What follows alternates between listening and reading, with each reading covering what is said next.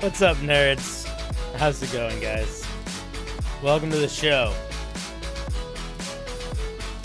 I hope you're doing well. You know? He awakens. He does. You've always wondered what Cinder's arms look like? You're gonna find out. Oh yeah, you better believe you're gonna find out. You're gonna find out all sorts of stuff. You don't even understand some of the things you're gonna find out. You're gonna be like, wait a minute, what? I have to watch this? This is what it is? This is the show? You know, it's not always the show, but it's sometimes the show. Anyway, hi. How's it going, guys? Everybody say hi. Who's here today? Grim, hello. Katero, hello. Danny, hello. The Gilded Prism, hello. Bildo, you glorious hound. Beelzebul, hello. Obish, how's it going? Spence? Lorik? Lorik, your name is in a color that's hard for me to read due to my flesh vessel's colorblindness. What's up, Keith? What's up, Asgero? Is everybody having a good night? Good day? I hope so. Anyway. Hi. Good to see all of you. What's up, Ginger? What's up, Messy Lich? For Super Earth! For Super Earth. It's right, Yosemite Sam. I'm fighting for Super Earth later this weekend. I just can't do it on stream. To be fair, for the first time reading the name, that's fair. You've heard worse. Would you rather me call you Obi Shaker as opposed to Obish? Obish. I thought Obish was like my nickname for you. I thought Obish was like, we're cool, you know? Most people call me Obi Shaker, but Cinder, we're cool, so he calls me Obish. That's what I was hoping for. What's up, Shy Tsunami? boil them down. Folks, today we have a special day. Every day is a special day. But today is another reason for it to be a special day, is that we are reviewing your homebrew. Oh yes, we're looking at your D&D homebrew today, friends. No rules, no prompt, just raw creativity set to motion. By the way, has everybody been doing their nose exercises?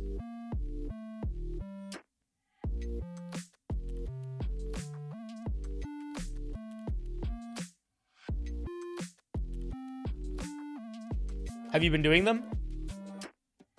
I hope so.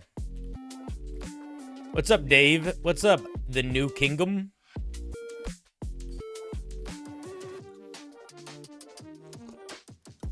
You've been unlucky since the 3rd grade, or you've been doing your exercises since the 3rd grade? Yeah, nose exercises. So, look. Do you want to be able to intimidate your enemies and arouse your love interests? Then you want to have really good nose flares. So, here, let me you just do this a lot. Look at my nose. And you just do that you just do that like, for about a minute at a time every day. And then you're set. You're golden. What's up, Funky Monkey Dude? You have COVID. Nice. How has that ever been the response to someone saying you got COVID?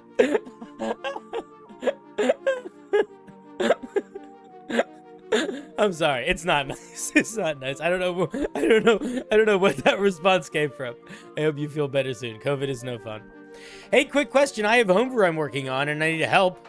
It's 2 debuff, 1 moving backwards in a time called coronal relapse, but the forward one I can't figure out. Any help? It's a confusing sentence, but I wish you luck, Void Knight. What's up, Sam Tuttle? You have a question? How would you go about making an Aaron race? What's an Aaron race? Who's Aaron? Like my cousin? I would just ask him to play D&D. What's up, Kevin? You're making an Aarakocra penguin. Is an 80-foot swim speed too much or not enough? I would probably give it 60-foot swim speed, not 80. I mean, I guess it depends on what else you gave it. Also, any tips for this new race build? Give them some sort of extra comfort in the cold. Maybe some sort of special belly slide ability. Those are the first 2 things that pop into my head.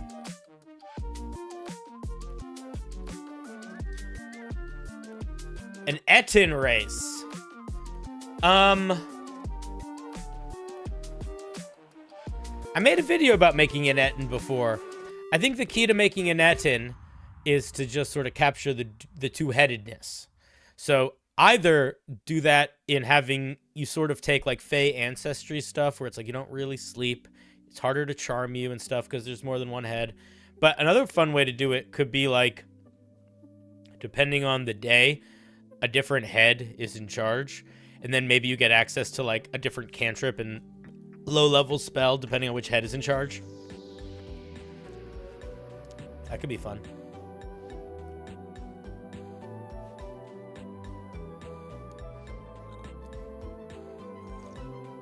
What's up, Cheap Tactics?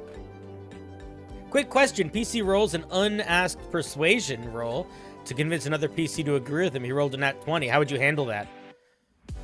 I would say that a character can't just decide to roll something against another character. Especially something like a persuasion check. So that nat 20 is essentially them just rolling for fun.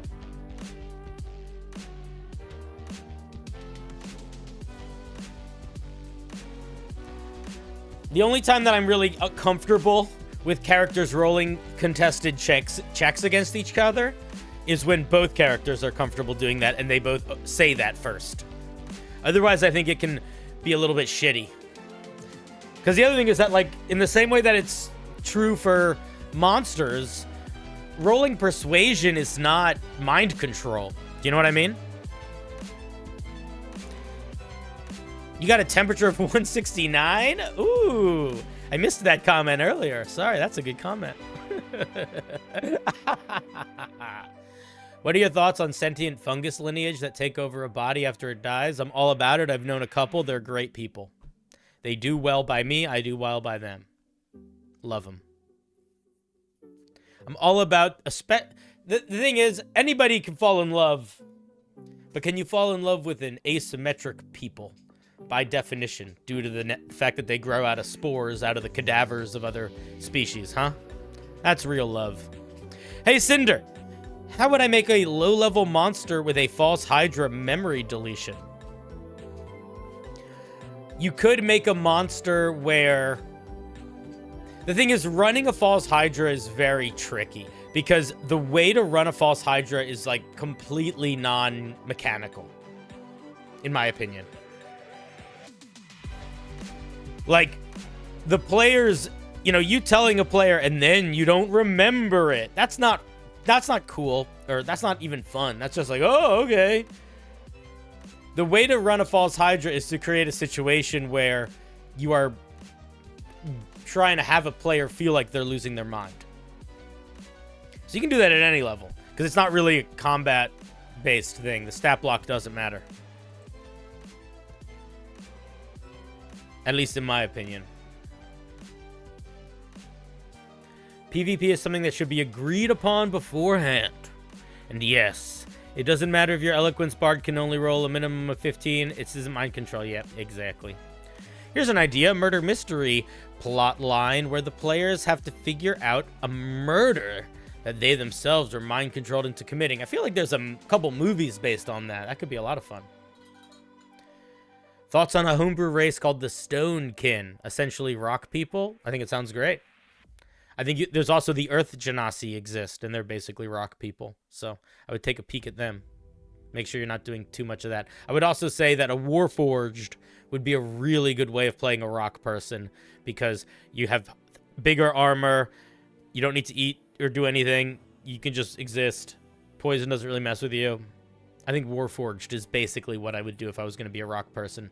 In fact, I play a Warforged rock person in an actual play called Rally. Unbalanced Encounters. Go look it up. Giving a monster or an enemy a lot of illusion-based spells or abilities would be a good idea for the false Hydra-type enemy. Mess with current memories and perceptions. Yeah, but yes. You can create a lot of false things that the players experience, and they're like, whoa, that was a false thing. But the whole thing about a false Hydra is that they are pulling memories out of you. And that's a very weird sort of non-gameplay mechanic. So that's why I think you don't actually need to spend that much time thinking about the stats. You want to think more about how you present the information so that you can create situations where the players realize that they forgot something. And they don't know what it is. Or someone, rather. I was wondering if there is a race or a homebrew idea you have where you make creatures sort of like how Elder Brains make illithid tadpoles. Like a Yerk from, you mind control somebody. I don't know if that exists in D&D. I think it does in Pathfinder or Starfinder.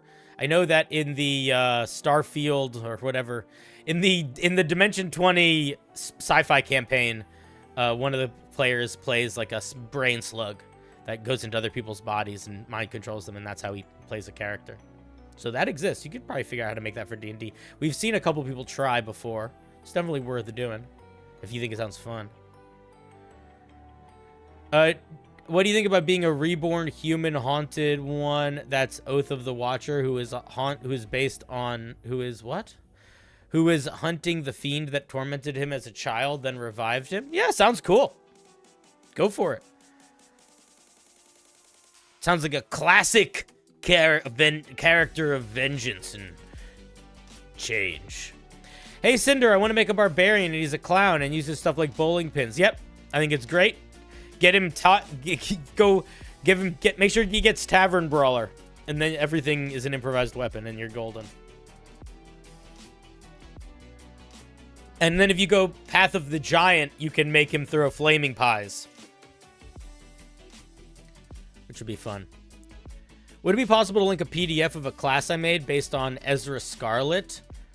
Understand if you don't do links. We do links, but it's usually Google Docs or D&D Beyond or something on Homebrewery. If I don't have to download something, it's usually fine. I will say that if you want to send me a whole class... By the way, tonight is a Homebrew review open forum. You can send anything you want.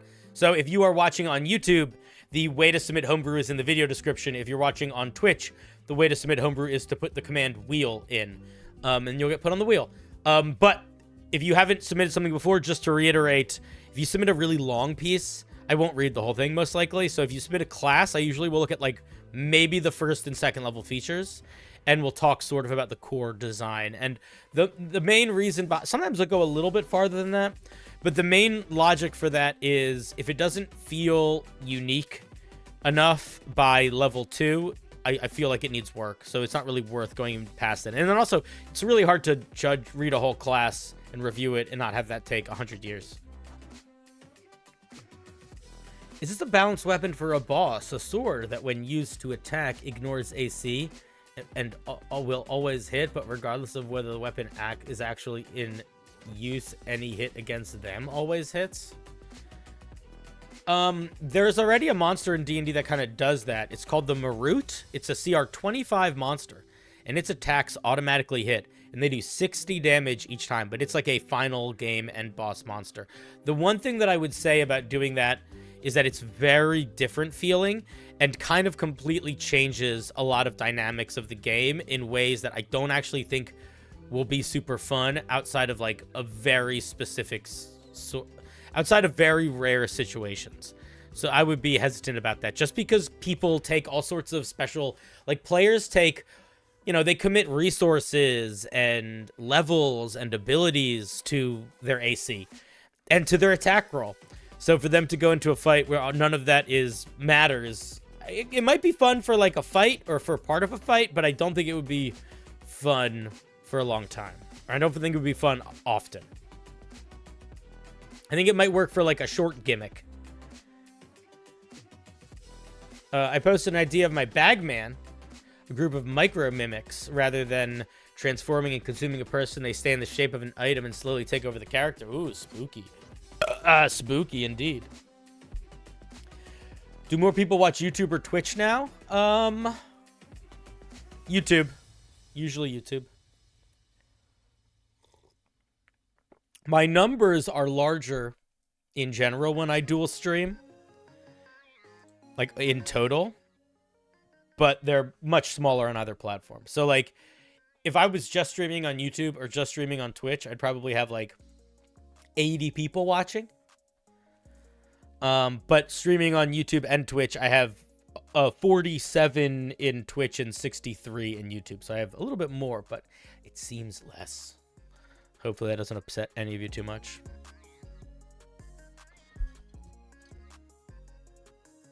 Cinder and Ash. Who's Ash? Ash Ketchum? How would you make a stat for a demon from Demon Slayer? I'm not familiar with Demon Slayer, other than the fact that they have big crazy swords. I know I should take inspiration from trolls, but I'm not sure what else. And if I should bump their healing factor. Healing is really powerful in D&D, and it's not a super fun mechanic to engage with when it's super fast, because it can very quickly make a game very repetitive. And very, like, it can make a fight kind of turn into a slog. Because it's not like they keep regenerating until you do that one special move. It's like they just keep regenerating, so you just have to keep fighting forever. Not forever, but for a long time. So I would, if you do give them a regeneration factor, it definitely needs to be able to be turned off or have something to it. It can't just be super big all the time. Other than that, I have no idea.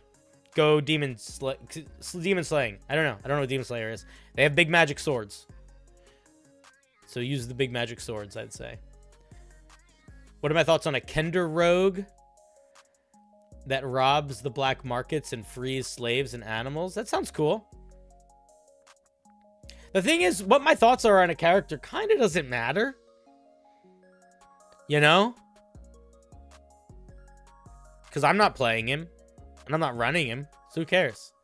If it sounds cool for you, and your dungeon master thinks they can help you make it work well in their game and have fun with it too, and the other players are all excited by it, that's going to be the best character. The best character you play is the character that everyone, including you, are excited to have at the table. How would you make Mario in D&D? I'd make him go monk. I'd go Sun Soul monk. He could jump really high. He could throw fireballs. Boom, Mario, done. Maybe take 2 levels of druid for wild shape, so he could turn into like a cat form every now and then. And then you'd be Gucci.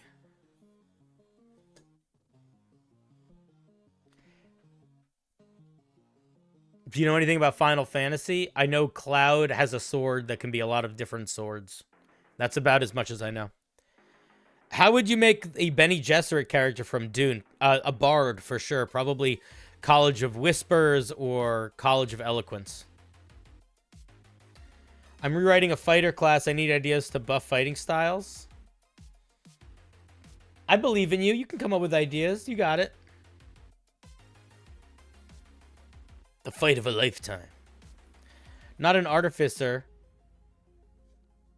To lean into plumber vibes? No, definitely not. I would want him... The biggest thing that Mario does is jump. You need to be really good at jumping. Monk. Step of the wind. Or you know, get boots of jumping.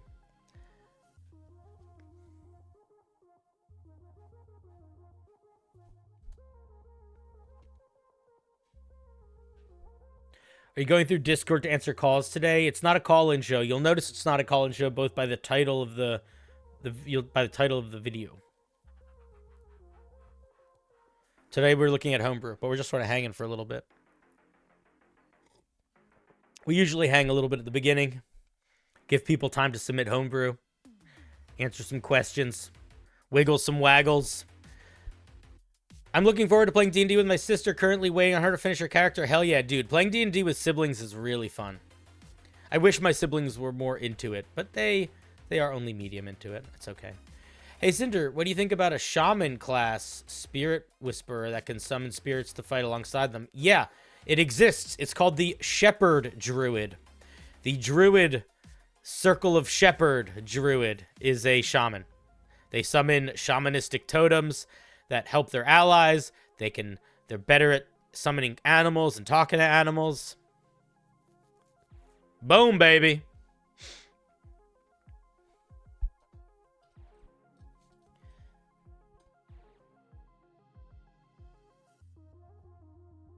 Could you make an Ent race where you have like living creatures inside you and make plants move? I don't know if you would be able to make plants move innately.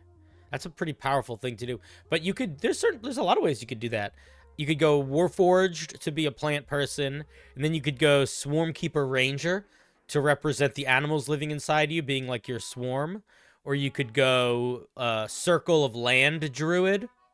They can sort of communicate with and avoid, like, normal plants, like, totally leave them alone, even dangerous ones. Yeah, there's a handful of ways you could do it. It wouldn't fit exactly, but you could try to make it work. How do I keep my players interested in finding their target in an open world, and you can only track it by physical means? They need a map. You need to provide them with a map that needs to be good and reliable. And you need to provide them with a shit ton of context clues. Like, if you are including a clue for where they should go, anytime you think you should include a clue, you should include like 3 or 4 clues, because players don't pick up on that stuff. And then the other thing that you could do is you can put a fire under them. You know, an open world game is an open world game until it takes focus, and then it becomes a little bit of a focused game for a while. So something needs to happen, or they could encounter something that draws focus, you know? It's an open world game, but now the city that they're in is getting besieged by ghost trolls, and they have to figure out how to stop the ghost trolls. And sure, it's an open world game, but now they're stuck in the city, and that's sort of the plot now, you know?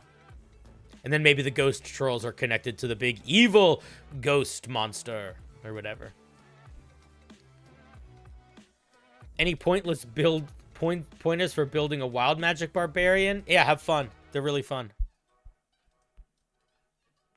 See if your dungeon master is comfortable with the damage scaling from the wild magic table, and having it scale in the same way that the zealot barbarian scales, where instead of all the damage being a d6, it's a d6 plus half your barbarian level.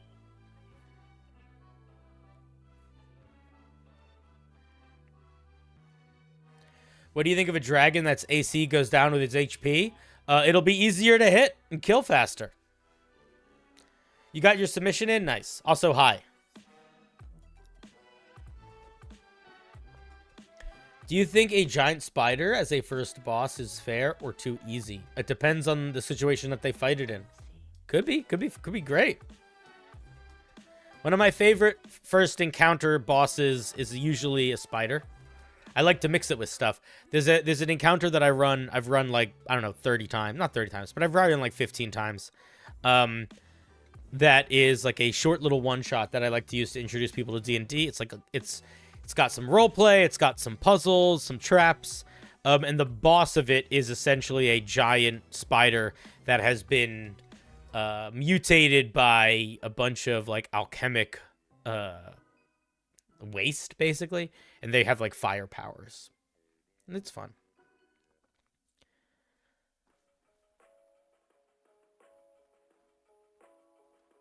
You started watching my streams more than anyone else? That's crazy. What's my favorite multi-class combination? Oh man, I don't know. I don't get to be a player that much, so I don't know. I mean, there's things that just work really well. Warlock and Sorcerer. Warlock and Sorcerer work really well. Warlock and Paladin work really well. Paladin, Sorcerer work really well. I really like Barbarian and Druid. I really like Paladin and Druid, even though it's really hard to make work. Rogue is fun to mix with stuff. Fighter is a great subclass dip for any martial character. What's my favorite subclass for Artificer? Ooh, that's a hard one. I think from a power perspective, the Battlesmith, but from a flavor perspective, the Armorer. But I think that the Battlesmith feels like it's just so much better.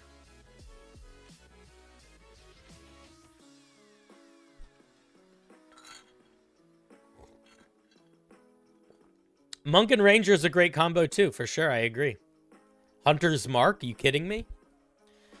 They're both, you can be so wisdom, just the wisdom dex boys. Lining up.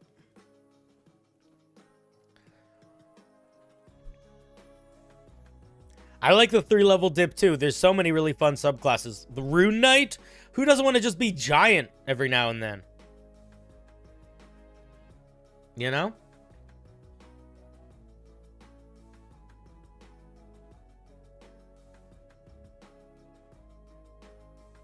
Am I allowed to have bosses that are based on specific D&D classes? Yeah, sure. I will say that it's easier to run a monster stat block that's designed like a monster stat block than it is to run a monster stat block that's designed like a player character sheet. Because player character sheets have way more going on than a monster stat block needs to have going on. You don't want to have, like, option paralysis. Choice paralysis. It's part of why they're changing the design of, like, spellcaster NPCs, where they don't have spell lists in the same way that characters do anymore. It just says, like, you get these spells this many times a day, these spells this many times a day. You don't have to think about it beyond that.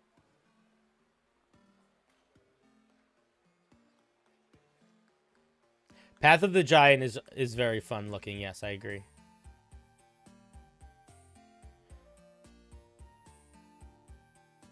Any tips for someone trying doing for the first time? Well, if you're going to try doing for the first time, I would say make sure you do a little bit of research into what sort of doing you're trying to do, so you have a good sense of how to do it. If you can find somebody that's done it before, it's always better to do doing with people that have done before. And, you know, just remember that the first time you do anything, you're probably going to suck at it. And that's okay. If you meant DMing, I would say just remember that the goal is fun. And that the goal should be that you have fun and your players have fun.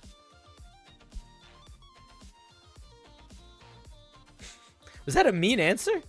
That was like such a genuine answer. It was a genuine answer to a misspelling, but it was a genuine answer. No, but if you're a first-time Dungeon Master, I think the most important thing to actually think about is just make sure your players are having fun. And it's okay if you don't remember all the rules. Try to spend less time focusing on the story that you're trying to tell and more time focusing on the story that is unfolding based on what is happening at the table. And, you know, don't feel bad saying no if players try to do something that's sort of out of bounds, or out of boundaries with comfort zones or whatever. And if you don't have something prepared, you can always make it up. And if you need a little time to make it up, you can always say to your players, hey guys, I didn't expect you to do this. Can I have like 5 minutes to figure out what happens? And then they'll usually say, yeah. You know? You don't have to be nearly as prepared to start playing D&D as you think you do. You just need to be prepared enough to run the game and know that you can pause it sometimes to look stuff up. When I started being a Dungeon Master, I had played D&D maybe 6 times. Maybe 7. Not a lot. We just made stuff up.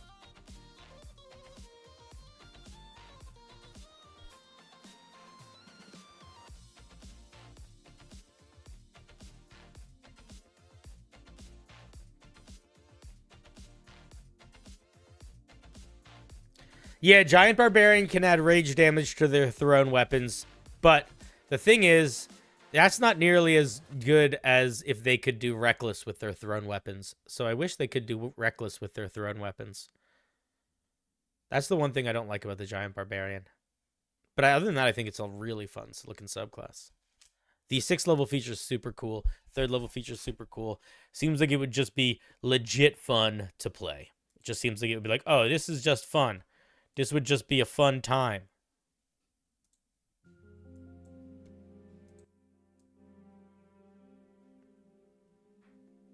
I don't think it's an oversight. I think it was just a thing that they decided.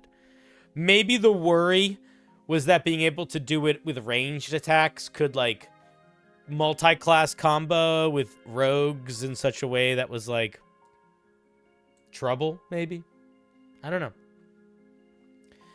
You got to assume there's a certain... Listen, on one hand, you want to assume that the professional designers of the game you're thinking about are putting the time in to think about that kind of stuff. But on the other hand, Wizards of the Coast does a lot of silly things sometimes. Speaking of silly things sometimes, I think this has been enough time. I think we could probably pull the wheel up, right? You guys want to see what the wheel looks like tonight? Any idea what to do for a weapon based on the 7 deadly sins? My previously mentioned AC ignoring weapon is pride.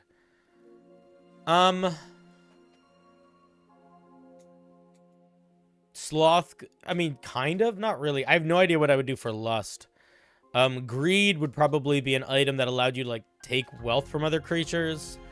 Sloth would probably, like, you know, petrify creatures or do something like that. I don't remember what they all are. So I'm not gonna, you know. Yeah, Sloth just casts sleep. Yeah, let's show you the wheel. I'll show you the wheel. Where is it? Boom! The wheel for the night. What do you think? Pretty good. Pretty solid looking wheel so far.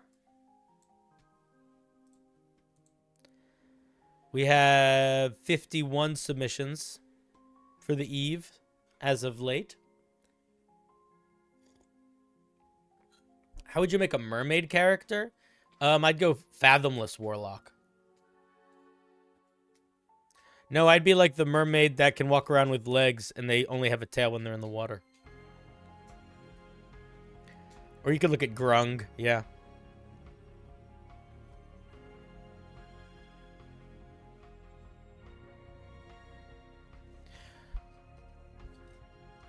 It's a nice looking wheel tonight. We're gonna have to change the color scheme again soon. It's spring is right around the corner. We got to figure out a new color scheme. All right, let's we'll do that. We're not do that. I don't want to do that right now. I hate colors. I've talked to you guys about this before, right? My flesh vessel is very colorblind.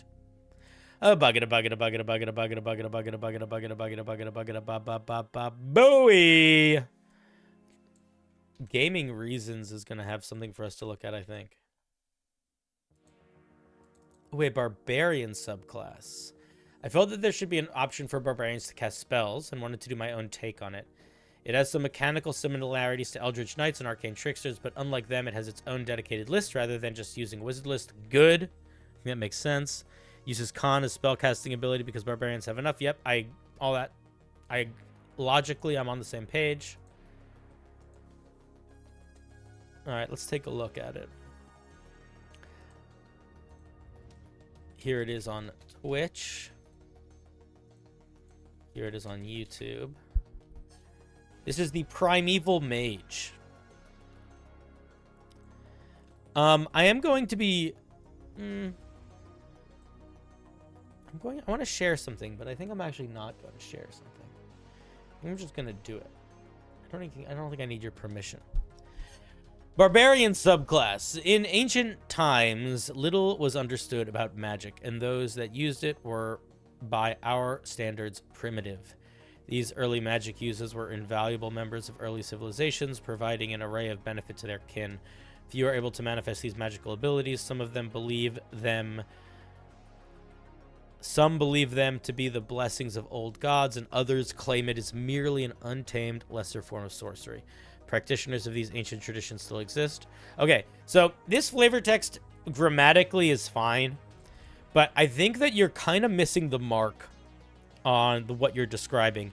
You basically don't actually describe anything about what primeval mages are, other than saying they do primitive magic.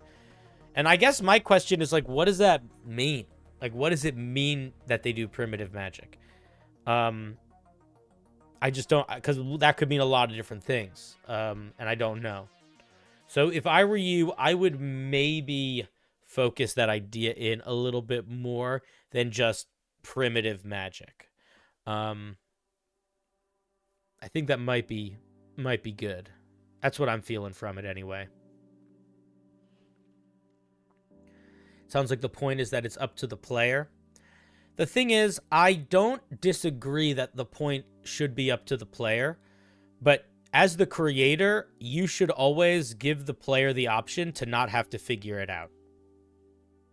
Because the player can always decide that they want to make it their own thing. So if you don't give any super specific ideas of what it could be, you are forcing the player to figure it out. If you, however, come to the table with a specific idea of what it could be, then it's the best of both worlds. The people that don't want to figure it out don't have to figure it out, and the people that do want to make it their own thing, they can just make it their own thing.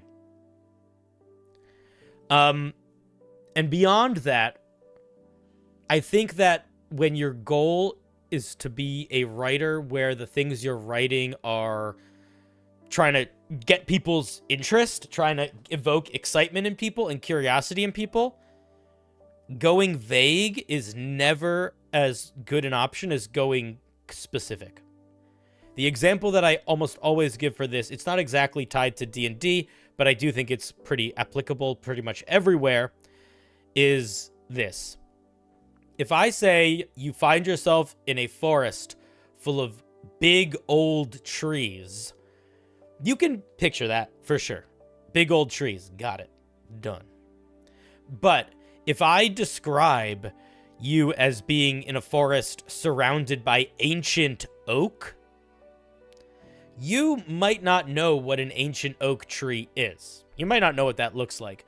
But the phrase ancient oak triggers more evocative imagery in your head than big, old, even though you might not know the definitions of those words.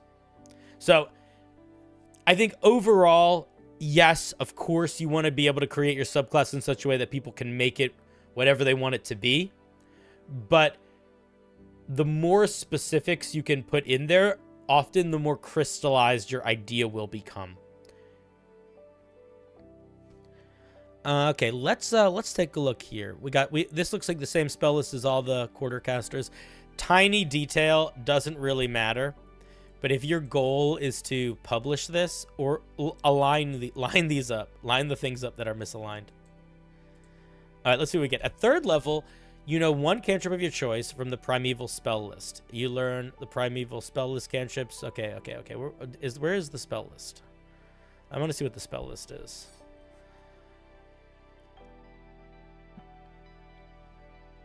Okay.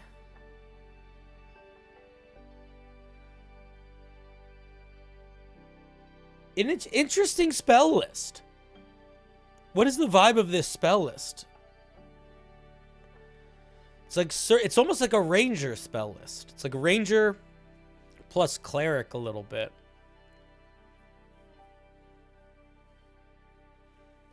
I think, I'm not going to go through the whole thing, but the spell list looks pretty good to me. There's things on it I might not put on it. I might not put fly. I might not put haste. I might not put revivify.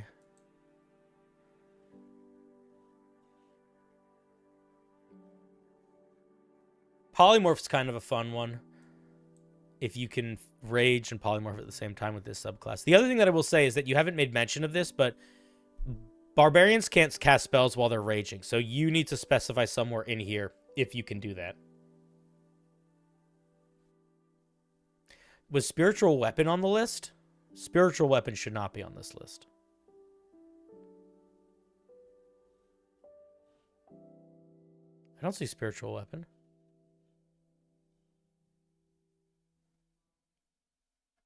I think it's probably not there. Yeah, I wouldn't give it haste and fly. They can't cast spells while raging either. Okay, let's see. At 3rd level, your rage and magic have begun to work in tandem. You're not able to cast spells while raging. Okay. Casting a spell also maintains your rage in the same way that attacking a hostile creature or taking damage does. Okay, cool. Interesting. So, I'm going to keep reading it, but I do want to say that I think that right off the bat, a lot of where your power balance is going to need to come from is figuring out what spells are actually okay to have on this list versus not. Because you can do so much more with putting spellcasting on top of the rage mechanic than you can putting spellcasting on top of what a fighter's core class gets or what a rogue's core class gets. Rage is a uniquely powerful feature and also barbarians are uniquely powerful in a couple ways that I think would lead to some of these spells potentially not working. So I would just keep a keen eye on that because there's a lot of stuff here that could quickly feel overpowered. Maybe, I don't know. Just my feelings on it.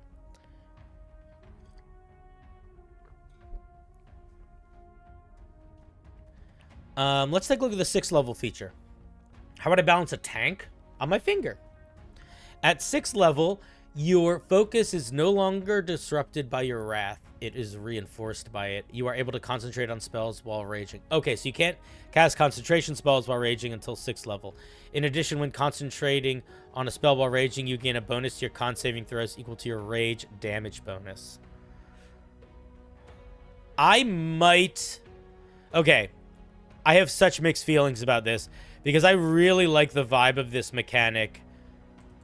But I worry, I just keep going back to the spell list and worrying about some of these being too strong. All right, let's take a look at 10th level. At 10th level, you have learned to channel your frustration into raw magical energy that you can use to lash out against your foes and disrupt other magic users. As a reaction, when you take damage or fail a saving throw, you can make a ranged spell attack against the creature within 60 feet of you. On a hit, They take some force damage, and they have disadvantage on concentration checks until the end of your next turn. This feature feels weirdly out of place. If anything, what I might do here is I might pull the bonus to con saves and move that up to 10. This, I'll tell you what, I'm not anti this. I guess what I'm feeling about this is that I've been looking for what the vibe of this subclass is other than Barbarian plus spells. And by 6th level, there isn't one. So it's just Barbarian plus spells. And then at 10th level, it feels like now we're introducing something new, and it feels like too little too late. In a way where I'm like, why are we now getting alternative magic powers? And what fiction is this trying to sell? Because I feel like any of that needs to be baked in earlier in terms of the vibe, foreshadowing up into it. It feels out of left field. And then at 14th level, we get Primeval Magics. When you enter your rage, you can cast one of your prepared spells as part of the bonus action. This probably should be... Okay, I'm going to say you should go in 2 directions with this if I were you. One direction would be drop the 10th level feature.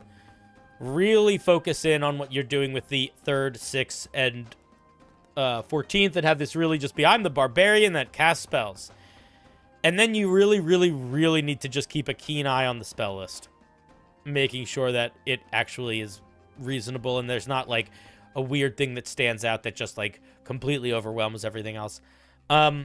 But the other thing that you should think about doing, maybe, is take a little bit more of a note from either the Arcane Trickster or the Eldritch Knight and give this thing a narrative that is beyond just barbarian that casts spells. You know?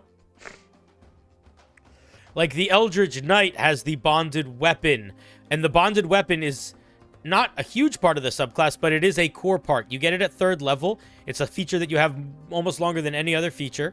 And it definitely helps sell the vibe of you are like a magical knight with a, you know, the vibe of the Arcane Trickster is you are a magical thief. Now, a fighter is not always a knight, and a rogue is not always a thief. But a barbarian and a so what type of magical barbarian is this? Is like, and you're saying you said primeval magic. So I would maybe lean harder in that direction or pull in a more specific direction, because the other thing that I would say is a very good representation of primeval magic barbarian, is the totem barbarian. The totem barbarian gets all these nature animal related spells. And it's magical, like totem spirit powers. So I think that you would get a lot of benefit out of sort of going back to the core idea and seeing what more specifically it is and giving this thing a couple features that lean in that direction as well. It's a neat idea. Right now, it's very straightforward. I don't really have more to say about it than that. Game and Reasons, thank you for sharing.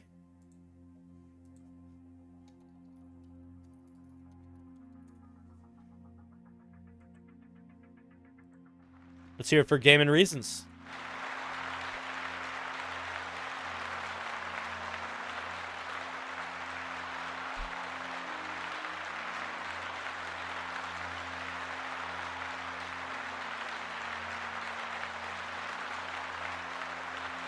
We didn't go over the whole spell list, but we talked about it in general. We skimmed. The thing is, the point of these reviews isn't Cinder tells you every single thing he thinks about every single thing. I'm not your editor. I'm giving you feedback. I'm giving you a review. I'm giving you the things that I'm thinking about based on what I read. And if you want to do something with that information, you can. But if you don't, you don't have to. But I don't want to misconstrue any of you. You sending me something is not an obligation for me to read all of it. It's an obligation for me to give you my thoughts on it based on what I do read. I'll tell you what, I will give a little bit of feedback on the spell list. Here's what I'll say. I think, and I mean this from the bottom of my heart, I would have more interest in reading the spell list if I felt like it tied to a specific lore more strongly. But Really, it doesn't right now. So that's why I'm saying I don't really have thoughts on it other than I think you need to balance it and just make sure that you test those concentration spells, specifically the heavier hitters like Fly, like Haste, like even things like Fire Shield. Just because a lot of, like, there are certain, like there are barbarian subclasses where the entire thing that they get at their 14th level is essentially a version of Fly, and that's the only thing they get. So there's an element of power figuring out in there that you gotta play around with. And I think that if the spells all felt like they really focused in a singular narrative direction, there would be more justification for more powerful spells on that list. But because it's a little bit, it's just sort of, I mean, it's not a bad spell list, but it feels sort of like Ranger plus Cleric spell list. It sort of makes it a little bit more open-ended as to, like, okay, do we need every one of these? And I don't know.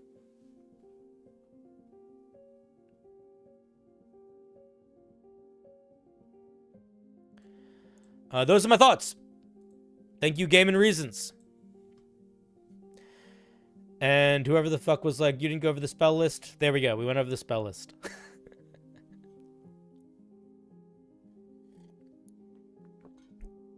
And if that was not going over the spell list thorough enough for you, I apologize. May you forgive me. Hayden, you're at the bottom of the list. Let's see who's under you. We got a couple new submissions.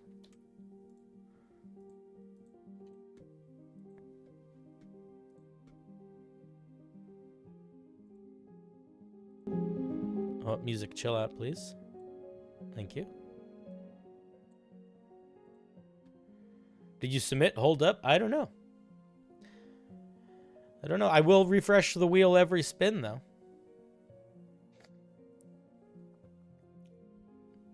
Could you make a race where it's like a normal human with a massive mustache, and the massive mustache is an extra set of arms? Hell yeah, you could. Definitely. Bucket, a bucket, a bucket, a bucket, a bucket. You could also reflavor a bunch of things to be that. Bo! It's Masa... Okay, I'm so sorry. Masamune Katana. Getting our anime in early today. The idea is mine, but the damage comes from ChatGPT. I don't read... Alright, I'm gonna read the... it does kind of violate the rules, man. It does. I don't read AI stuff. I don't know what to tell you. Chat, chat, can you just tell me what I need to do here, please? Put a 1 in the chat if I shouldn't read this because there's a rule that I don't want to read AI things. Put a 2 in the chat if I should still read this right now.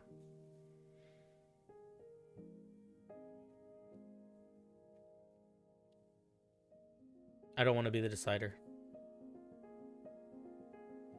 Yeah, no AI is like one of the main things I actually care about. Because I have no interest in reading what a computer writes for you. Okay, it's like predominantly 1s. It's a lot of 1s. Okay. Masamune Katana, in the future, please do not send me AI things. But we shall still give you a round of applause because you are still creating.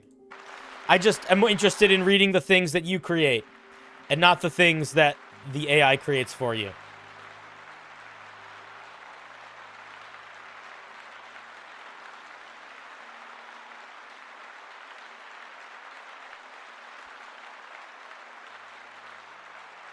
No, you're right, you're right, you're right. I said I don't want to read anything AI. I gotta stick to it. I just feel bad when people, like, don't understand the rules and break them unintentionally.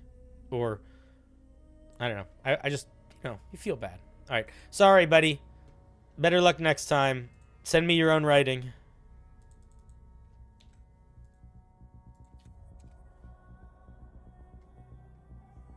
The Homebrew submission form is in the video description if you're on YouTube.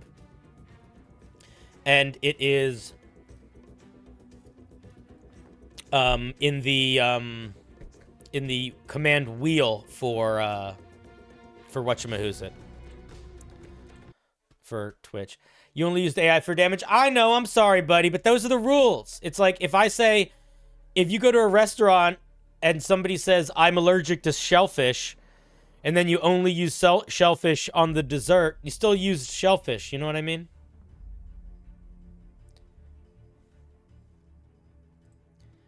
You can always ask people for help. You can always just say, I don't exactly know how to do the math for these numbers. But yeah, I would say, I think those are just the rules I got to follow. That being said, onward and upward.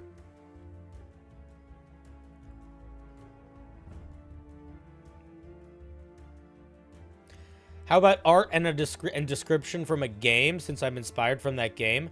I would not... I mean, you could pull art from the game. I would write your own description.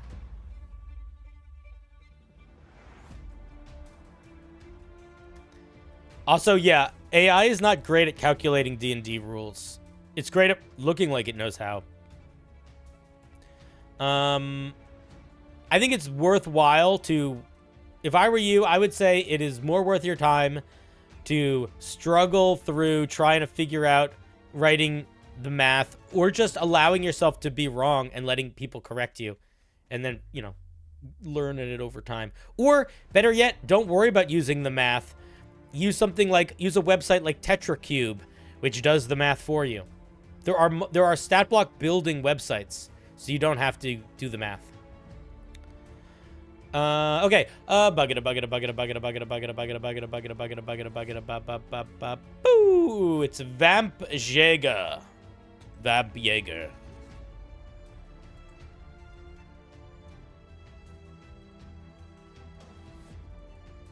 Hey, just a monster made of oobleck that I thought sounded cool. Oobleck. I love oobleck. Here it is on the tube. Here it is on the stream, on the Twitch. The Hardening Slime, does its AC get better with bit? I hope its AC gets higher when you hit it. The Hardening Slime is a large oozing creature, usually pale white in color, though it has been seen in a light lime green coloration. Don't say color and then say coloration. Figure out a different word for one of these. A light green hue. It usually resides in natural caves and tunnels of the Underdark. As the slime gets hit, its exterior will begin to harden into a protective shell, resembling bone. Cool.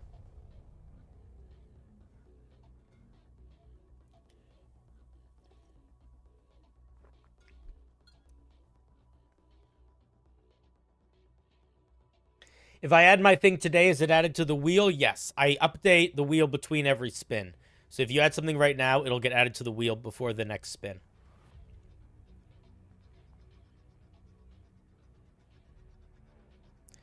Your name is in there, but you're not on the wheel. Are you one of these people? Are you one of these people? If you're not one of these people, then I don't know what to tell you. I don't see your name here. So I don't think you submitted to the right thing.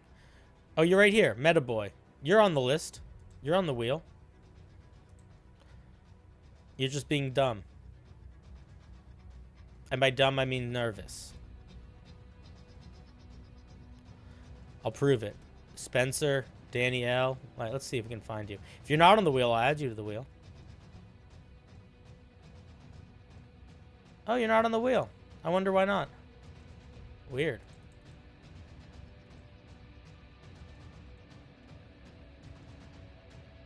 All right. Oh, bug it. Oh, wait, no, we didn't read the Hardening Slime. All right, we'll read the Hardening Slime. Sorry. Ignore me. I fucked up. I got distracted.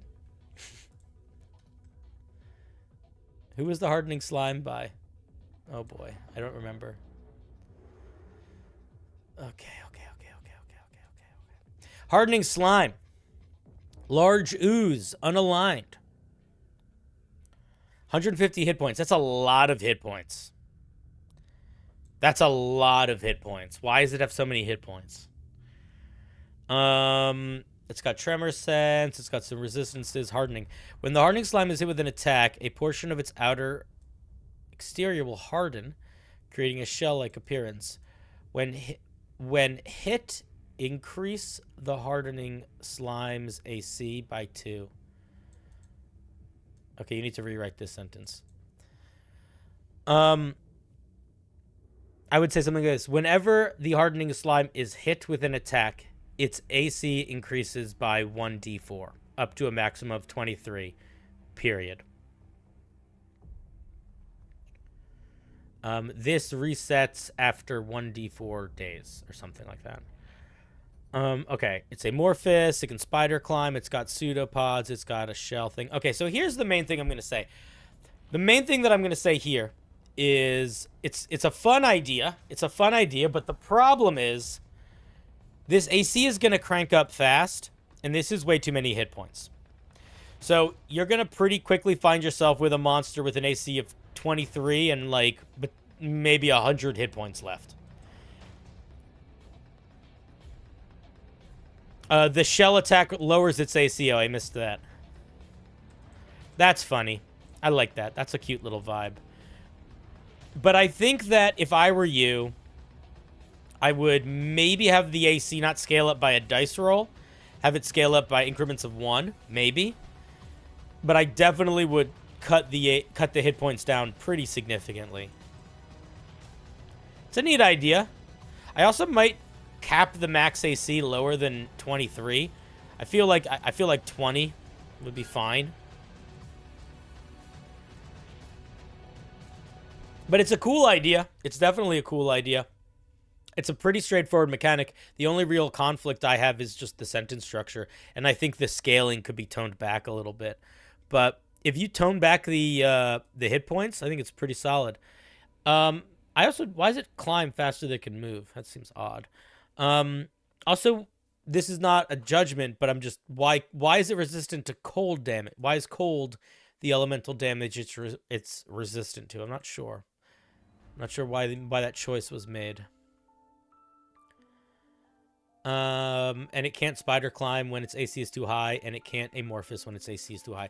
Both of those are really fun little details that definitely add the vibe to it. But I think that they're not going to impact it enough that it's. I mean, maybe you'll notice these. These are more like fun little details that might come up but might not. Very circumstantial in a way that I think if I was a dungeon master and I was going to use this monster, I would try to create the encounter in such a way that the ooze would need to be able to use amorphous or spider climb to maneuver to a certain extent, so that as it got harder, it would like directly impact combat with it getting less maneuverable. Yeah, cool idea though. Cool idea overall. I would suggest giving marshals a way that they can actively bring the AC back down. Oh, Pigeon. That is a really good idea. That is something that I was thinking about and I completely forgot about. Yes, I agree big. There should definitely be an active thing that players can do to lower the AC. I agree a million. What if it's resistant to cold because it like hardens up? So what if dealing fire damage to it also lowers its AC? Or something like that. I don't know. Or maybe giving it a warm back rub. You can sort of muscle them out, you know? Like imagine them as like a knot in a muscle. I use my action to elbow massage the AC away. That could work. What if it softens when hit by a spell? I don't actually think that will. That could be interesting for synergy. I think that would exacerbate the issue of non-magic users having a way to interact with it. But if that doesn't mean it's a bad thing, that would just make it really push it in that direction of vibe. But it's a cool idea. I think it's a pretty straightforward way of doing it, and I like it. It's good. All right, I feel bad that I spun and I can't remember your name right now. So, I'm so sorry. Somebody go back in YouTube and tell me what their name was. But in the meantime, I'm going to give you a round of applause, Ooze Maker.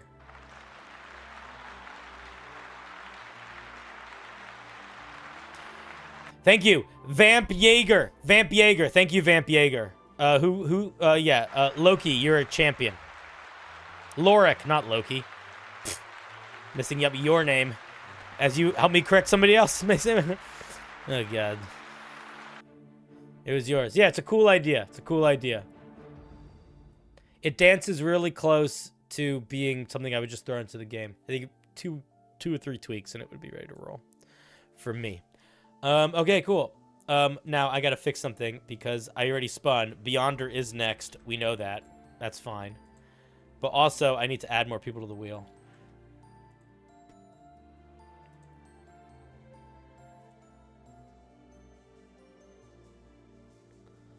I gotta add these guys.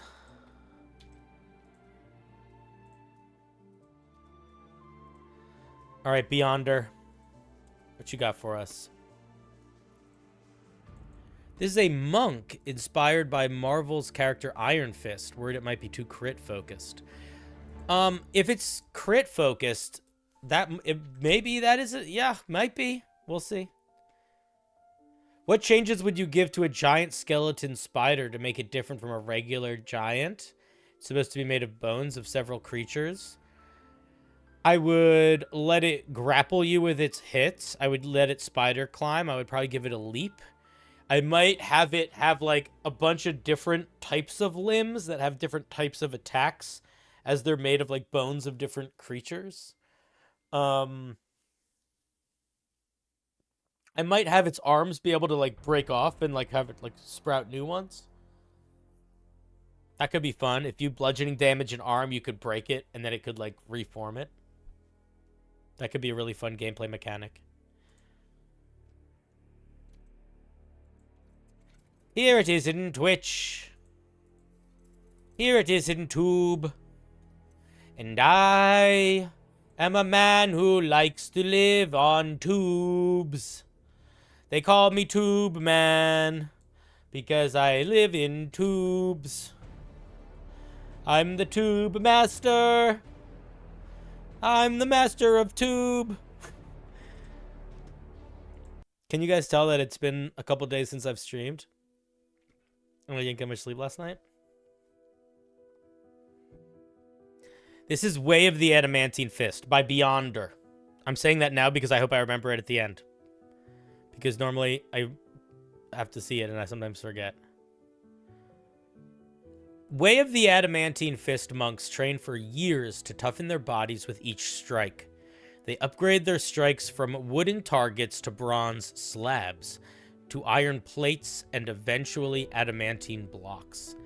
Each part of their body becomes as hard as adamantine, able to shatter metal and stone while channeling mystic forces. Cool. Pretty straightforward flavor text.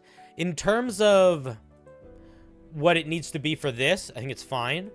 I think that if I was going to write this thing fully and, like, try to put it, like, you know, put it out there into the world, I'd probably throw in a little bit more details about this last part. We got their training, but I would throw a little bit more into their vibe post-training. I'm the tubby man, tubby man can. Tubby man can. I'm both of those things. I'm Tubby and Tubby. I'm the Worm Emperor. It's supposed to be the soul of a giant spider fought earlier in the campaign, brought back to life to meddle with my player's warlock. So maybe give it some spider powers, too. You know? Alright, let's take a look at what this thing does. Adamantine Strike. At 3rd level, you can summon mystic forces to into your strikes. Good morning, Jeff. As part of an unnatural strike, you can summon the Adamantine Fist. You gain the following effects. Unnatural, holy shit. Part of an unarmed strike, you can summon. So you make an unarmed strike, and then you can, when you make an unarmed strike, as a part of the unarmed strike, you can summon the Adamantine Fist. I would probably not make it a part of the unarmed strike. I probably would make it more like the Astral Self Monk, where it has to activate as a bonus action. You cast Dim Light, and your unarmed strikes now crit on a 19 or a 20. Any successful unarmed strike hit on an object, structure, or construct is a critical hit. Huh. Here's what I'm going to say. Expanding your crit range is technically stronger on a monk than it is on anything else, just because you get the most attacks. I don't actually know how much that is going to matter unless you were multiclassing, because your unarmed strikes are kind of shitty compared to weapons attacks. And this is not any weapon attacks as a monk. This is just your unarmed strikes. So I feel like it probably is fine. As much as I don't love expanding crit ranges. The thing that I feel more than that is... this, to me, screams two things. One... I think it screams needing another feature that isn't tied to this mode. And I think either this form needs to cost key points, or it needs to just be limited in use and you can't use key points to activate it again. I don't think it should do both. I think this should require key points to activate in the same way that the Astral Self Monk does, probably. So that's the one thing that I feel mechanically I would feel like needing to change about this. They get 3 attacks 2 to 3 levels quicker than anyone else, but that's it. Yeah.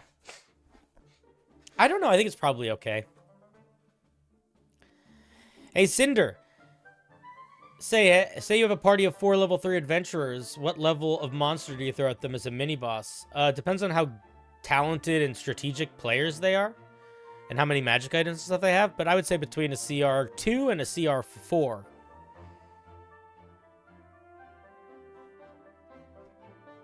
The Ascendant has limited use and can use key points. But does the Ascendant enter a mode? And is that all they get?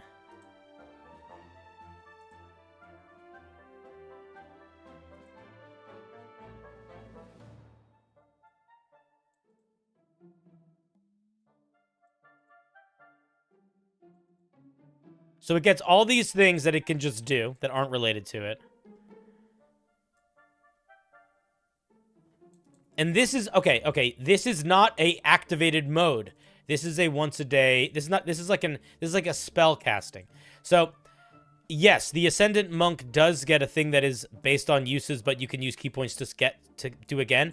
But that is, in my opinion, a one-time use explosive feature. Is very different than essentially a specialized mode you activate that is on for a minute. I think it was a pretty different. But again, I think this thing needs something else. I think it needs some flavor stuff. I think we need our equivalent, like, what else? Okay, sure, we're really good at hitting. We can punch like metal. What else can we do because we can punch like metal? Like, what other things does a monk who does this type of training know how to do? Are you proficient in smithing tools and are you really familiar with how metal works and you can smith stuff really well, maybe? Or do you have other, what other sort of unique features do you get? Really strong fingers? They literally already get that. That's the only thing they have right now. Literally, the feature that we get is really strong fingers. Adamantine Strike could just be called really strong fingers. Increased HP? Increased HP could work. That's kind of an interesting way to do it. If it was just like you have, your HP max goes up by 1, and it goes up by 1 additionally each other level, you could do something like that to sort of represent them being kind of bulkier. I think it might be fine as a once long rest and then 2 key points to activate. Yeah, it could also, yeah, this could definitely be that for sure. I would push back against increased AC. I feel like increased AC is not something I just want to tie immediately into a subclass core feature. I'm good. I am the Phoenix.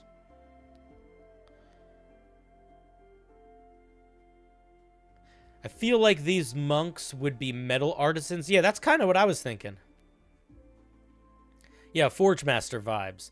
Maybe if I was going to take these in a different direction, which I don't think you should do, but if I was going to take these in a different direction, they would be like Forge Master monks. So they would get Adamantine Fists and stuff, but then at higher levels, they would be able to, like, forge special, like, greaves and maybe, or gauntlets or stuff. That would be cool.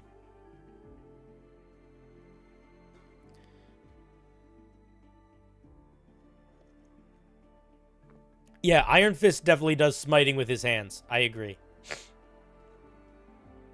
Let's take a look at the 6th level feature, Adamantine. Excuse me, sorry about that. Constitution. I have to cough more. 1 second. Sorry about that. Adamantine Constitution. Starting at level 6, your Adamantine enhanced abilities now extend to your whole body. While not wearing armor or using a shield with your Adamantine Fist summoned, you gain protection and offense. While not wearing armor or using a shield, and when you have your Adamantine Fist summoned. Okay, so all of these are only on when this is on if you're not wearing armor or a shield. I might change that wording around to make it a little bit more clear. The first critical hit against you during a round is reduced to a normal hit. This feature resets at the beginning of your turn. That's really strong. I would maybe not give that at 6th level. I might make that a once per use of this feature. Not once per round use of this feature. You can now imbue, because crits also don't happen that often. You can now imbue one monk's weapon with your wielding with the Adamantine Fist property by spending key points when you summon it.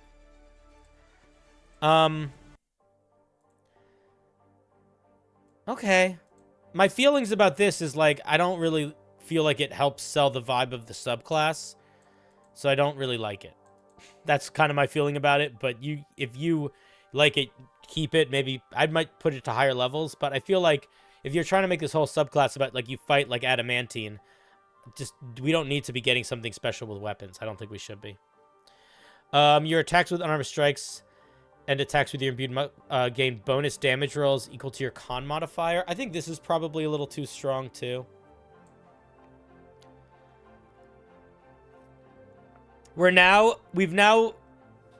This feature, this whole thing, this feature feels like it's powerful, but it's flavorful.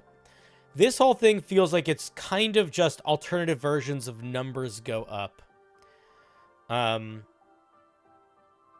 And I feel like I would... Yeah, I feel like I would go in a different direction for level 6 here. Yeah.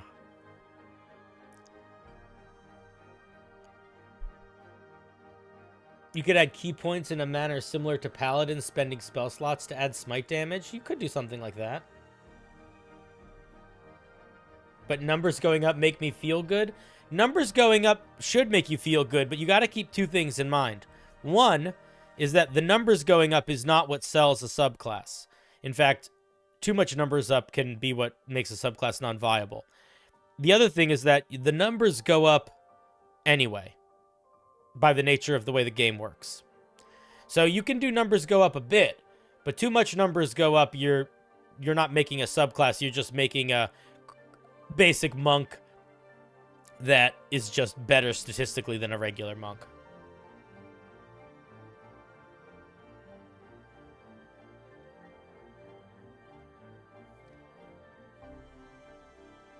To become metal of body and soul, you must work the metal with your own hands. It's a cool idea. You got to earn them numbers. Yeah. And, like, all the good I mean, look, everybody gets those things too, right? Like, most subclasses, especially martial ones, get ways to increase their damage, but it is in a way that is tied into the flavor of the thing. And I think this does this really well here. But I just think just straight up, now we're just adding a con modifier to our damage. Crits just aren't hitting us. And now we can do our special punching with our weapons. I think if I were you, I would, If I were you, I would pull a step back from this piece and be like, what are some genuinely new mechanics, features, things I could put in here to help sell the vibe of this thing in a way that is not totally being sold just yet.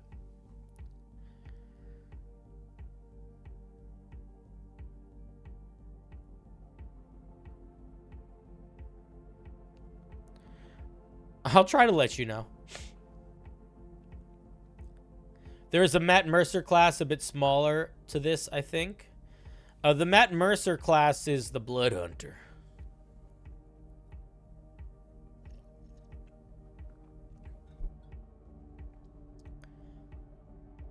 You One Punch Monk, love the idea. Yeah, One Punch Monk idea is fun.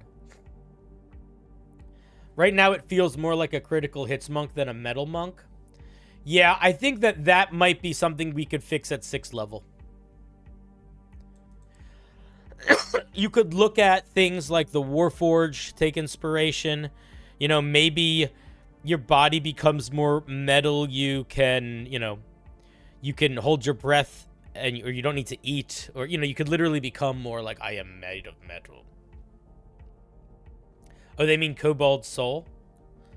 The Cobalt Soul. Yeah, I'm familiar with the Cobalt Soul. It's a cool subclass.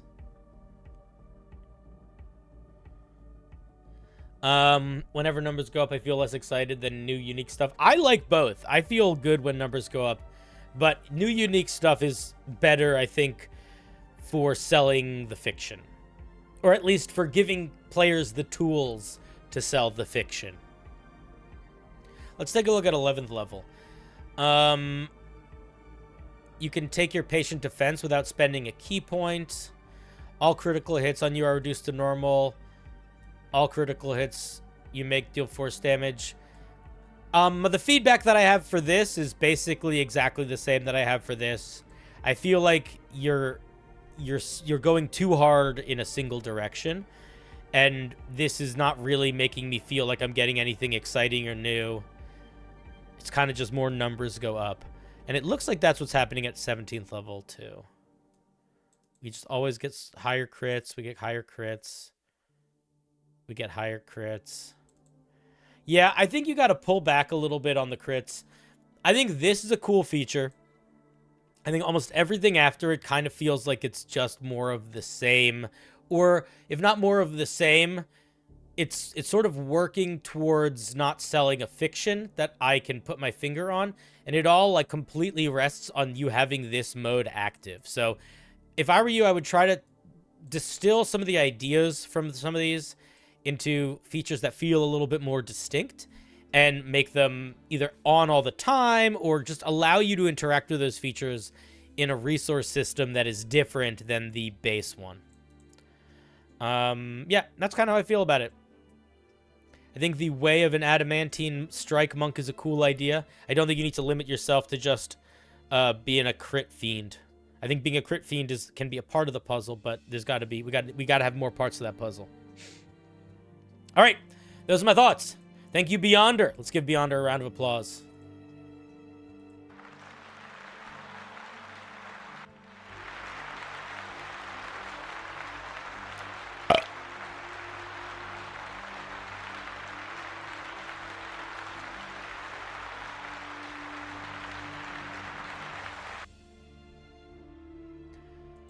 All right, let's see. Who's the bottom of the list? Ko.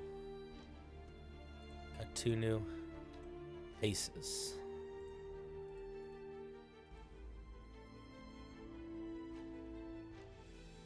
A crit fiend and a pit fiend. Those are the fiends of the day. Those are the fiendish hooligan fooligans, once again tooligans.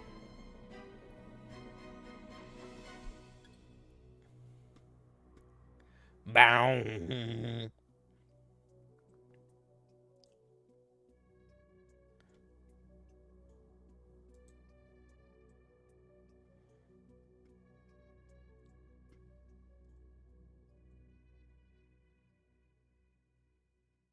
Where would the best place be to make a homebrew subclass? I like to just write them in Google Docs, but other people really like using the website Homebrewery.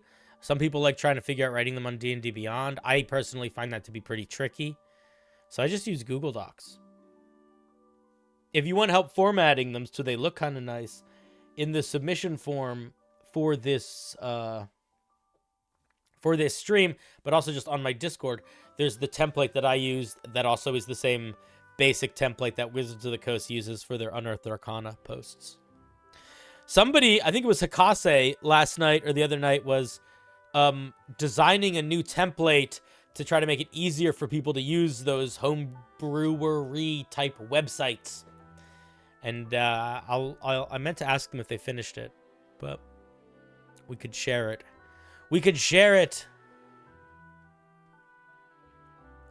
Google Docs is just, yeah, Google Docs is good to do first just because it's like, it's going to spell check you. Also, like, I feel like when you're just looking at the words, you're thinking about it a little differently. Like, there's no shine to beguile you. You really just have to make the thing good without any makeup, you know? Do you want that pinned when it's done? Yeah, we should pin it in the resource part of the Discord for sure. How would you manage a reputation system for a campaign?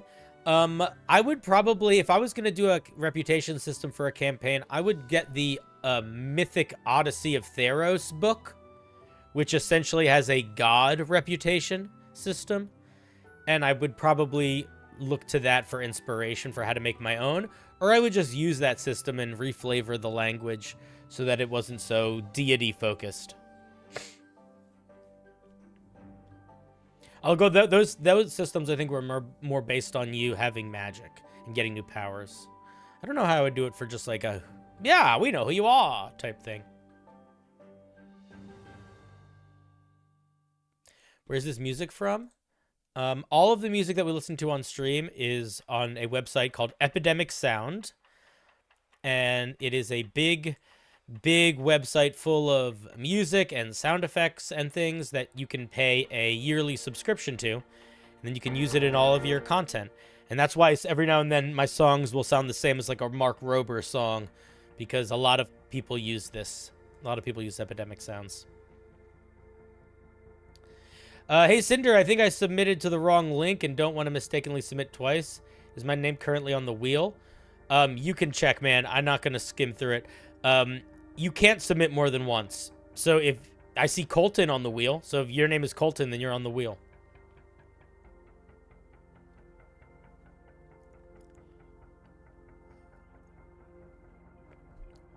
Is it a good idea for it to be just me, the DM, and my sister, the player, or should I have more people? One-on-one D&D can be a lot of fun. It is very different. I would say if you want to play with more people, you should try to find more people. But if the two of you are content to play just the two of you, it could be a lot of fun. It would be Colton Wilson. Well, I don't see it, but you can certainly skim it yourself. The form is in my Discord, and it's also in the video description of the video you're watching right now.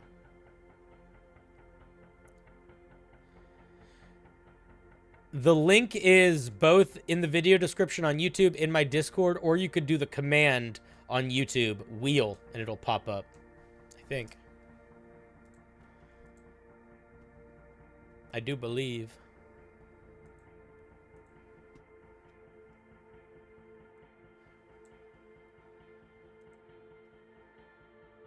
There you go. You figured it out. Lovely. On the wheel. All right, let's give her a spin. You don't see my name? Well, my name is beyond. I'm beyond the wheel.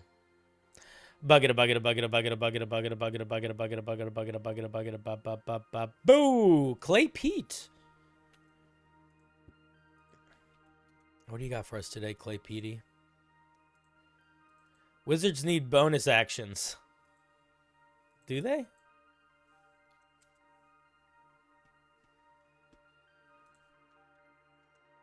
A Tetramancy Wizard. That's a fun name. Here it is in Twitch. Here it is on YouTube. As a Tetramancer, your focus converges on the elemental tapestry that weaves through existence. Whether spurred by scholarly curiosity, scientific ambition, or personal quest for power, you channel the raw energy of air, earth, wind, and... Okay, you're elementalist. You emerge as master of the forces of creation with unparalleled finesse. Your journey is one of relentless exploration and disciplined mastery as you unlock the secrets of these primeval elements poised to reshape the very fabric of reality at your command. Okay, most of this is fine, but you're repeating yourself a lot. Like, this is not really saying anything different than this. And this is kind of saying stuff you've already said up here. So just be careful that you're not, like, repeating your ideas. Yeah, it looks like it's like a bender wizard. Could be very fun.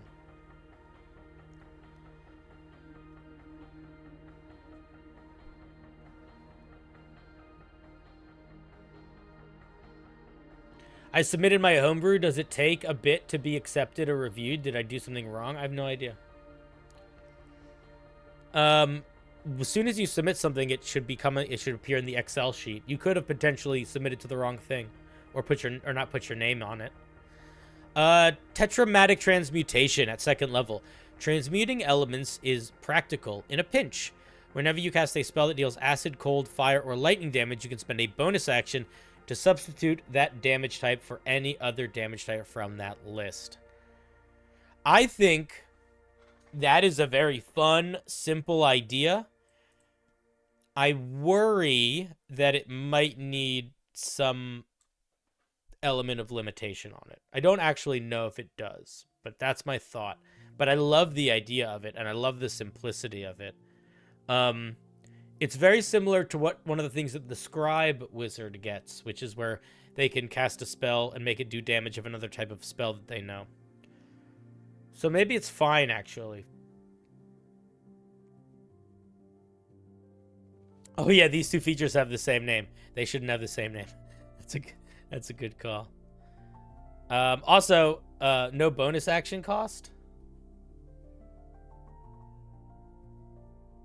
It should have less restrictions. Yeah, it's basically the transmuted spell it's basically the transmuted meta magic spell, but more limited. Because I think the transmuted meta magic spell does a little bit more than that, right?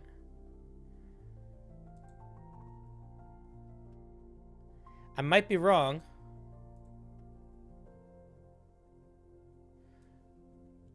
They had poison and thunder. And then we also get Control Flames, Gust, Mold Earth, and Shape Water. Okay, can I make a suggestion here? I don't love to tell you what to do. But here's what my suggestion is.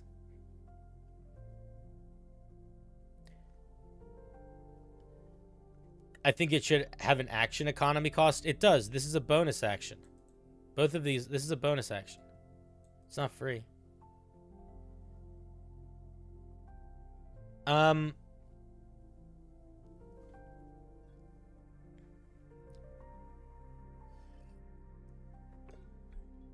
Swamp Spirit. Go ask for help in the Discord. Okay, here's my thought process. My thought process is...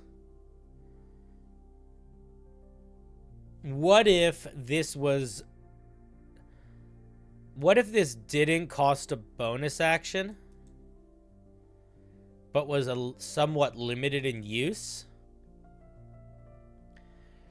But also, instead of you just learning these 4 cantrips, you could cast them as a bonus action. It's a little bit of a different direction, but I do feel like I look at spells like Gust and Mold Earth and Shape Water. Like, these are really fun spells that you very rarely see used in combat. And I think if I was trying to make an elementalist, I would try to do something to encourage them to be used in combat. And I feel like, specifically because you mentioned the bonus action thing, this is like a perfect opportunity for it.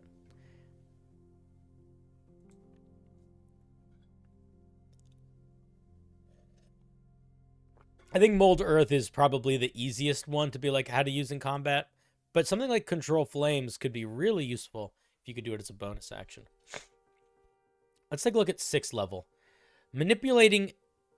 What just happened? What are you guys talking about? They have no in-combat utility. They're a little underpowered at 2nd level, I think, if it's kept like this. I think it's cool and would be fun, but it does feel a little underpowered. Maybe not compared to, like, all wizards, but ones that can do similar things.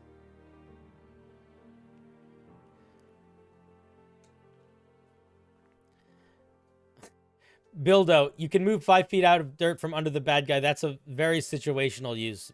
Mold Earth very specifically can't mess with creatures, if you read it. So it really depends on your Dungeon Master's interpretation of what that means. Mold Earth is just a shovel. Let's look at 6th level. Elemental exceptions. Manipulating the elements has become muscle memory. Once per long rest, you can cast any spells in your spellbook that mentions the acid, cold, fire, or lightning elements and cast it without it being prepared. Wow. I think that's too much. That's like fucking... That's overkill, I think. Additionally, any transmutation cantrips you cast can be cast as a bonus action. I would drop that. And I would... I don't know. This just feels like a lot of too much. This just feels like too much, personally.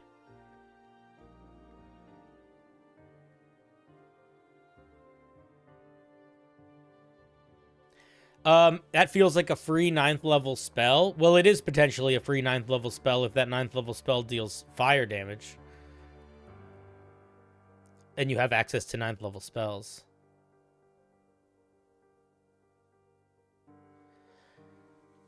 Well, it does have a... Oh, you should have a level limit for the free spell. Yeah, that would make sense. And it doesn't... It says it... it doesn't say it doesn't use a spell slot. No, yeah, it would still use a spell slot, probably, I imagine. It would just give you access to a spell that you wouldn't normally have. I think having it maxed out at 5th level could work. I don't know if it necessarily needs to. But... I don't know, man. I just feel like for a 6th level for this class, once a day... You can cast a spell that deals one of those damage types without it being prepared. It's not... It's like... It's a little lackluster, I feel like. Like...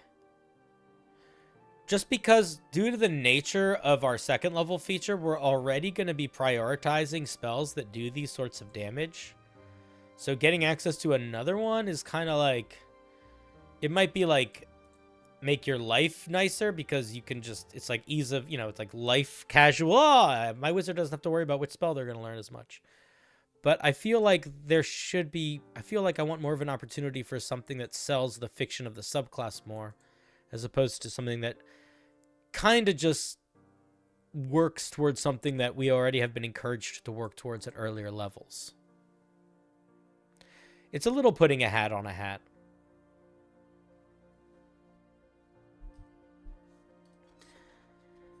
It's a bit of extra flexibility, for sure. But the thing is, I just feel like for a wizard, I don't know if we need that extra flexibility, and I feel like that flexibility is not actually that flexible. Because, again, all of these damage types are going to be the ones we're going to be prioritizing because of this 2nd level feature, you know?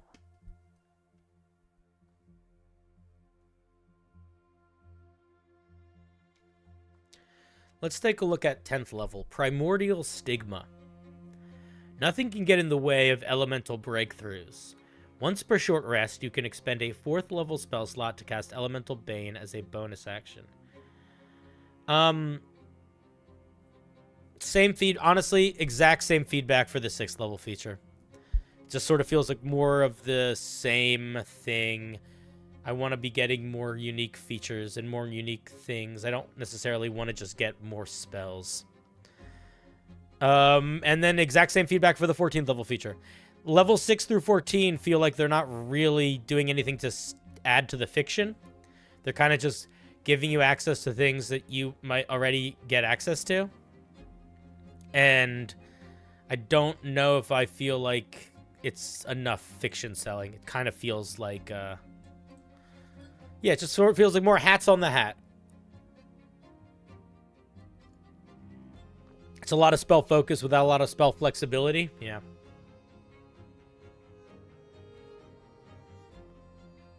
You can already cast Plane Shift as a ritual.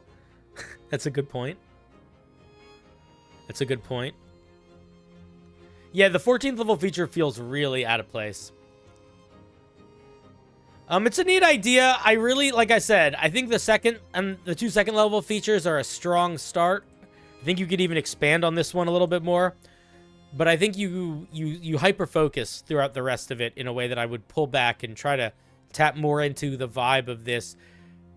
A wizard subclass almost never needs to be given more spells because wizards get the most spells just from being wizards. We don't need to help sell the fiction of a wizard character through giving them spells. They can sell that fiction with their own spells.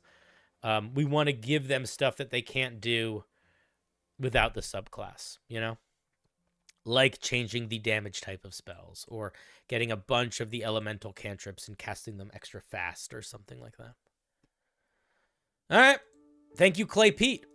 Let's give Clay Pete a round of applause.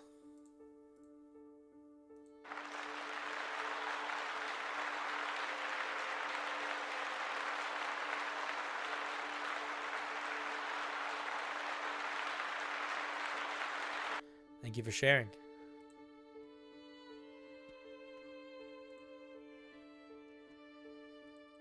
Uh-oh, Yoda's stepmom. That's hectic. What's she doing here? I thought I lost her number.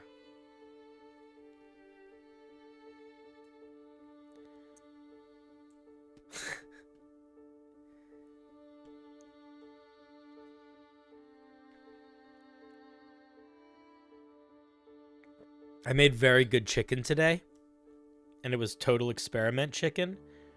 And when you make total experiment meals, it's always like, well, I mean, I'm going to eat it, but the question is it going to be good, and am I going to like it?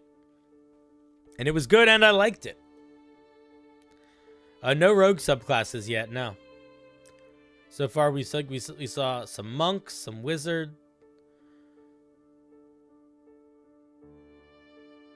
I'm working on Homebrew with this in the background. And you heard Yoda's stepmom? Nice.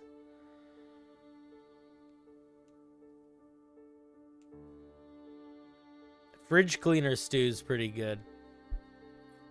I just took chicken and I threw a bunch of weird spices on it that I don't normally put on chicken. Like cinnamon and stuff. And then I just made it in the oven and it came out really nice.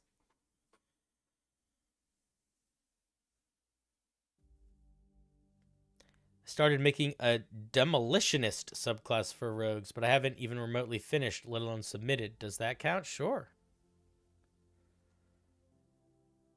Yeah, it does sound weird, but again, it was so good. How many entries on the wheel? Hundreds. No, not hundreds. 74.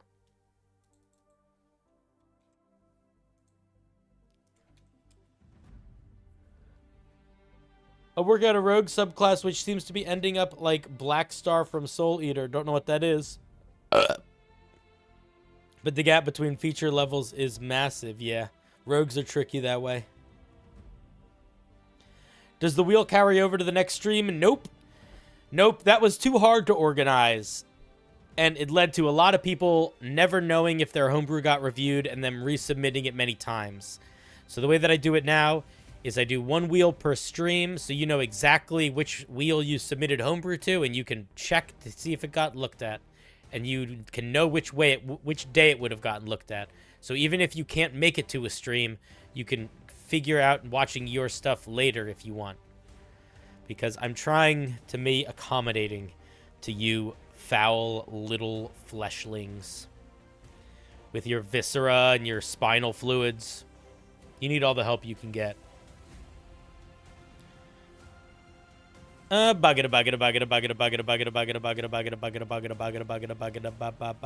beloved. I read that book.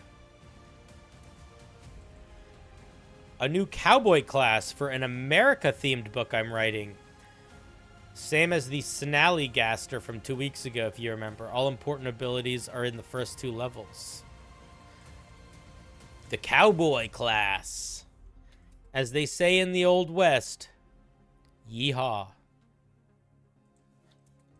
There it is in the tube. There it is in Twitch. All right, so if we're looking at a Cowboy class, I guess the things that I'm thinking about immediately are why isn't it a fighter or a rogue or a ranger? So those are the things that I'm looking for immediately. It's a, we got 10 hit points. We don't really have flavor text. We kind of just dive in. You have a grit feature. You have a number of grit points equal to 2 plus half your level in this class. Okay, that's good. Make it a table so I can read it. I see that you said you will, but seeing the table is going to help a lot. You can do these points to do things. You gain all of them at the end of a long rest. You have a bit less than you would sorcery points. You actually have more sorcery points than you would have sorcery points.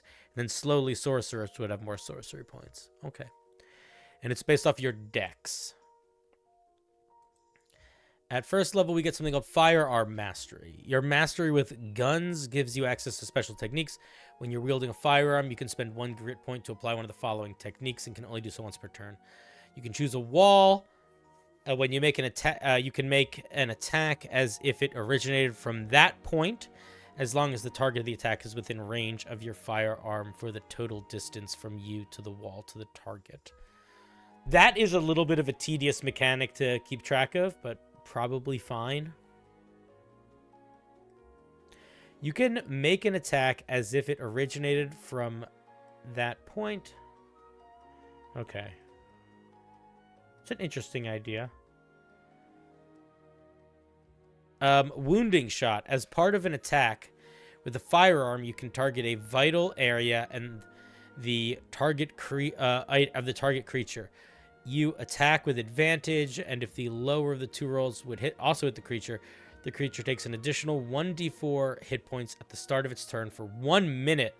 Okay, so my main feedback, honestly, for first level, assuming this is everything we get at first level, Quick Combat doesn't say what level we get it at, so I don't know what level we get at.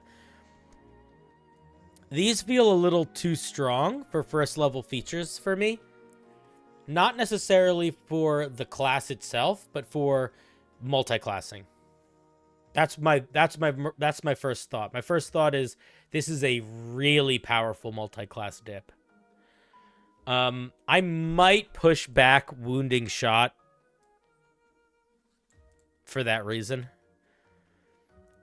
Getting 3 things at level 1 is also a little bit, it's not a lot, but it's a little bit more than most other of these sorts of class. Most things will get 2 things at level 1. Then we also get Combat Roll. As a bonus action, you can roll up to 10 feet in any direction, ignoring difficult terrain as you roll, and without triggering opportunity attacks. Additionally, you can spend 1 grit point to reload any guns in your hand as part of this action. Yeah, so sort of the same feedback here. All of these kind of feel a little too powerful for first level. This is very similar to basically a subclass feature that a monk gets at 3rd level. It's very, very similar. A lot of these feel... This also feels like a third level feature. This one kind of not, but I would say from a power balance perspective, these feel a little heavy hitting for for getting all of this at 3rd level or 1st level.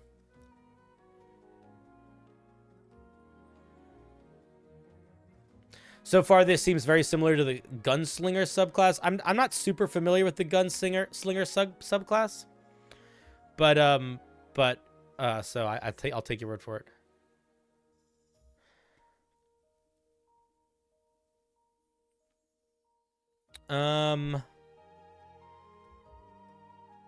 Monks technically get 4 features at 2nd level. They get martial arts. They get key points. Yeah, so they get Step of the Wind and Flurry of Blows and Patient Defense. Okay. Yeah, for sure. And let's look at Quick Draw. You add your proficiency bonus to your initiative rolls. Again, this feels really strong to get at level 2.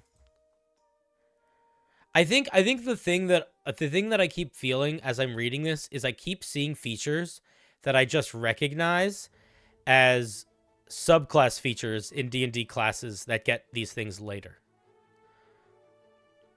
Additionally, when you roll initiative, you can make a single attack with your gun. And you have either hand as your holster. You can make this attack before any turns. And you may only target an enemy within the gun's normal range that rolled lower than you on initiative. This gun counts as a turn of its own separate from the normal first round of combat. I don't think you need this sentence. I think quick draw is cool. I like quick draw. I don't love the bonus to the initiative at 2nd level. Mostly how I feel about this, I think you got some interesting things going on. But I think that overall, I think that the features we're getting really early, specifically wounding shot and combat roll, they feel a little bit heavy hitting for so early. And the initiative to the bonus to the initiative. Then we get something else at 3rd level. Once per turn, before you make an attack with your gun, you can spend up to 3 grit points to make a wager. If the attack hits, you get the following. You regain all points spent on the wager.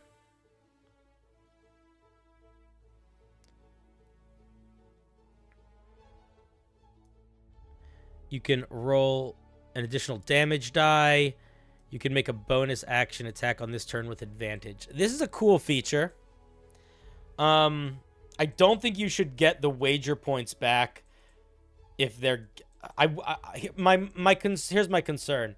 My concern is if at 1st level we're getting a feature that is a resource management feature, and then we are getting things to use that on that are on similar power levels to things that like a monk would get or a battle master fighter, but in some situations stronger.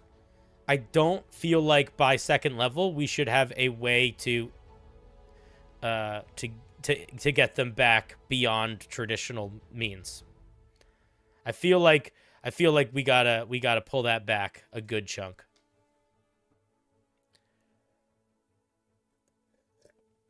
Right now, this is like a totally self-sustaining 2-level multi-class dip. It's a neat idea. I think that you have some ideas that I think work nicely. The quick draw, combat roll, ricochet all feel like they're going in a good direction, but a lot of it still to me feels kind of overpowered and sort of feels like a lot of things I've seen in subclasses before. And yeah, that's kind of how it feels right now. It's a neat idea. Keep working on it if you want to. I hope you do keep working on it. I would push wager back to a higher level at the bare minimum, and I would consider simplifying or thinning out the 1st and 2nd level features a bit. Those are my thoughts. Thank you, beloved, for sharing. Do you think it's unique enough to be its own class and not just a fighter? Not yet, but I think it's totally possible. Because if I could very easily see you getting quick draw and firearm mastery at 3rd level as your subclass features. Do you know what I mean? So I think but that doesn't mean you shouldn't keep trying. Also, I am a much harsher judge of that than you need to be. Like if you think it works, it's fine. I think it's not far off. I just think that in its current iteration, I don't know what it does at 1st and 2nd level yet. Because if these are the things it does at 1st and 2nd level, a lot of these feel like higher level features that we're getting early. So I can't tell you if it's unique at 1st level or 2nd level yet. The features are fun. They're just a little strong, a little early. All right. Those are my thoughts. Thank you for sharing.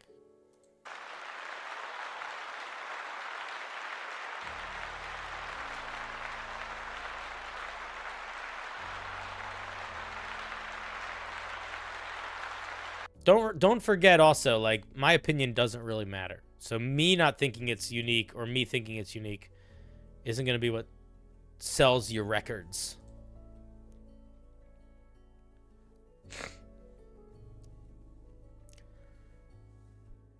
Ugh. Look, if you feel like it works, then great. For, you know, to me, those features read like more powerful Battlemaster maneuvers. But that is the bane of our existence, isn't it? The Battlemaster. The bane of anyone that's trying to create a bespoke martial class that isn't very weird or unique. Hello, Racket. Welcome.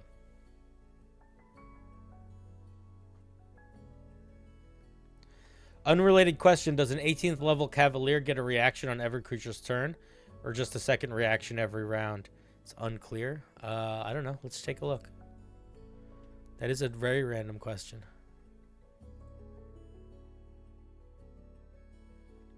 Starting at 18th level, you respond to danger with extraordinary vigilance. In combat, you get a special reaction you can take once on every creature's turn except your turn. It's completely clear. Once on every creature's turn. So you get a reaction on every turn. It's right there. This is the part of the sentence that matters to answer your question.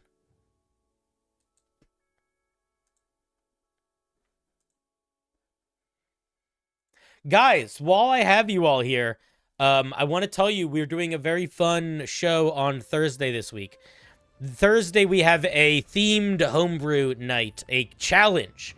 And the challenge is design a monster that is intended to pair and synergize with a officially published D&D monster. So, take your favorite D&D monster that you think is cool or weird or has some ability you want to mess around with, and then give it a companion monster. This could be something where they mechanically synergize really well. This could be where their flavor is really well intertwined. But what I would say the true challenge is, and the one that I encourage you to try, is to do both, where the synergy is both flavor and mechanics. And then in your submission, I ask you to tell us what monster yours is intended to be paired with. And then we sort of read it from that perspective. And the idea is that a dungeon master that was planning a campaign or planning a session, they could look at your monster and use it like in an encounter with another monster really well.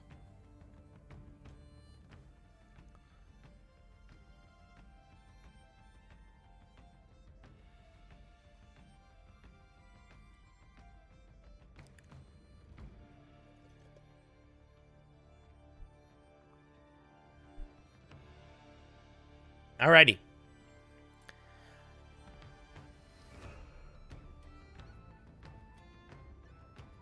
Should we spin the wheel again? Probably, right? What if the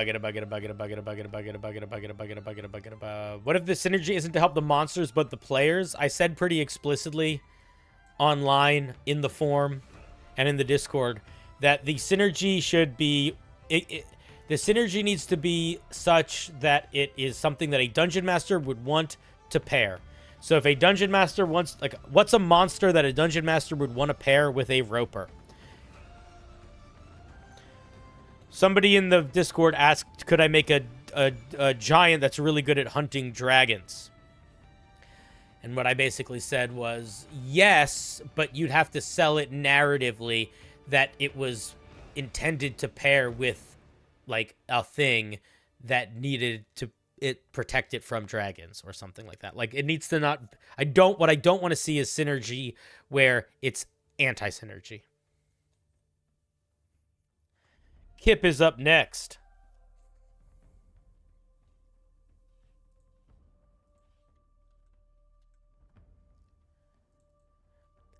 Just one of those 100-word subclasses. Oh, yeah. A couple weeks ago, we did a 100-word subclass challenge.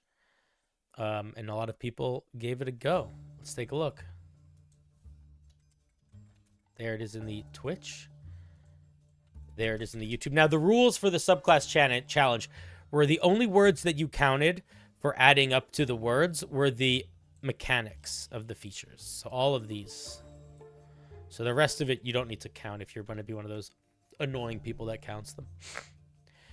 Oath of Brevity. Good name.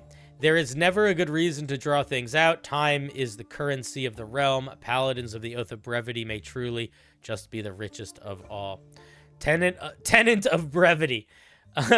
There's just one. The tenet of brevity is short and sweet. Keep it brief. There is strength in briskness. This is so funny. This is really good. This is really, really funny. Having it only have one tenant is perfection. Okay, it gets command, gift of alacrity, kinetic jaunt, vortex warp, catnap, haste, banishment, freedom of movement, swift quiver, and temporal shift. Okay, so we get a bunch of speedy stuff. I could also see expeditious retreat being on here, or long strider. Long strider could also be on here.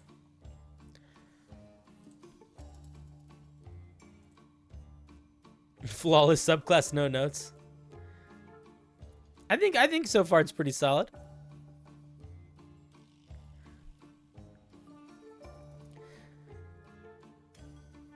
Kobolds riding dire boars. Yeah, that could be cool. Command, hurry. Yeah, but you could also say command, slow down.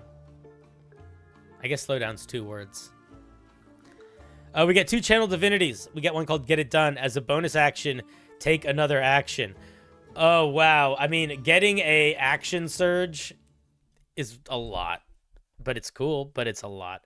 As a reaction to someone speaking within 5 feet, make an unarmed strike against them. On a success, cast silence on yourself, but affecting only them. Okay, so I appreciate the vibe of this. This one, I think you sort of lose the vibe a little bit, but also from a critique perspective, this is too strong, and these both kind of do the same thing.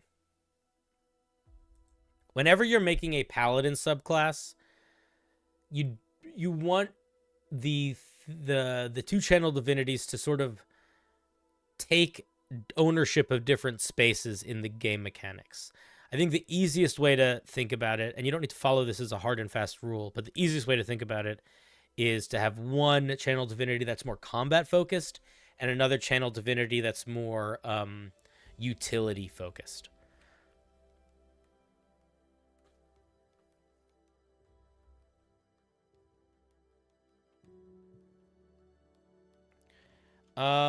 Alex, you can just remove yours if you want.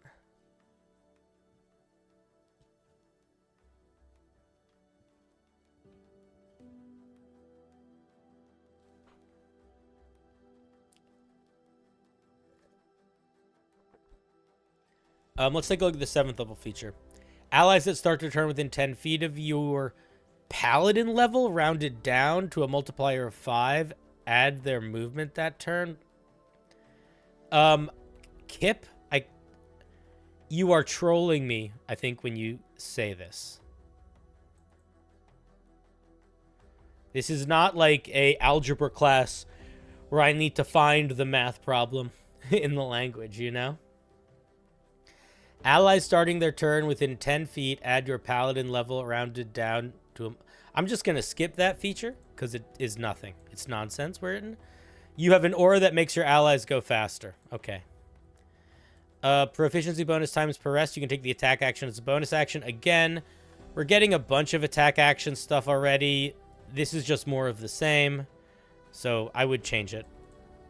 And then as a bonus action, you can double your movement speed and invoke disadvantage on all attacks for 1 minute.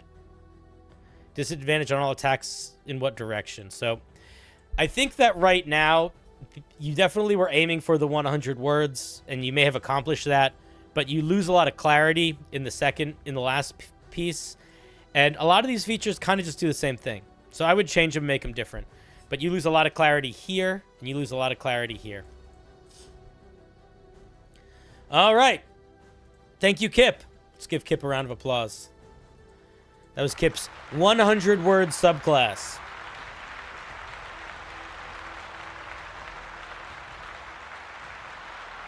Pretty crazy. Pretty wild.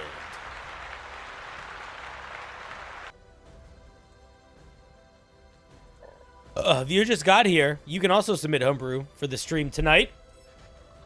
If you're watching on YouTube, you can click the link in the video description. If you're watching on Twitch, you can put in the command wheel. And if you feel like supporting me, consider tossing me some coins, but no pressure. Okie dokie.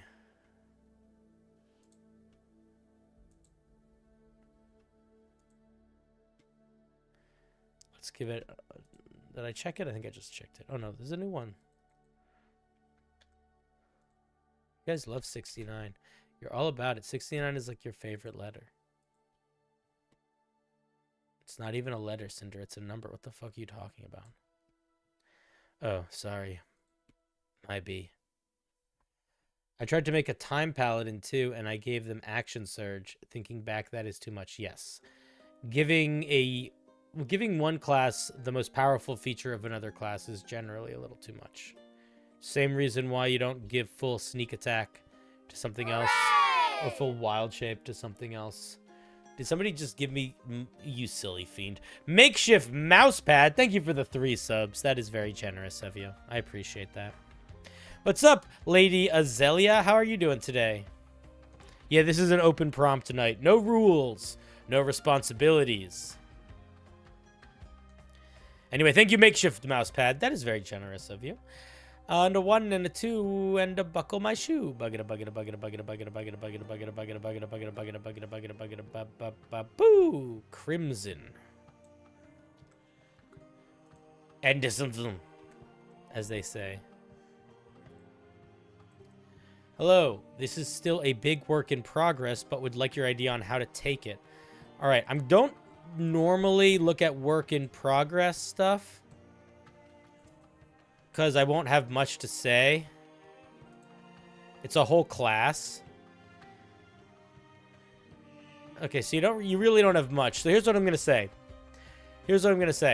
I'll give you some general feedback, and then I'm gonna tell you what I think immediately.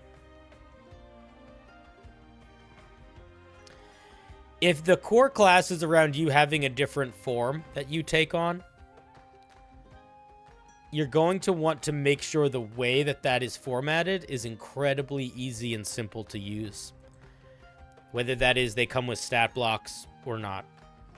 The other thing that you have to keep in mind when you're building a class from scratch is that it needs to be unique very, very early, and it can't really be more powerful than any other class, and it also has to be able to multi-class quite well also. Writing a class is the hardest thing to do in D&D. That being said, it's a noble thing to try if you want. Realistically, considering you don't have anything really written yet, aside from like a sporadic smushings of ideas, I can't really give you much feedback. Like, I see that we get a resource system. I see that we get draconic forms, but I don't really know what any of that means. And it's not really organized or formatted yet. So what I'm going to say is work on this a little bit more. Get it to a place where you can show other people it, or get other people to help you get it to that place. Share it on my Discord. Get some advice from the community. And then, the whole thing doesn't need to be solid. Just finish level 1 through 5. Get level 1 through 5 solid. And then, when level 1 through 5 is solid, send it to me again, and I'll actually deep dive the level 1 and 2 features. But it's not really worth doing before you know what it is, I think. Or at least, if you don't really have a sense of it yet, you're still sort of working it out. Those are my thoughts. Thank you very much for sharing, Crimson. Let's give Crimson a round of applause. Because normally I only look at a piece once, and I don't want to waste it on a version of the piece that is probably dramatically different than the piece is actually going to be. You know what I mean?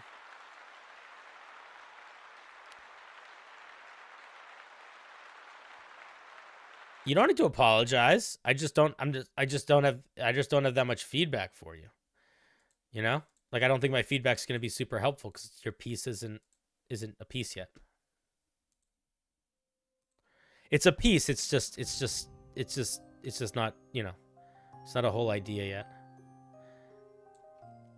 A dragon class is a cool way to start, though. It's a neat idea. I think the question to ask yourself is, are they a martial character? Are they a spellcaster? Where does that kind of vibe fit in? How do you represent their dragon powers?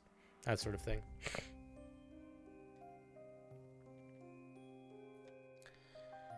Alrighty.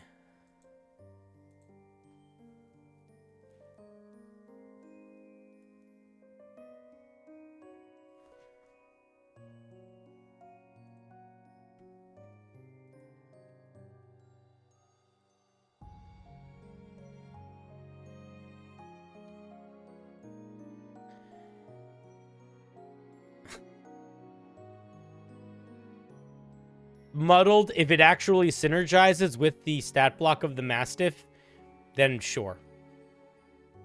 But what I would say is, if the goal is you want to make a John Wick stat block and you're not really trying to make something that synergizes with something else, I think you're missing the point.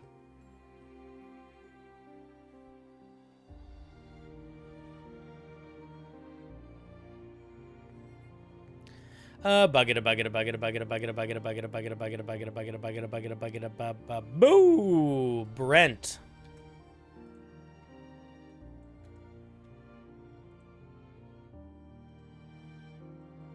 Want to give this to my players as a pet after next session tomorrow. Ooh, let's take a look.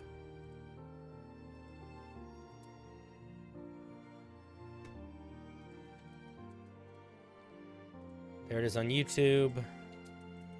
There it is on Twitch. What's the challenge, or where can I find? I just got here. No challenge tonight. Tonight is people just sending in their homebrew they're working on, and me reviewing it. The next challenge stream is Thursday. And you can find details about it on my Discord, and I'll post about it on YouTube probably tomorrow. This is a Fey Froglet. Very cute art. The Fey Froglet is an almost spherical amphibious creature with green skin and large yellow eyes. It has elk-like antlers, webbed feet, and a large, stretchy mouth. The Froglet is a carrion eater and can swallow the decaying remains of creatures many times its size. Cool. Cute, but gross. All right, it's got some movement. It's got some stats. High con, low everything else. Makes sense. I would lower its wisdom and maybe up its charisma, because look at that little cutie. Why are its saving throws so crazy? Where are these numbers coming from? I would get rid of all of these. I don't know why you did this. Yeah, all the math here is bananas. Change it. It can breathe air and water. The Froglet's long jump is up to 15 feet, and its high jump is 10 feet, with or without a running start. Okay. It can swallow. It can swallow. Targets a medium or smaller creature or object of similar physics. The Froglet projects its chunky pink tongue at the target. If the target is a creature, it makes a saving throw. On a failure, it's swallowed. Okay. How can it get out?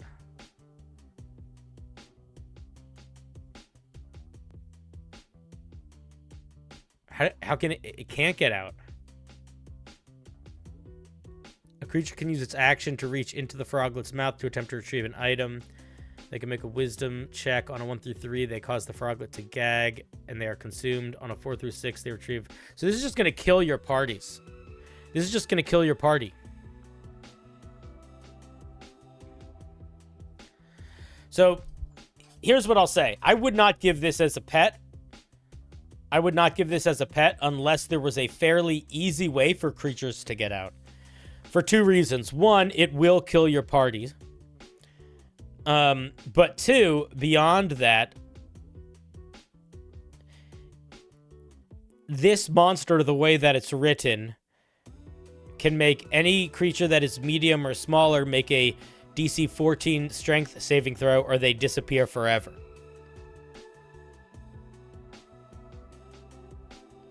So it's a little too strong, I think, for a pet in that regard. I think the creature that got swallowed needs to be able to remake the saving throw at the end of each of their turns or something.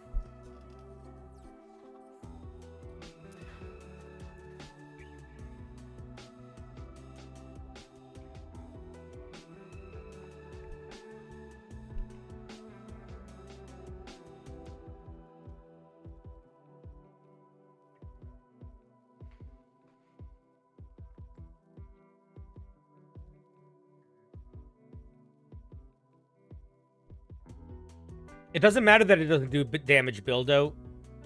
If you're trapped in an enclosed space for a period of time, you die. That's just how existence works.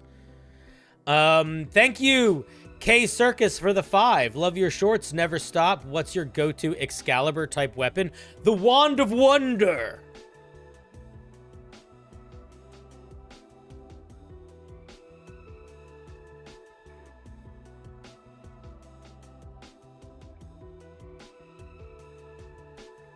Sure, it could swallow be a cute little thing, swallow items and be a cute little thing leaping around. I would keep it as a bag of holding. I would probably, especially it's tiny, right? You didn't say. Yeah, it's tiny. I would just drop the swallowing creatures mechanic entirely. I would just have it be a bag of holding monster.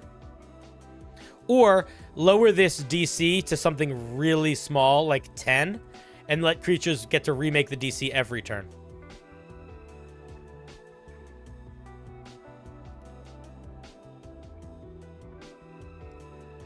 Even if it leads to a space, it's too powerful a thing to be able to do all the time. Keep in mind, the context of this monster is that this person is making it as a pet for the party.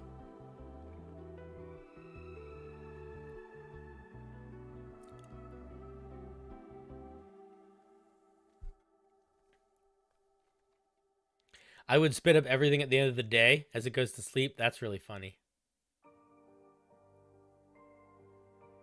That's a really funny idea.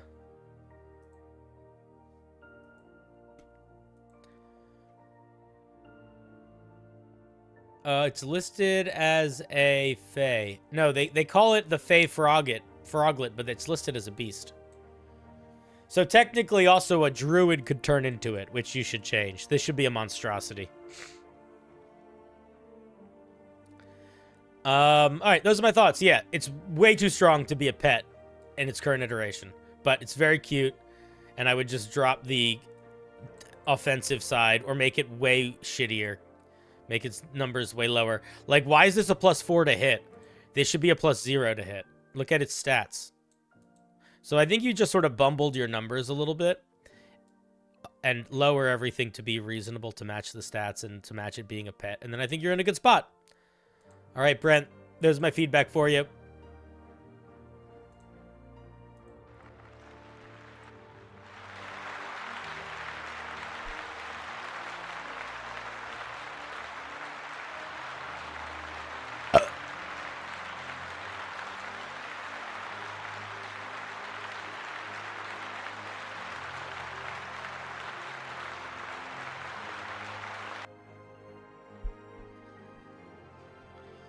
Alrighty.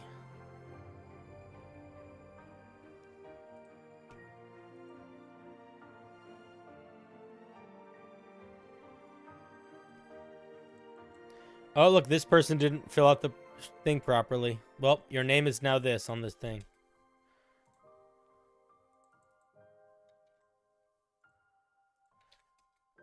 There's also somebody that didn't read the rules because they submitted 3 things. Just so you know, when you submit 3 things, I just read the first one.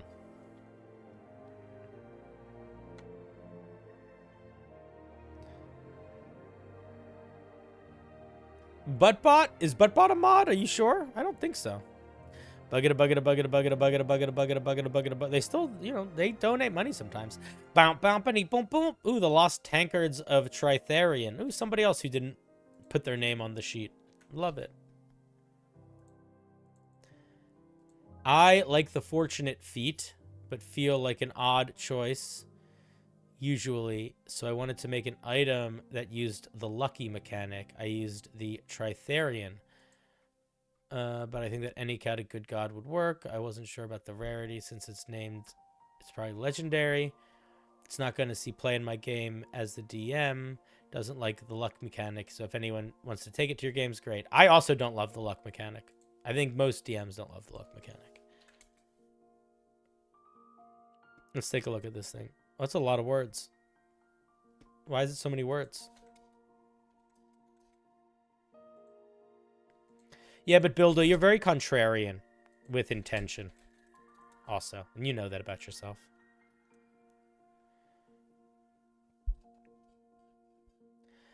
Okay, to life, liberty, and liberty, let us toast. Like the hero to whom they were bestowed, the jars exude freedom and good omens for all who use them. The first time we're hearing about the jars is in this sentence, so that's not great. When you're describing something and you're introducing it for the first time, introduce it before you introduce what it does. Because we don't know what fucking jars we're talking about, you know?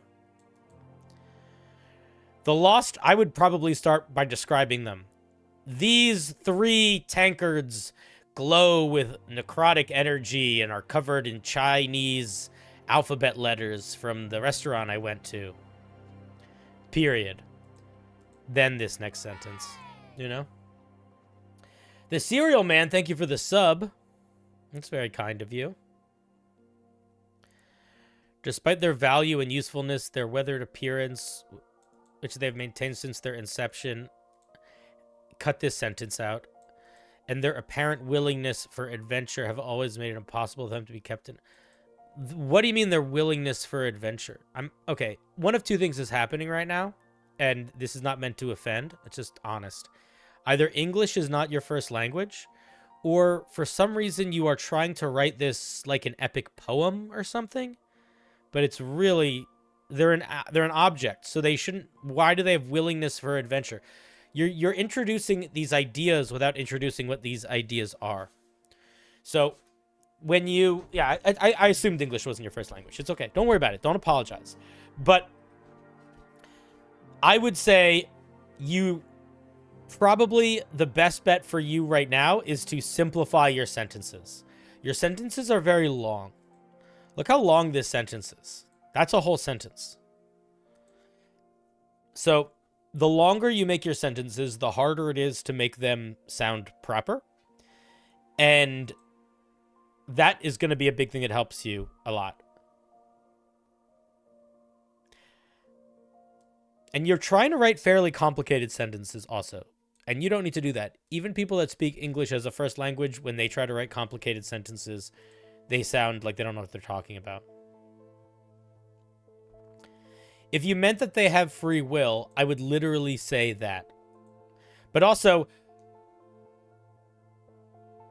like, there's a lot of back and forth here. Like, we're saying, despite their this, and despite their this, and despite their this,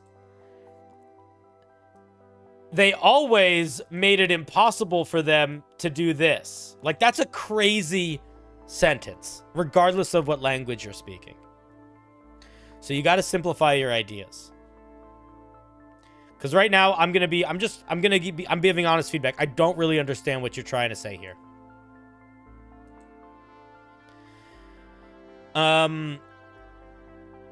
Their magic is their apparent willingness for adventure have always made it impossible for them to be kept in safety or of a temple or convent. Yeah.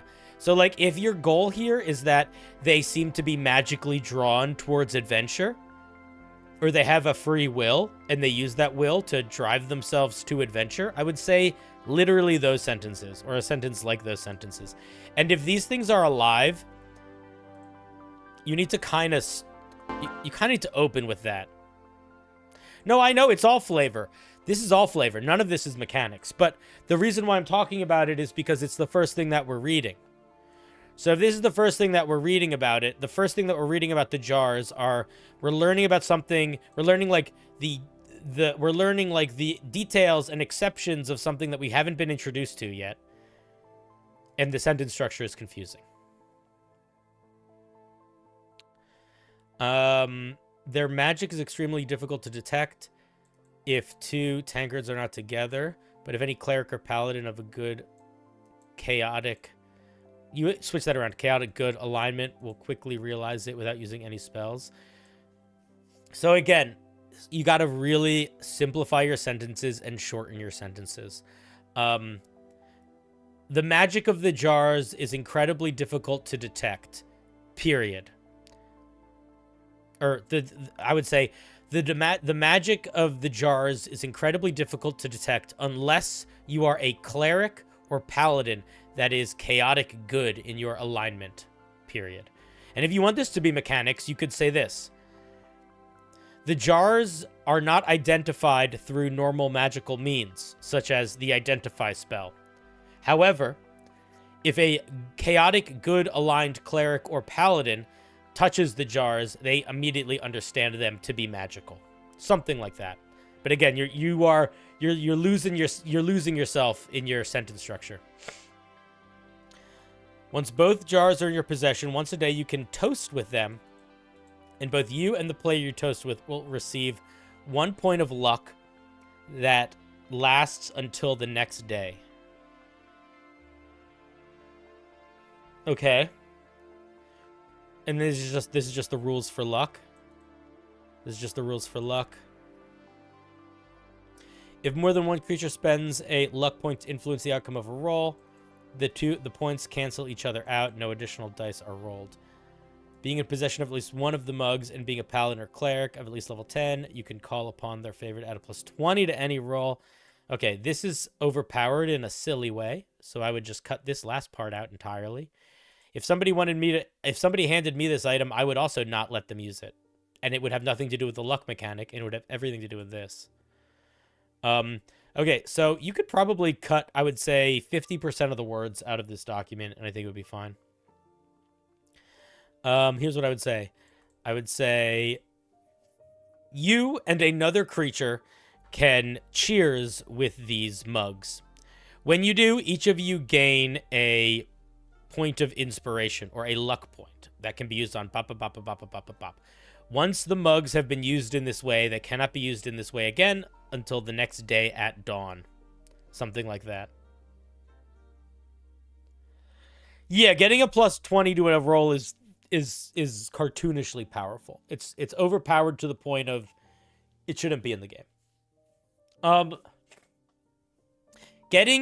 This is not one player getting a luck point a day. This is 2 players getting a luck point today. So this is probably very rare at a minimum.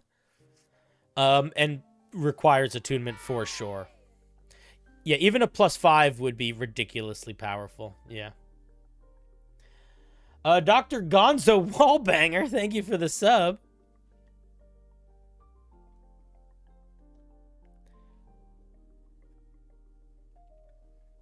Even if the item destroys itself afterwards, you might as well, because it's too high a number. That's the problem. So if you want to make it do that, then what it should just say is, when you would roll a d20, you can choose to succeed. You could just say that. The extra step of the added math is irrelevant and just a waste of time. Yeah, I'm going to be honest. I completely understand why a Dungeon Master would not want this in their game, because what this item does, aside from this part, which I'm assuming you're going to get rid of, the only thing this item really does is it gives 2 players a free luck point once a day, which is incredibly powerful. That's almost as powerful, if not more powerful, than the feat, because the feat, you're the only one that gets the luck points. Now you're sharing them with someone else. So yeah, I mean, this is an item that is going to live or die based on how people like the luck mechanic. A lot of people generally don't like the luck mechanic. I am one of those people. But if you like it, then I could see you definitely enjoying an item like this. I think probably the only way that I would be comfortable putting this item in my game is if the item could, this part, the opening part, could only be used once. And once that was done, it could never be used again. So just the one time, you use it and you and somebody else get luck one time. I could see it as that. I would throw in my game. But again, if you're somebody that really likes the luck mechanic, then maybe this is the item for you. But yeah, your flavor text is, you gotta you're trying, you're overshooting. You're overshooting. Simplify, simplify, simplify. Cool. All right, those are my thoughts. Thank you for sharing. Let's give what is it? Escusera. Let's give Escusera a round of applause, please. Escusera.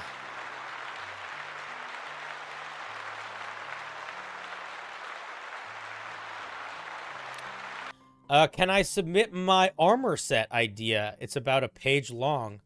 I'm not going to read a page of 3 or 4 different magic items that stack up into different features. But if you want to send one magic item from that list, then sure. Or if you want to not send one magic item, but just send what the all items put together equal or something like that, you could. But no, I'm not going to read like a whole mini system for building an armor set right now.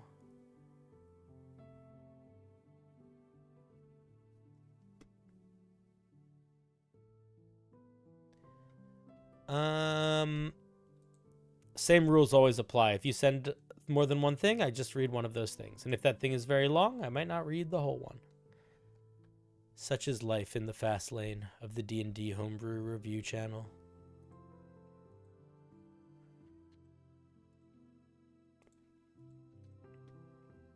I wanted to have a chiller stream Monday. I'm being chiller today, can you tell? Boo!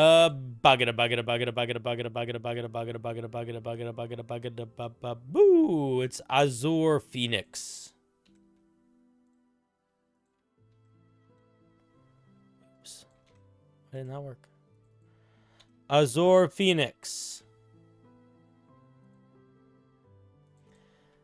Still early draft, mainly for home games, hoping to sell the power fantasy of a draconic barbarian without breaking the game. Alright, I mean, I'll tell you the same thing I told the last person. If it's a whole class, I'm only ever going to look at it once. But I'll look at the beginning. Oh, it's a subclass. It's a long fucking subclass. This is too long. I don't even need to read it to tell you you have too much going on for a barbarian subclass. Pretty confident about that. Don't apologize. I'm just telling you that I can eyeball this, and I'm like, there's too many power. This thing has probably too many powers. That's my guess. All right, let's take a look. Path of the Draconic Warlord. Draconic Barbarians is something that we see a lot. It is a very well-respected idea. It is one that people really want. When you take this path at 3rd level, choose one of the dragon as your ancestor type and the associated types you gain later. Okay, immediate issue. There are certain damage types that in D&D are just stronger than others. So Force, Radiant, Psychic, Necrotic, all of these should be off this list. It should just be the elemental types, I think.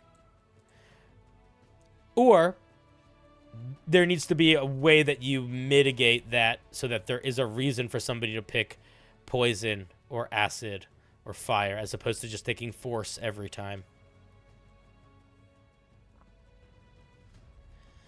If you want to submit Homebrew for this stream and you're on YouTube, the link is in the video description. We learn Draconic. We get double proficiency for dragon checks.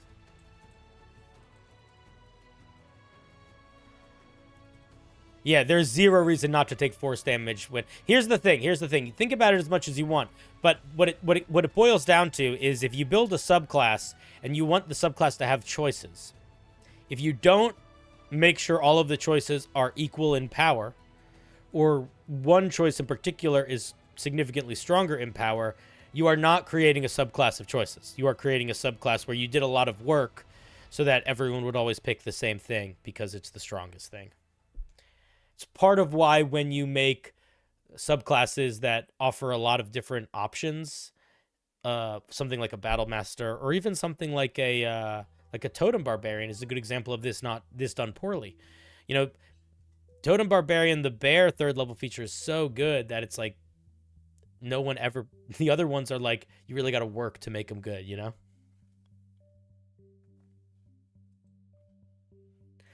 I would just drop gem... I would just not put gem dragons here.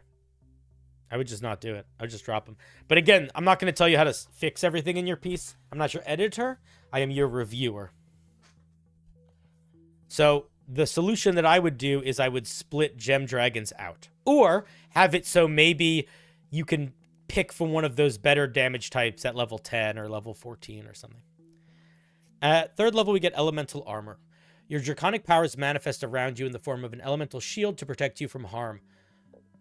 While raging, you have damage. You're resistant to the damage of your type. At 10th level, if you already have resistance to the damage type from another source, while raging, you're immune. I'm not a big fan of giving immunity to stuff super early. if you're going to do immunity, I would do it at 14th. At 14th level, this effect is active even when you're not raging. Okay.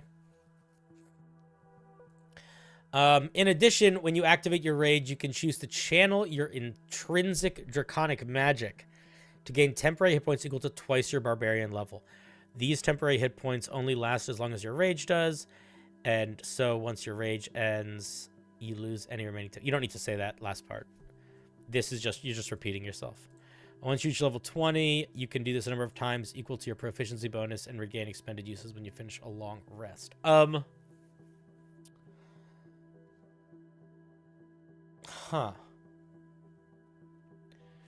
There could be debates about the math of these temporary hit points in terms of, like, if that's enough, if it's not enough. I don't really... That's for you to decide. I'm not going to worry about that too much. I'm going to point something out here, though. I'm going to ask a question, rather. Is gaining temporary hit points when you rage... Is that the vision of a dragon barbarian that you want to sell? I think that's an important question to ask yourself. Because these third level features that we're getting, these are our main subclass features. For every subclass, they are our main subclass features. Certainly every barbarian subclass. In fact, most barbarians are not going to ever see the 10th level feature or the 14th level feature. And quite a few are never going to see the 6th level feature. More than any other are going to see this. So I ask again, is getting temporary hit points the way we want to sell our Draconic Warlord? I don't know.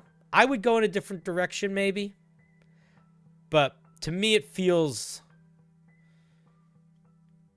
just doesn't feel very dragon-y, I guess.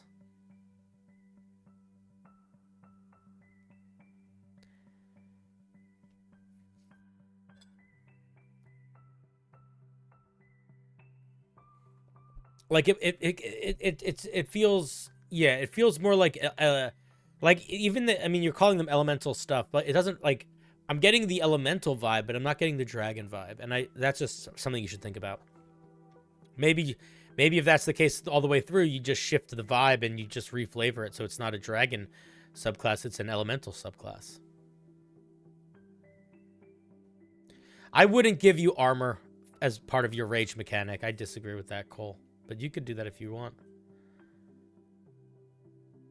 Good night, Good night, Sleoys. Sleep well. Welcome, Jacob. We're looking at Homebrew that people send in. If you would like to send in some Homebrew, you can click the link in the video description. Right now, we're looking at the Draconic Warlord here. I'll post it again in the video just for you, Jacob. That's for you. No one else gets it again. Just Jacob. Well, unless they ask for it. Then they can get it again. Let's look at Elemental Fury. At 6th level, your weapon attacks and unarmed strikes now deal 1d4 additional damage of your dragon's associated type. They count as magical for the purpose of overcoming distance. This amount increases to 1d6. I don't think you should do this extra damage on every attack. It's also, like, a little on the nose. Like, we already have, like, multiple barbarians that basically do that. So, for example, the Zealot Barbarian gets basically does that at level 3. And then the Giant Barbarian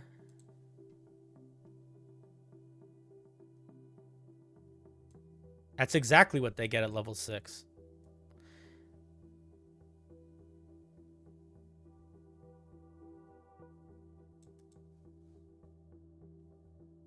So I would try to make it something a little bit more unique, I think.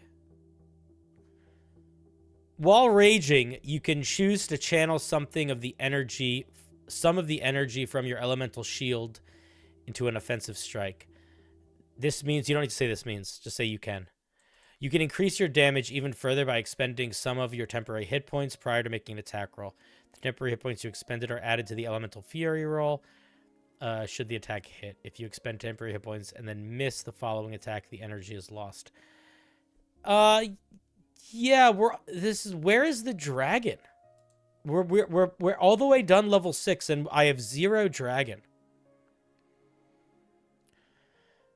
All of this kind of just feels like what the barbarian gets at 6th level. That's the Path of the Giant. And now we're getting this weird mini smite mechanic. And while I think it's an interesting mechanic, I don't understand why it's here. I feel like if I was going to be looking at this 6th level barbarian, what I would be looking for is something... By 6th level, we should feel dragony, I think. I think we should feel dragony by level 6.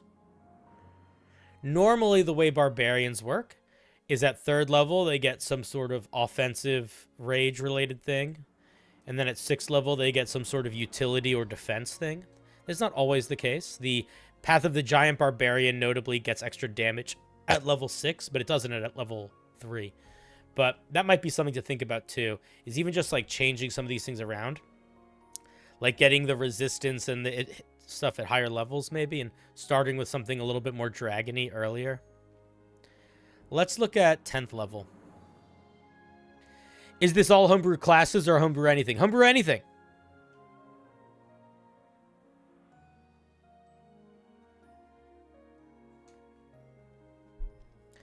Draconic Spirit. At 10th level, you can use your commanding presence to rally your allies. While raging, you create an aura that extends 10 feet from you. A number of creatures equal to your proficiency bonus of your choice receive the following benefits while inside it.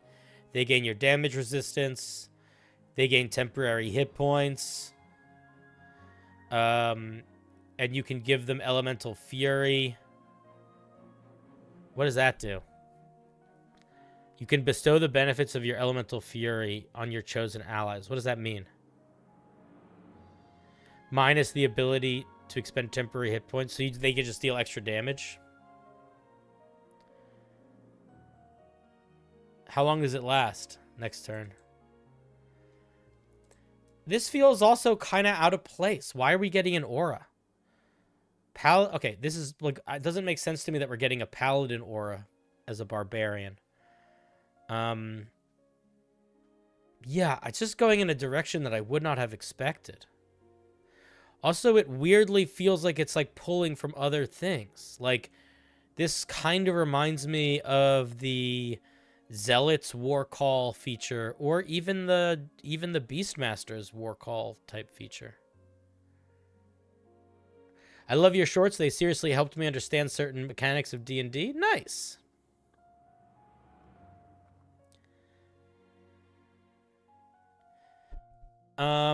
You could maybe do a frightening aura, but there's already a barbarian that gets that. The Berserker gets that. What is the... What's the beast tire level? Like, it sort of feels like a weird combination of, like, Path, Call of the Hunt, and Zealous Presence, like, in slightly different ways. But again, like, where is the dragon?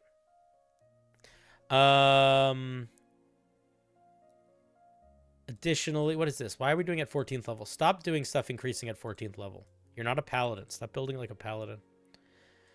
The additional damage dealt by your Elemental Fury feature now increases to 1d6. Again, this is just sort of a feature that other things exist in. I would drop the damage immunity.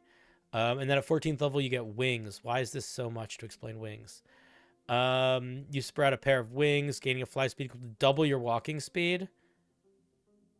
If this was the only thing you got, that would still be really strong. So I would cut everything else out. If you double your walking speed as a fly speed is really strong. And your summoned wings deal damage. And while you're out, creatures of your choice take damage. This is a little too much, I think. I think you need to cut everything out here. And I even feel like you shouldn't do this because literally there's another barbarian that has the 14th level feature that you get a fly speed. Like, that's a whole 14th level feature. There's another barbarian that its whole 14th level feature is you get a fly speed. It's not that you get a fly speed double your walking speed. It's not that you get a fly speed double your walking speed and a bunch of other stuff. So yeah, I think if for you spend all this time and energy on temporary hit points and elemental shields and stuff, and I don't think any of that's doing you any favors to make this feel like a dragon guy. And now that I've read the whole piece, you definitely should cut all the gem dragon stuff out. There's literally no reason for it. Nothing in this piece has anything to do with anything draconic. So you're not, like, being bad by the lore by not doing all of the dragons, because none of this has anything to do with dragons, so it doesn't really matter. You have total freedom. Yeah, and take a look at other barbarian subclasses and see the sorts of things that they get, and that might help guide you a little bit in helping to power balance and scale some of these things. Everybody wants to be a dragon. Who doesn't want to be a dragon? All right, let's give Azor Phoenix a round of applause.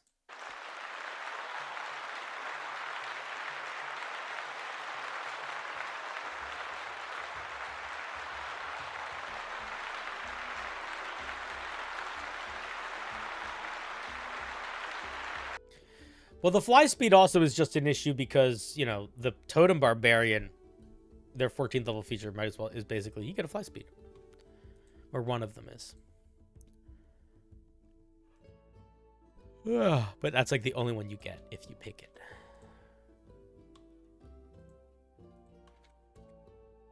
All right, I have to go pee. I'm going to go pee. I'll be back in like 2 minutes. We're going to play more intense music than we play when we're reviewing because it's funny. I'll be back in a minute or two. I'm going to go pee. I'm going to get a drink. And then we will look at more Homebrew. Does that sound good to all of you? I'll try to be back quick. BRB.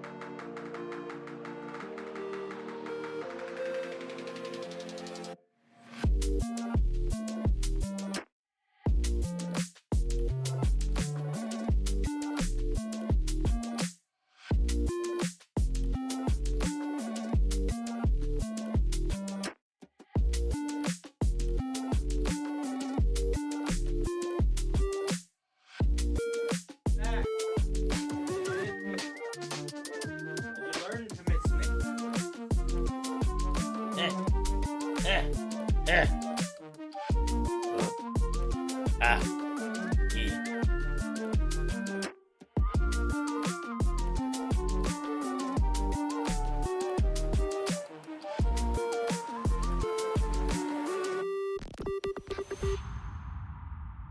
Hey guys, did you miss me? Did anything fun happen while I was away? Why is my camera out of focus? Did you do something? What did you do? Cinder, why is your camera out of focus? Focus. There we go. Hi guys. Did you miss me? Could you learn to miss me?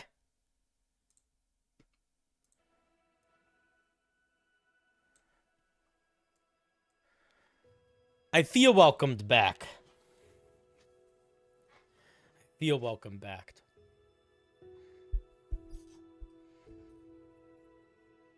You summoned a demon? Which one? Anybody I know? If not, that's fine.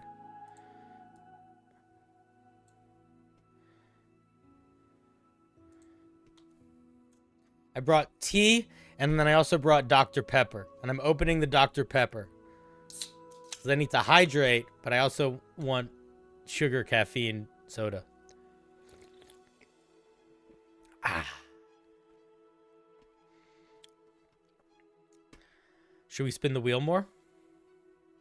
Probably at least a little bit more, right? Like 100 years more, give or take. Boggity boo, boggity bee, boggity bay, boggity boo, ba ba da ba ba da ba ba da ba ba ba boo. It's Bart. Bart. I don't know if I've seen a piece from a Bart before. Is this your first time submitting something?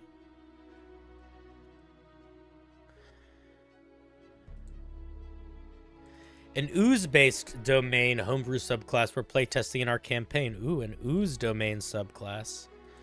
That's cool.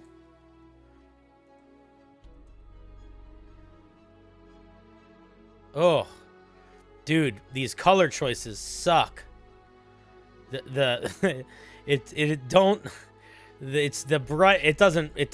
not good. The color choice is bad. The color choice is bad. It hurts my eyes to look at. Change it. It's not doing you any favors. Or come up with use a darker color for your backdrop. Do one of those two.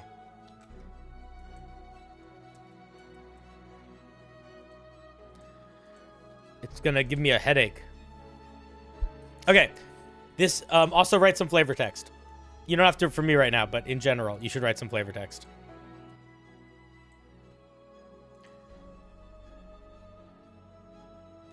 It doesn't matter if it's written in ooze. Nobody's going to read the damn thing if it's annoying to read.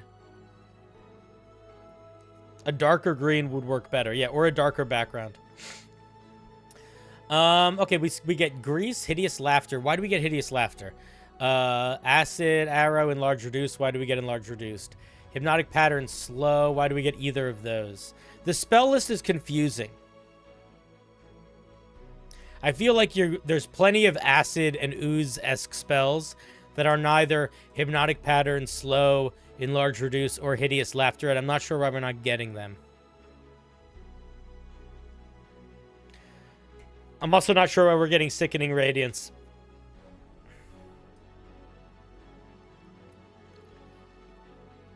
Have I ever reviewed a beauty domain cleric? Yeah, a few times.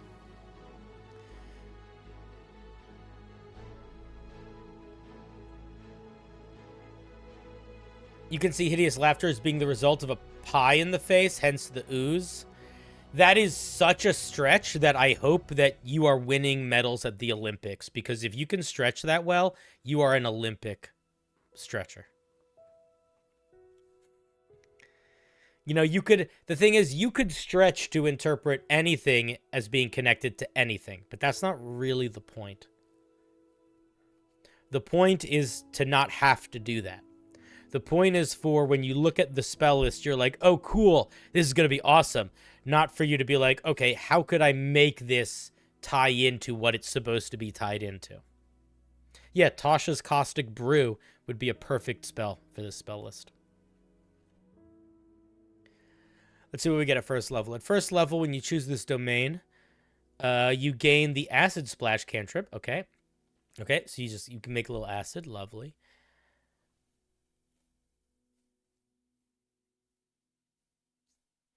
Also at first level you can transform. Oh, welcome, Brent. Yeah, you looked at, dude, the monster was really cool and cute. I think it was just too strong.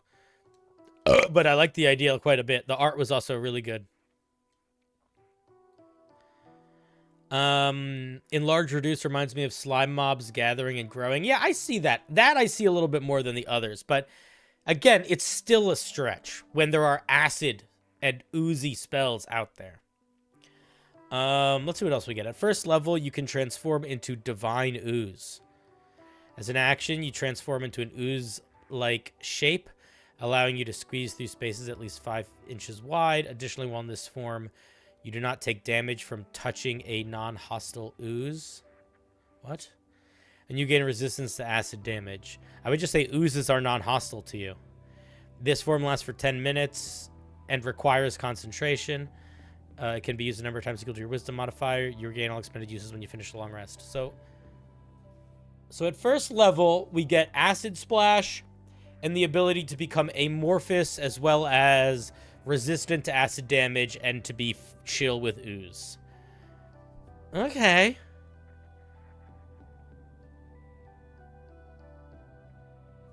Weird. The only thing that I would say is that you could do all of this by just being a plasmoid. And that might be worth thinking about. Now, that doesn't mean you can't base a subclass's features off of, or tie them to, or even sometimes mimic features that a race will get in D&D. But it is something that I was thinking about. It's like, this is just everything that the plasmoid race gets. Yeah, it's kind of weak. And it's also just similar to what something else gets. Isn't this just a rehash of a druid subclass you reviewed a week ago? I don't think so. I don't think so. This is a cleric. But lots of people have similar ideas. Welcome back, Akase. Let's see what Slathering Slime does. Starting at 2nd level, you can use your Channel Divinity to harness Divine Ooze, curing your allies or harming your enemies. As an action, you present your holy symbol. Choose 4 creatures you can see within 60 feet. An ally targeted by this ability is covered in ooze and regains 2d4 hit points at the end of their next turn. A hostile creature has to make a saving throw or be covered in ooze, and it reduces their speed by 10 feet, and they take 2d4 acid damage at the end of its next turn.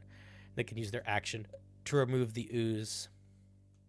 Okay, it's a pretty solid Channel Divinity. Strong, and pretty flavorful. You're literally just hucking slime at people. It's kind of fun.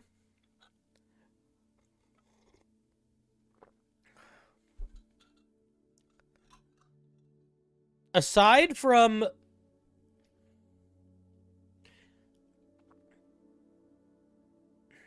It feels very tangentially ooze to me. It's sort of mimicking the effects of acid spells, where it's doing the damage at the end of turns. And I get it, you're like hucking healing slime and hucking dangerous slime.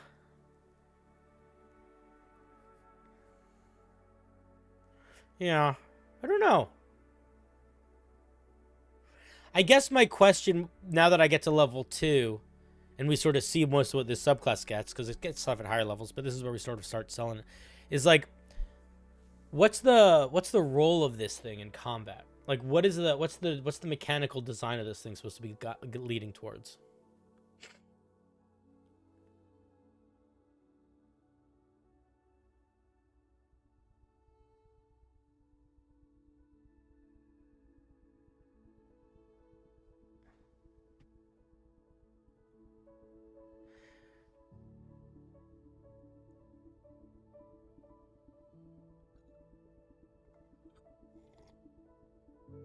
Yeah, having it scale, having the damage and healing scale would also be good. Having the healing be maybe not 2d4, maybe like 1d4 plus half your level, or 1d6 plus half your level, and you could do the same thing with the ooze.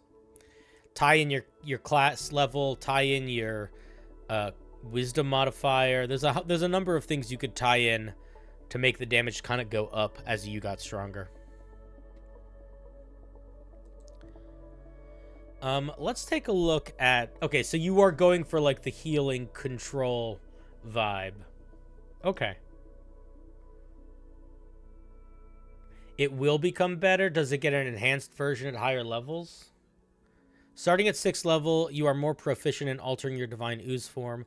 While... Ooh, you're not from America. Or if you're from America and you write whilst, you're silly. While... In this form, you can send out a pseudopod as a bonus action, targeting a creature you can see within 20 feet of you. Make a ranged spell attack. On a hit, the creature takes some acid damage and is restrained. That's very strong. How long are they restrained? Additionally, as a reaction, you can safeguard an ally that was just hit with an attack, pulling them 10 feet towards you and granting them resistance to the attack damage. You can pull an ally towards you a number of times equal to your proficiency bonus. Okay, this is really sloppy right here. You've basically taken two completely different features and mushed them into one, and done it in a way where it's very unclear if they both use the same resource system or only one is resource system based, and it's very unclear if they both only activate while you're in your pseudopod form or not.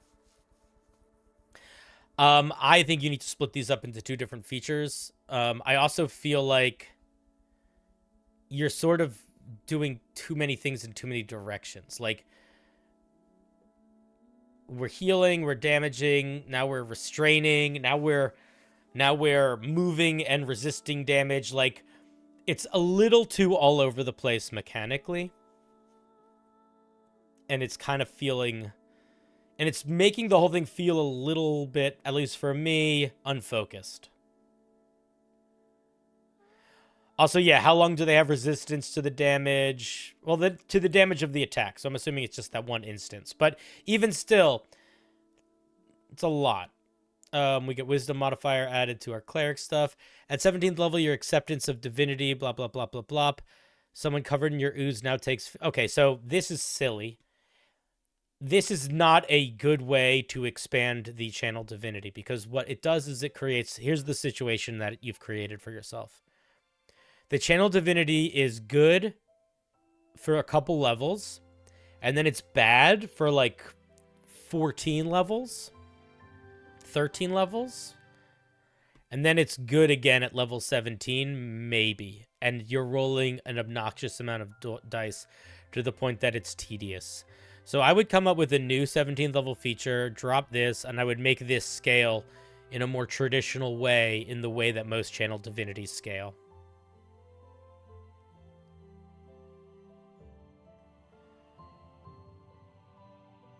It's a neat idea, and I think it's got some nice things going for it, but I do feel like the main meat of it, which is the channel divinity and viscous tether, kind of feel like they missed the mark.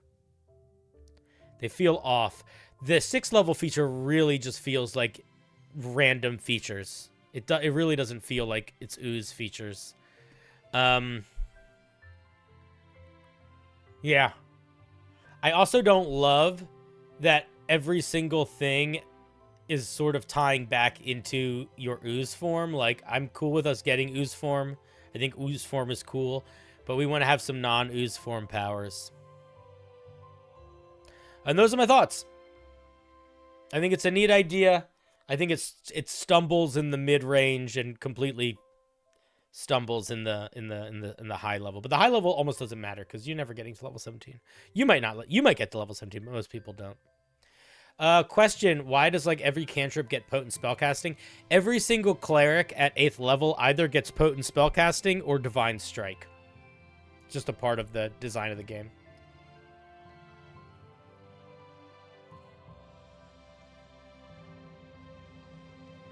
It's a cool idea. I would say, I don't know if it feels like it's obsessed with one mechanic.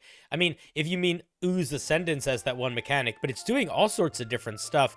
I feel like it just feels a little disjointed.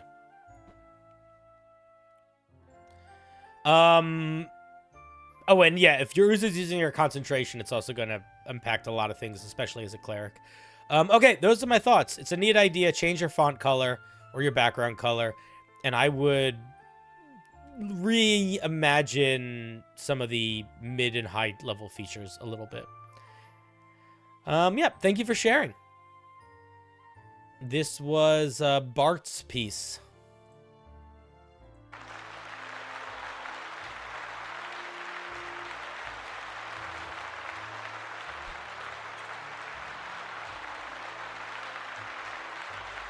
Is there a way you could successfully deviate from potent spellcasting or divine strike when building a cleric subclass? I mean, you would have to do it in such a... If you built the cleric subclass in such a way that the core narrative of that subclass would not allow for either of those to take place in any sort of logical way, that could work. You'd have to figure out what that would be, but that you could do that. That's sort of the argument of the Vengeance Paladin not having an aura. It is the only Paladin that's really not designed to help people. It has nothing, you know, it's not there to help people. It's there to do the job and kill everything. You're playing it now and it's feeling like it's getting a little bit weaker. Yeah, I think that's probably the channel divinity and the first level features probably are losing a lot of luster. At the higher levels. By the way, I joined because I saw your shorts. Great idea to promote your stream. Yeah, you know. You know how we do. We got to promote the stream. Uh-oh, it's Jakob.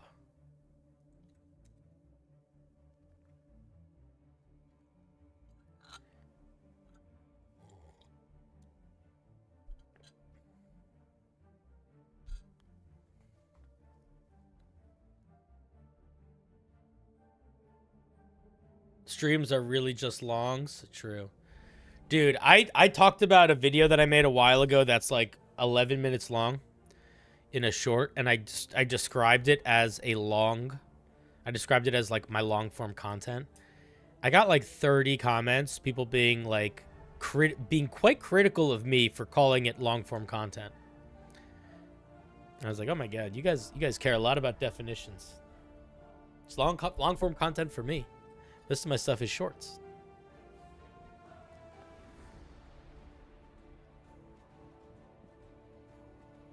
Look at all these shorts joining crew members. Good to have you all. Welcome. How long will stream be? Normally I stream between like 4 and 8 hours. I don't think I'm trying not to push myself to go over my limits as much. So the way that I'm going to be doing it tonight and probably moving forward is long form content is 2+ hours. See, I just disagree with that, lady. It's okay, we don't need to agree.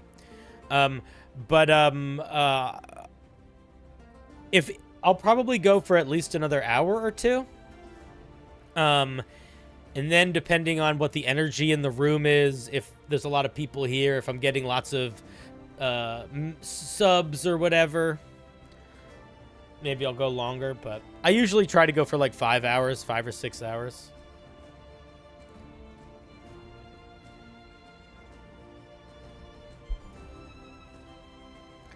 I also know that my quality of review gets worse towards the end of the night. So I'm trying to just end it before... I'm going to start ending it before it really shits the bed.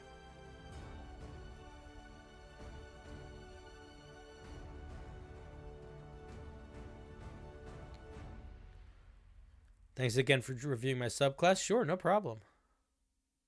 How do you feel about the Lucky Feat as a once-per-day cantrip? Nah, I would just say no. I would say there's other things that would be better than that. I mean, not better than that, but like better than that from a for fun perspective. Hooray! Take a meal break halfway through. I eat early dinner on stream days. Usually I eat at around 5 p.m. before on a stream day, and then I'd start streaming at 6.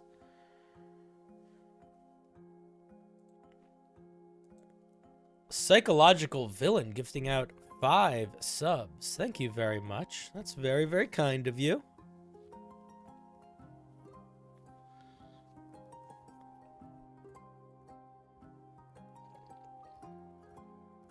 I really like long-form YouTube videos. One of my favorite YouTube creators is Wendigoon. And Wendigoon... Somebody say subs? Yeah, man. You did. You shouted it with your chest. Wendigoon is one of my favorite YouTubers, and he makes really long videos. Can we see what's on the wheel before it's picked? What do you mean? Here, you're looking at the wheel right now. It's very little because there's lots of names on it. But that's the wheel. Behold it. People arguing about the definition of long-form content, almost like they're playing a TTRPG that requires knowing definitions and terminology. Yeah, fine. Fair. Fair. YouTube's see, here was my mistake.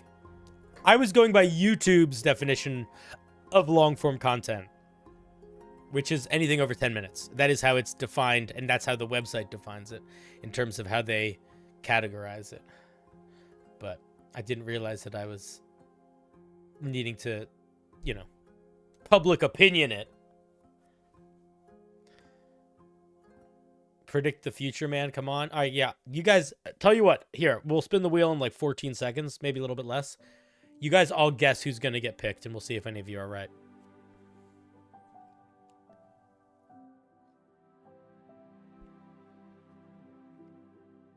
No one's guessing?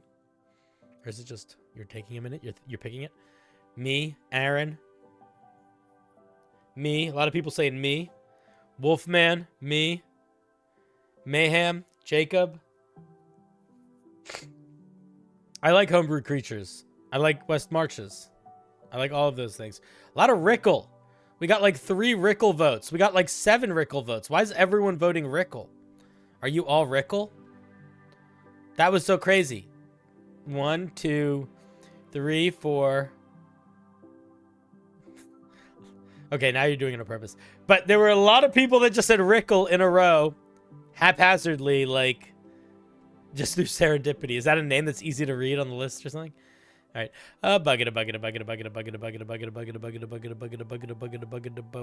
Boo! It's Havel the Rock. Or Havel the Rock. Hole the Rock? Nah, just Havel the Rock. Your first homebrew subclass. Ooh.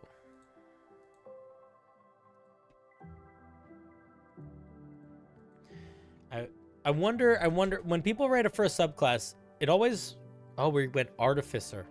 Well, that's a very bold move as your first subclass, but I accept it. This is 4 pages long. That's too long. I don't need to read the whole thing to tell you that. This is the Draconic Armaments Specialist. Artificer is one of the trickier things to make homebrew for.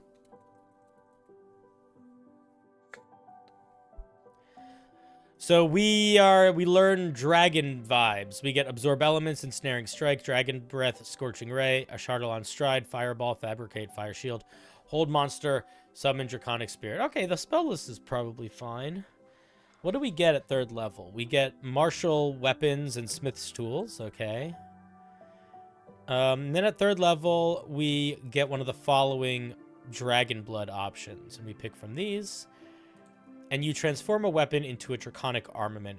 This ritual can be repeated, but requires a vial of Dragon Blood and takes 8 hours to perform. Wow, so if you lose it, it really sucks. You basically have to take a day off, and you might not be able to.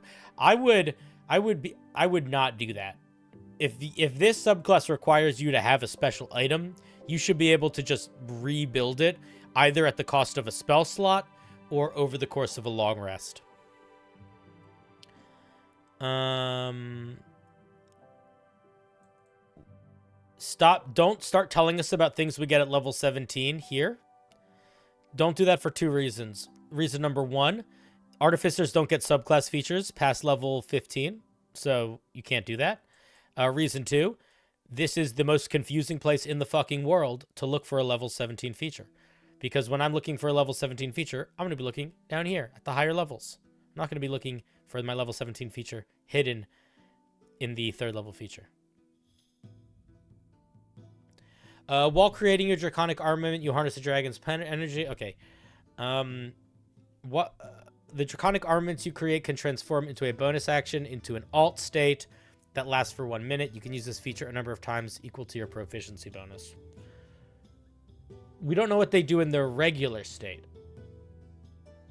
So you have to define what they are before you define what their alternative state is. So for example, are we proficient with it? What damage die does it do? What type of damage is it? Are we picking this? Etc. In this alt state, your attack deals an extra 1d4 damage of the associated type. Don't say dictated by the type, just say associated with your dragon type. It can be done once per turn. It grows to 1d6 at level 14 when you gain 2 Dracon. Yeah, we're just going to ignore this last part. Again, we don't need to be growing beyond level 15. How do clips work on YouTube? You can click the button and make a clip, and then you can post them in my Discord in the clip section so I actually see them, because they don't just get collected like they do on Twitch, unfortunately. You can use your armament as a spellcasting focus while using it. In alt form, all fire damage done from your expanded spells can be swapped out for the elemental damage of your associated type. This is very complicated for what you're creating here. I feel like it's too complicated. I think that you are overcomplicating your idea. I think that you could say this in a third of the words. And I think what you would say is at 3rd level, you can create a special infusion that you can put into an item. This item now becomes a draconic armament, and it gains the following features. And you can pretty much just say it like that.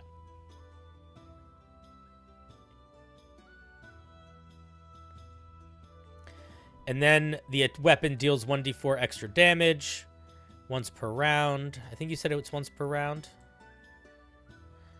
Once per turn. And then the die grows at 14. Again, all the extra growth stuff put at other levels. And this extra changing the damage type feels weird. It's like, it doesn't feel like it's tied to the infusion or the weapon at all. So I'm not sure why we're getting it. Like, it just feels like extra. And I'm wondering if maybe you gave us all these fire spells and then this feature as sort of like a roundabout way of giving us a bunch of different spells. And now we're getting more stuff at 3rd level. We should not get that much more. This has 1, 2, 3, 4, 5. This is 6 bullet points. And then we have something that says Dragon Tails. That is also something at 3rd level. So we get too many things at 3rd level. I don't think I'm going to read this whole subclass. I think I might read this other feature, but then I'm probably going to not read much more past that. At 3rd level, you gain 2 of the following effects. So you get to pick from 2 of these. So you're giving 7 options here. We can use intelligence modifier for attack and damage rolls. You get to ignore the heavy property of stuff. You can move people around while you're grappling them. You gain proficiency in heavy armor. This is just too many things in too many directions. That's just the long and the short of it, is you're just trying to fit too much in here. And a lot of these features are features that other artificers get. This is just a thing that other artificers get. This is just a thing that other artificers get. So, like, we shouldn't be getting features here that are just features that other artificers get. And we shouldn't be getting a feature at 3rd level that's letting us pick from 7 different options. Just look at any other artificer. Even the ones that do get choices, they're picking between 1 of 3 things at a max. So this is ridiculously overpowered. And overcomplicated. Also, you skipped 5th level. And then we get something else at 3rd level? Holy shit. This is way too much, dude. I feel like you haven't looked at other artificers, or you are completely underestimating what you're making here. When facing a dragon and you manage to land a critical hit... Wait, what? Is this something that only is done against dragons?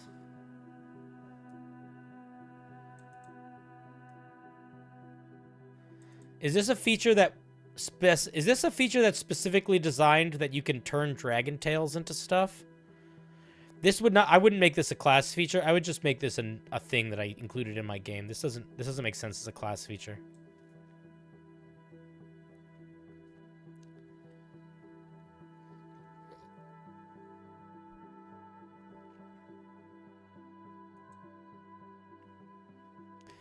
And then, oh, we get extra attack at 5th level. You can make attacks. You can attack twice with your extra attack. Or you could switch one attack out for a cantrip. Just give us extra attack. Just give us... If you're going to do extra attack, don't try to be fancy with it. Especially with all this bullshit that's happening earlier. Where you're getting, like, 16 features at 3rd level. Well, you're not getting 16, but you're getting 16 that you're picking from. But yeah, if you want to have a mechanic where you're like taking a specific part of an animal and turning it into an item, I would not make that a subclass thing. I would make that just a magic item you'd put in your game. At 9th level, you can modify your weapon more. You get these orbs. You can only benefit from 1 orb at a time. Stop doing all this fucking level 17 stuff. It's a bonus action. You can invoke an Orb of Ferocity. You gain 3 fire charges during a long rest. What? Wait, so is this a bonus action to get 3 charges, or do we get them every day at a long rest? This is very confusing. You need to clarify what the fuck that means. And then you can use your bonus action to cast a spell that's already on our spell list? Why? That doesn't make sense.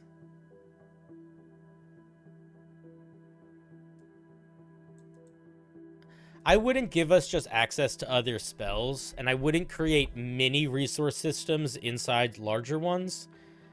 If you want to create a feature at 9th level where you can 3 times a day do some draconic special move, I think that's fine.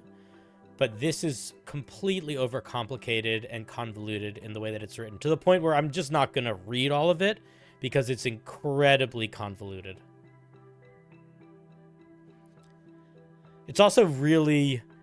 You think it's too strong?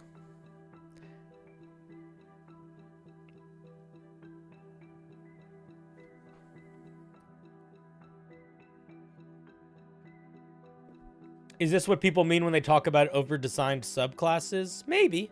I also think it's kind of unfocused. Like, what the hell do the armaments... What the hell do these 3...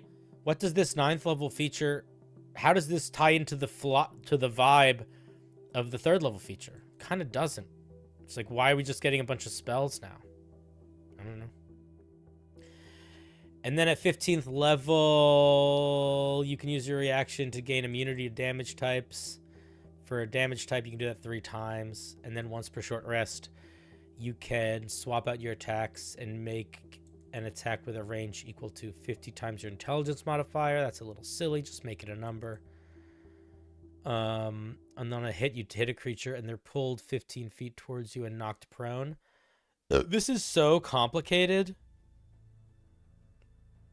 Just make a spell attack. Just literally write the words, you can make a spell attack with a range of 100 feet or 200 feet. On a hit, the creature has to make a saving throw or they get pulled towards you. So yeah, I think for a first subclass, you just got way too much going on. You just got way too much going on. And you've got this, like, weird language. I'm not sure why you have this capital Alt state thing. Maybe this is helping you manage it, but it doesn't look super clean. The damage scaling feels weird. Like, I don't understand what it's supposed to feel like. I mean, I do understand what it's supposed to... Let me rephrase that.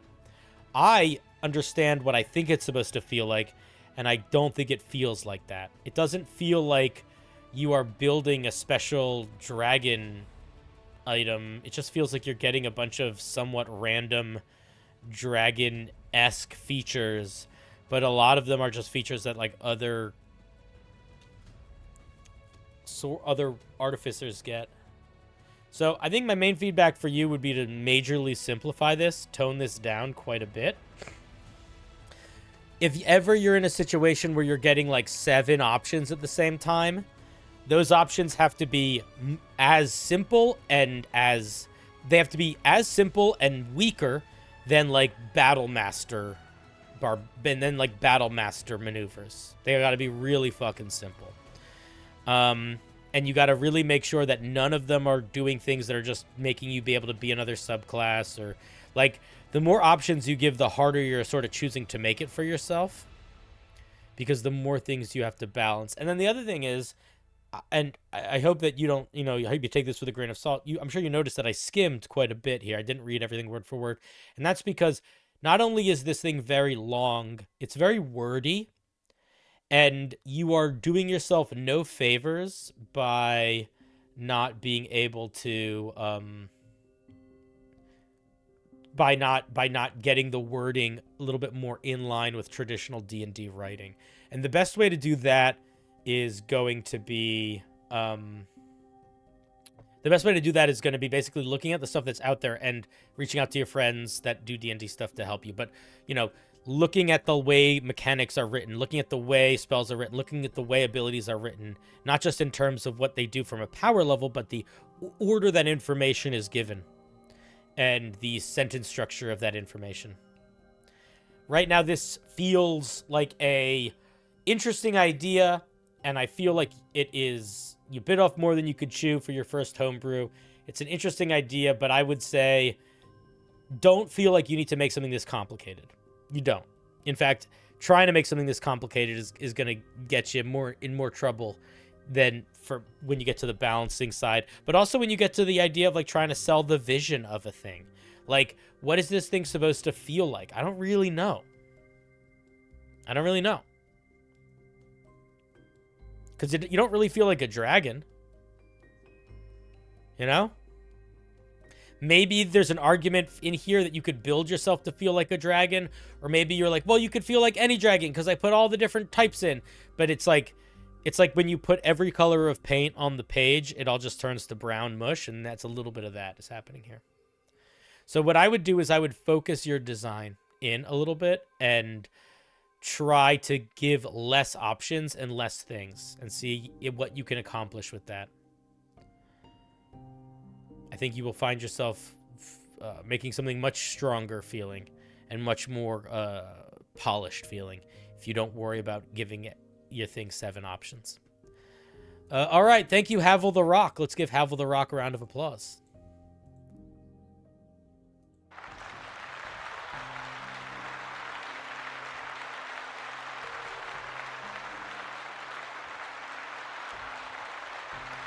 When I got first into homebrew design, I went way too hard in complexity because I didn't know when to stop. Yeah, that's a very normal thing. It's actually the same for any art. It's why, like, when you see, like, a little kid drawing, they make a drawing look really nice, and then they don't know when to stop, and then they turn into mush. Because you're just having fun with the process. And you're trying to figure out how to sell the... It's also why it's harder to write a really good short story than it is to write a okay medium-length story. Because you have to figure out what matters and what doesn't matter, as opposed to just being like, I want to throw everything that I like in. Because you want to throw everything that you like in. But a big part of the writing process, whether you're making D&D homebrew or fiction or anything, is knowing when to stop and then knowing to cut things out.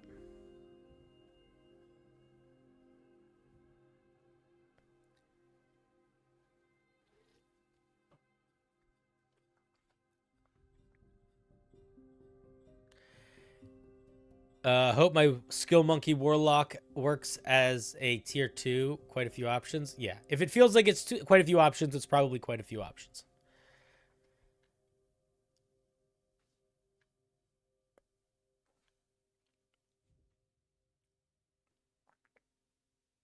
I specifically have one Warlock subclass where I put everything I like in just to get that energy out.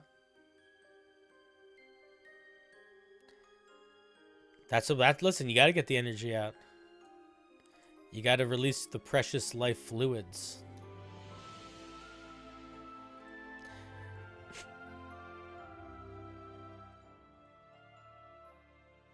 What are you talking about, Cinder? I don't know.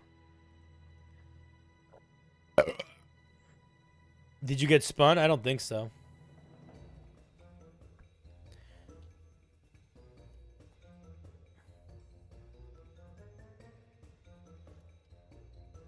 Yeah, today is anything goes. Tomorrow, we have a weird schedule this week. Today is anything goes. Tomorrow is member homebrew day. And then Thursday, we're doing a big themed day. Which is, the theme is make a monster that pairs well with another monster. And then tell us what monster you paired with yours. Oh, the music got so intense. Calm down, please.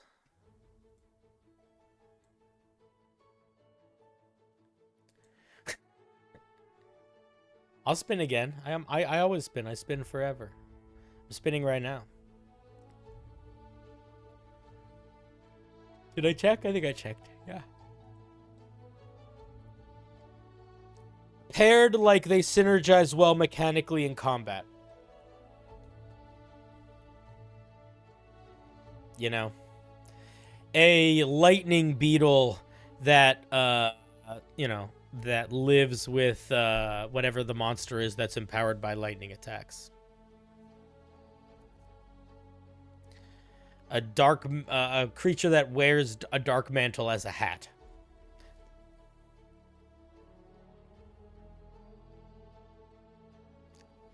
How is it that the wheel is always bigger the longer stream goes? Because I don't review pieces very quickly.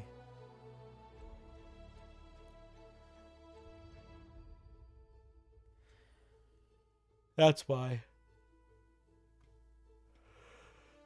You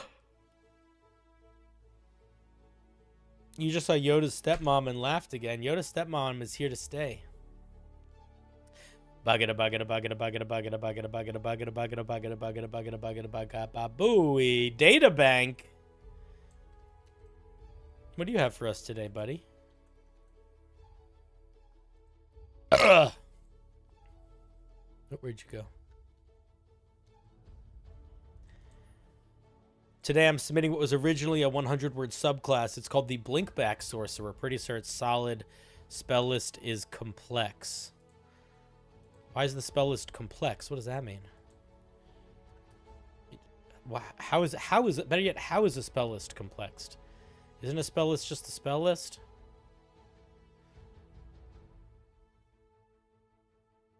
All right, we'll see. There it is in YouTube.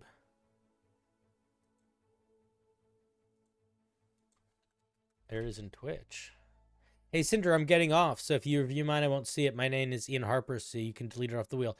You can delete it yourself off the wheel. You can also go back and watch the playback on YouTube if you want.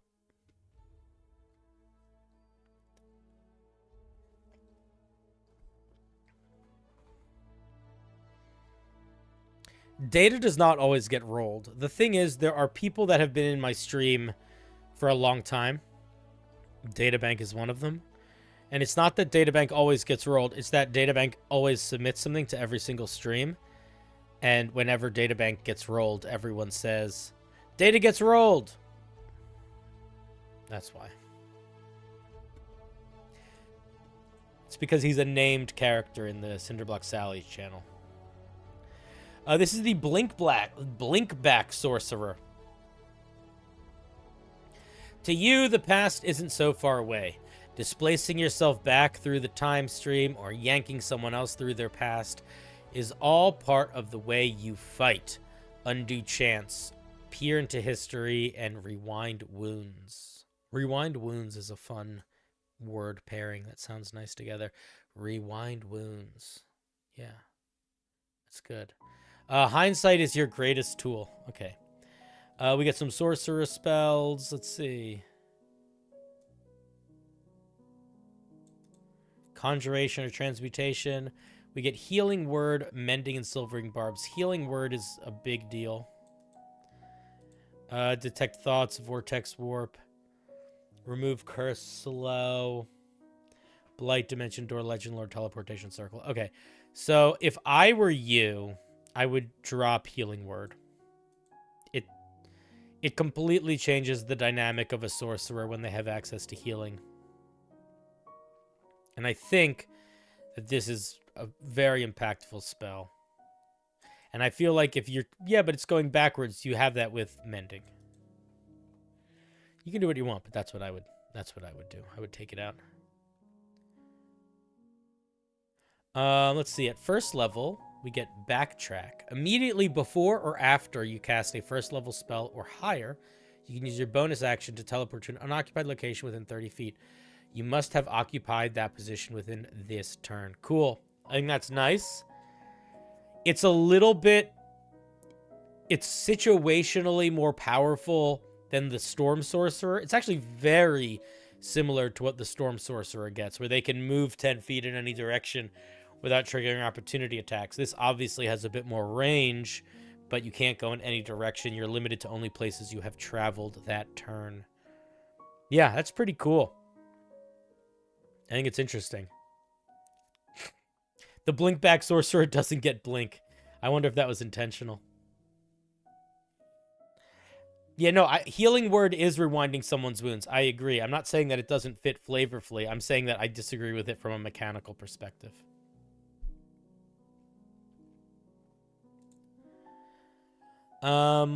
Which you don't need to agree with me on. You can cast Mending as an action. You can use 10 minutes to touch any object or creature and magically determine its age. Huh. I guess that makes sense.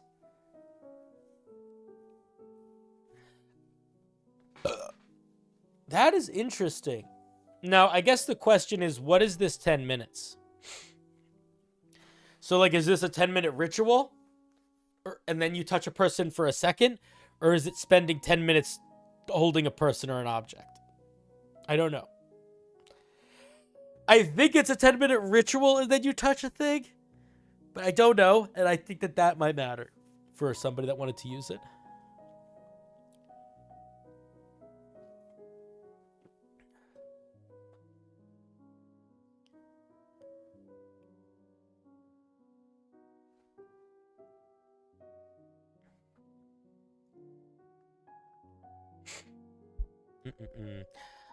I have an idea for a themed stream. You know how some spells have counterparts? What about making a counterpart to other spells? That's an interesting idea.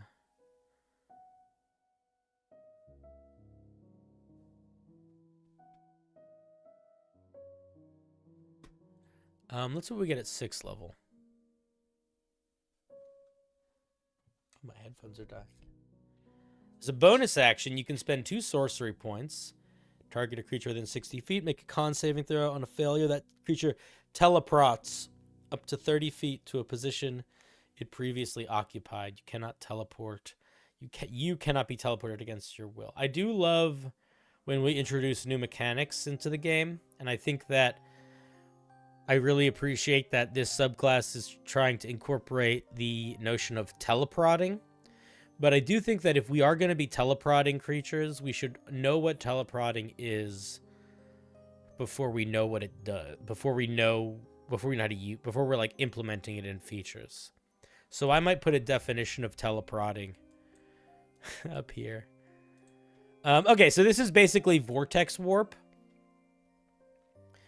We get the spell Vortex Warp. I know they're not the same, but it is a little bit redundant because of how similar they are. Like, Vortex Warp, you pick a creature, you teleport it. This is literally the same thing. You pick a creature, you teleport it. So, I would try to come up with something new here. Or if you really are in love with this feature, take Vortex Warp off the spell list. Or, make it more like the Aberrant Mind and have the 6th level feature be some sort of sorcery point way of interacting with the spell list.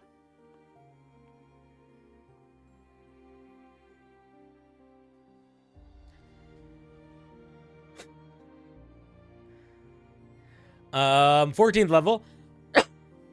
Your movement speed increases by 20 feet. Why? The distance you can teleport increases by 15 feet. This feature feels off. The teleport part is fine. I disagree with the movement speed increase. You're not quicker. You're blinking. So it feels off. I almost feel like you just didn't give us a teleport because a lot of other things get a teleport. But I disagree with the movement speed increases, feeling like it's selling the fiction. When you use a bonus point on your Font of Magic, you can spend 1 sorcery point to use Backtrack. I don't remember what Backtrack does. Oh, it's this.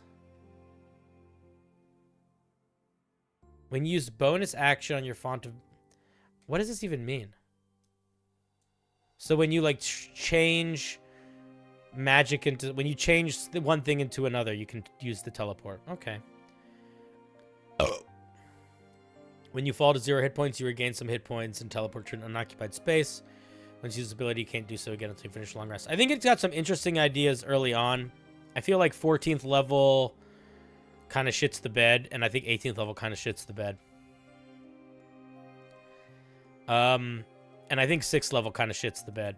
Actually, that's not true. I think they're all fine. Like, none of them are bad as features, but, like, this is just Vortex Warp, but different. We get Vortex Warp. I don't really understand why we're getting this.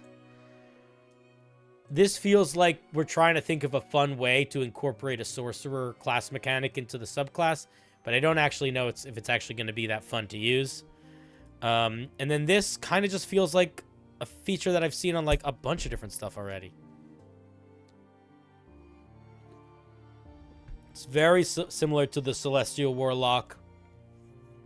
I don't know. I would just try to come up with something a little bit more distinct and unique than the you drop to 0 hit points, you come back.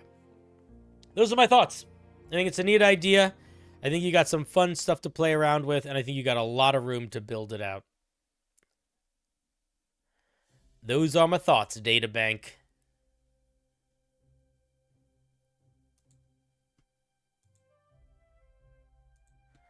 Let's give Data a round of applause.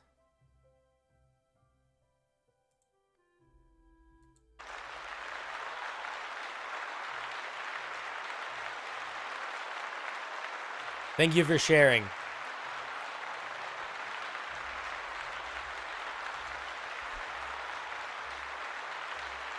A Helldiver's Artificer would make a lot of sense. If I was going to make a Helldiver's Artificer, I would completely devote it to stratagems, and I wouldn't try to make it have guns at all. Like, don't worry about guns. Just maybe do something like the Artillerist Artificer, where you're, like, better at shooting with wands or with cantrips. But other than that, fucking stratagems all the way.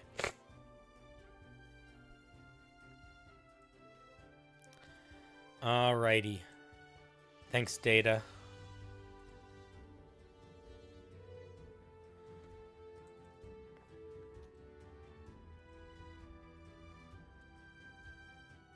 Give it Eldritch Blast. I mean, Eldritch Blast is a pretty good representation of the big bio, or the little bio, or the in-between bio. It's good holistically for the bio-ing. You know, we live in a world of bio-bios. You know what I mean? We're not all the champions of the bio. We want to be the champions of the bio, but we're not always. Oh, there's a weird thing that happens when you become a content creator. It's when people do better than you that you know, and you get jealous, and you have to move on from it and decide it's okay, because it's not healthy to be jealous of your friends for their success. Isn't that a weird thing? I do need sleep. How did you know? Cinder, I have a question. For me, I'm me. Am I doing a low fantasy setting, but one of my players really wants to play a different race than human? And you said that if that's going to happen, they... Where's part 2? Have to use the backstory you made? I wouldn't force them to make a backstory that I made. I would...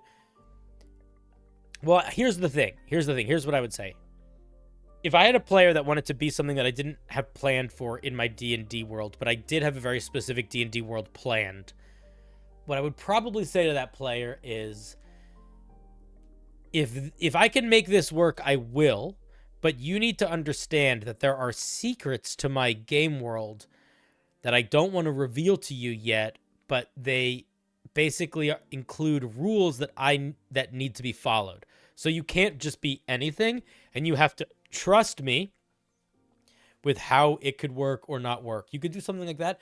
You could also, if you're more willing and open to be a little bit more collaborative with it, let's say you built a low fantasy world and somebody really wants to be a Warforged. like a living statue that would like, whoa, that's really out of place. You could work with your player / dungeon master to be like, okay, yes, these things are really out of place, but they are here sometimes. So let's just figure out why they're here sometimes. You know what I mean?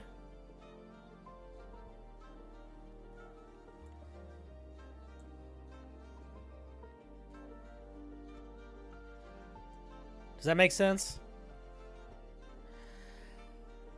You know, work with them to build the lore for it so it fits your game world. And you can say no to things that might push back against sort of more secret aspects of your world that you're not quite willing to divulge yet. What's up, King Crusher? How's it going? What's up, Bahamut? I already said hi to you.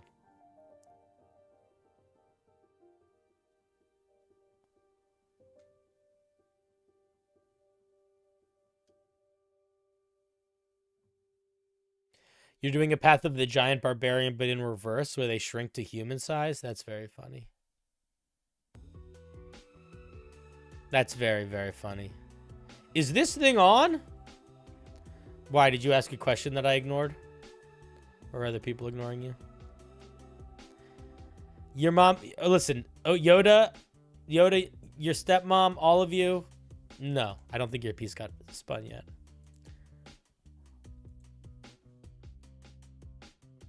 Last night I stayed up so late. I had so much editing to do, and I was procrastinating.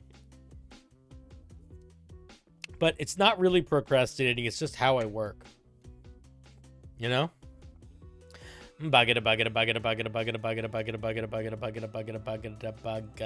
Booey.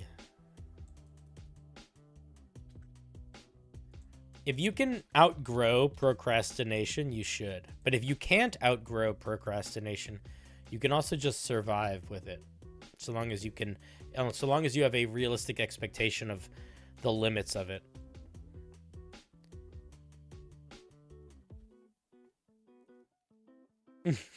Next time before we spin, I'll give you guys a couple seconds to make your predictions. I apologize. Vampire Lieutenant. When building a vampire collective, I found that there weren't any good lower CR vampires that could be responsible for running an enclave. In comes the Vampire Lieutenant. It's still very much a work in progress, but I cannot take all the credit because the Homebrew is a collaboration between me and one of my players. Love any further suggestions. You have to fit the role of a leader. Bop, bop, bop, bop, bop. All right, let's take a look. A lot of it's based on the vampire stat block. All right, so we're going to assume that like a lot of this is basically just a vampire. It's a CR 14. That's a beefy vampire. That's a Strahd level vampire. Here it is in Twitch. Here it is in YouTube. All right. I'm assuming the stats are all just vampires. Shape changer is all just vampire. Legendary resistance is just Strahd. Misty escape is just vampire. Regeneration is just vampire. All this stuff is just vampire. Vampire, vampire, vampire, vampire, vampire, vampire, vampire. Where does it get anything new? Is this the first new thing it gets? Just Crimson Command? 4 times a day, the Vampire Lieutenant issues a command to an allied undead creature within 30 feet. The creature gains blah, blah, blah, blah, blah as their next ability check or attack roll, provided that the creature can see or hear the command. Okay. And then they can... So, you can use your... Is this an action? This is a whole action? Or it's a bonus action? Or is it a bonus action when the other creature uses it? Okay. Crimson Command should either not be an action, it should be a legendary action, or it should be a bonus action, or it should be a special thing where when they make the command, the creature can immediately attack. That's what I would probably do there.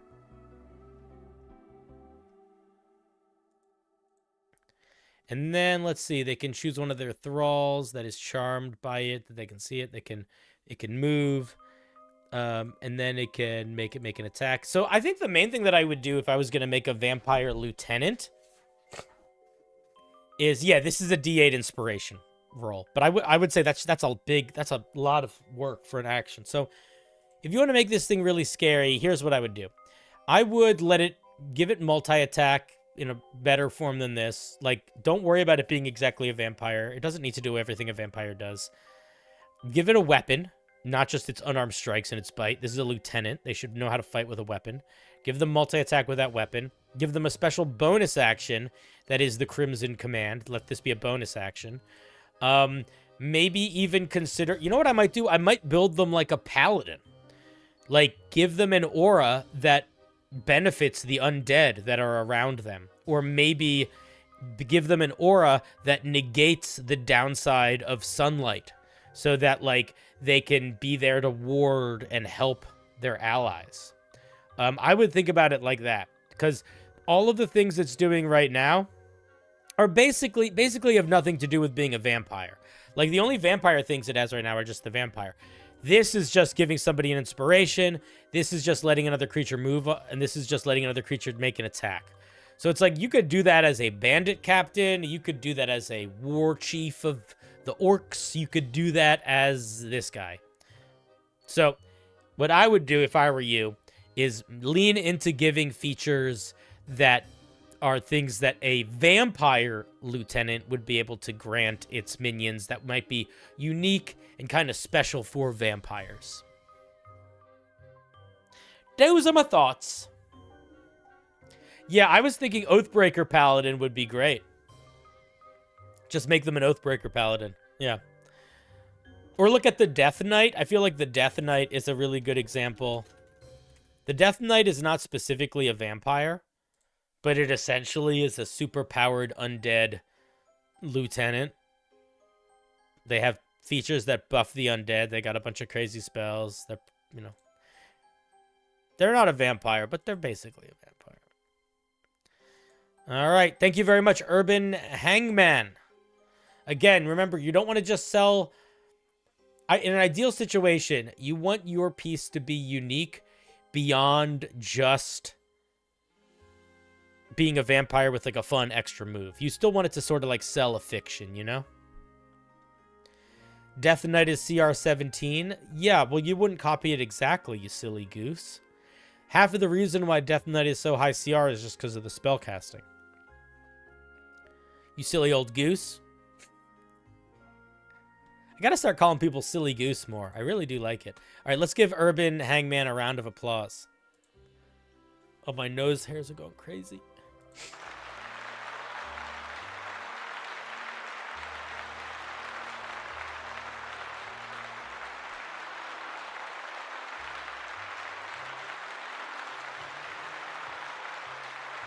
Bloop. A silly goose would maybe a serious swan is the opposite. Maybe. I'll tell you what, I don't want to hang out with a serious swan. It sounds weird and creepy. It sounds ominous. Hello there. My name is Reginald Humperdinck Bartholomew Excavator. But you may call me the Serious Swan. You know? Seems like a fucking weirdo. I think there was a loud noise outside my house. I don't know what it was. Oh, there it is again. What is that?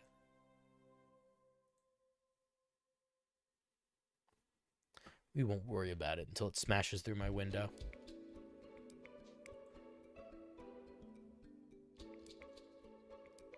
All right, guys.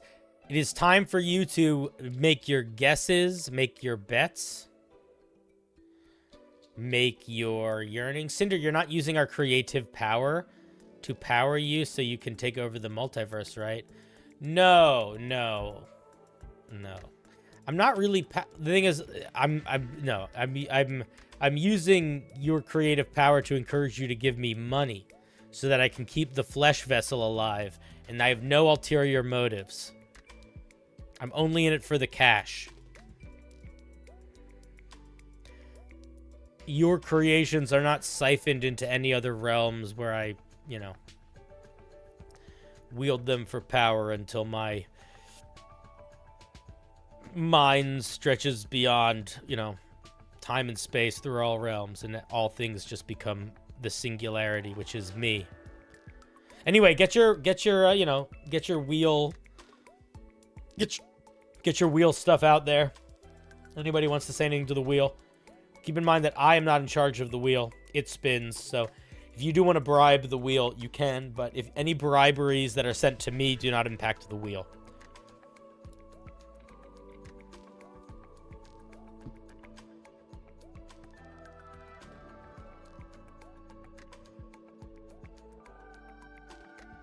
All right.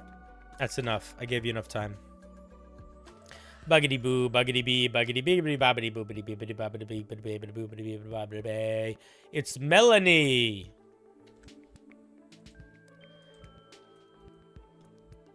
What's up, Mel? Are you the same Melanie that I went to school with? Probably not. I'm running a One Piece pirate-themed campaign. I want to know if these mechanics are too powerful, punishing. I'm going to tell you right off the bat, the answer is yes. I don't even need to read it. I'll tell you that the answer is yes. I mean, we will read it, and we'll talk about it. But if we are to believe in the law of averages and statistics, realistically, I have seen... I'm gonna try not to overestimate. I think realistically, I've seen 15 pieces of One Piece inspired homebrew. Maybe a little less. I've seen a lot of One Piece inspired homebrew. I have never seen a single piece of One Piece inspired homebrew that wasn't shockingly overpowered to the point that it was, you should just be playing a different system and not D&D. So, good news, bad news. Bad news, it's hard to balance One Piece ideas in D&D. Good news, if you fail to do so, you stand amongst many that have failed. So don't feel bad about it. Now, with that in mind, let's see. Oh, I thought it was going to be... Okay, let's see. Devil Fruit. Each fruit bestows the user unique superhuman abilities at the cost of being cursed by the sea. When a power holder begins or ends their turn submerged in water, they gain the following effects. If they have no swim speed, their movement is reduced to 0. If the creature does have a swim speed, everything is counted as difficult terrain. At the end of a creature's turn, they sink downward a distance equal to half their base movement. For the sake of attack rolls... See, don't say phrases like "for the sake." Just say attack rolls, saving throws, and ability checks. Wait, what? What the fuck are you trying to say here? For the sake of attack rolls, saving throws, ability checks, the power holders... Okay, so this is complicated. Just give them a penalty. Just say they get a -5 penalty to strength, dexterity, and constitution attack. Just say they have -5 penalty to attack rolls and saving throws and ability checks. Boom, done. Easier. Simpler. Get rid of this. Because now this would be having to recalculate stats every time they rolled. That would be tedious.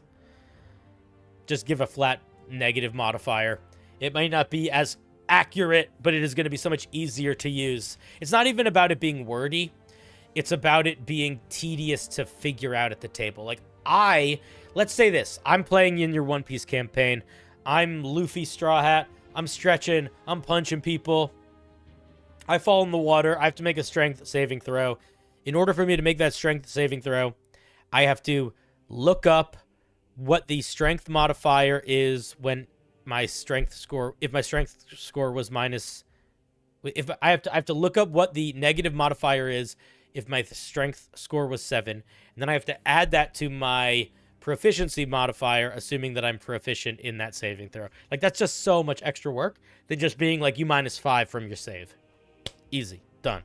Simple. Attacks made against the power holder. Don't say power holder. This is so weird. I wouldn't call them power holders. I feel like I would come up with a different word for this. I would say attacks, and all attacks made against them are rolled with advantage. You could just say attacks against them have advantage. Okay. Any features granted by their devil fruit are unable to be used. Okay, so I mean, mechanically, it's not... I mean, it's no more punishing than it is in the show. But I think that it's a little bit tedious to keep track of for some of these things. I also would not... I would be hesitant to give the swim speed creature a bonus here, because it creates a situation where it is infinitely better to play a creature with a swim speed, which is not super fun. Tradosia just says, I'd say you sink 100 feet at the start of each of your turns whenever you are submerged in water. Yep, I agree. I agree. That would be a lot easier too. Yeah. I agree. I agree for sure. Yeah. Also, it doesn't make sense for them to sink faster if they can move faster. If anything, that feels like the opposite. Like, if you're really good at moving, you shouldn't be punished for that. Okay, let's see what one of these fruits does. Zoan fruit are a fruit of devil fruit that allow you to transform your body. What do they do mechanically? Zoan users can use a bonus action to shift into their hybrid or full transformation a number of times equal to their proficiency bonus. These transformations last until the power holder chooses to transform. What does it do? Doesn't really say what it does, so I can't really tell you if it's overpowered or not. And then the Loga fruits, when they're attacked, they can use a reaction to temporarily become intangible, turning their body into the element of the fruit they represent. They can use this feature and over time. Okay, so yeah, so I can't tell you if these are overpowered or not, because we don't really know what they do.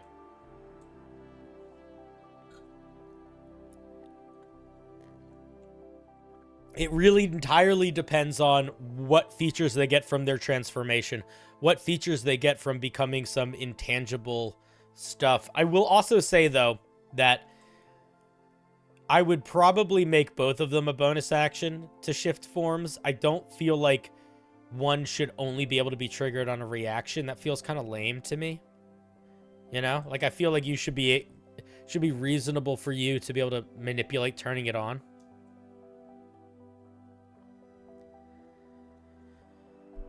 The intangibility ability isn't anything. You don't actually say what it does. So intangible doesn't mean anything mechanically in D&D.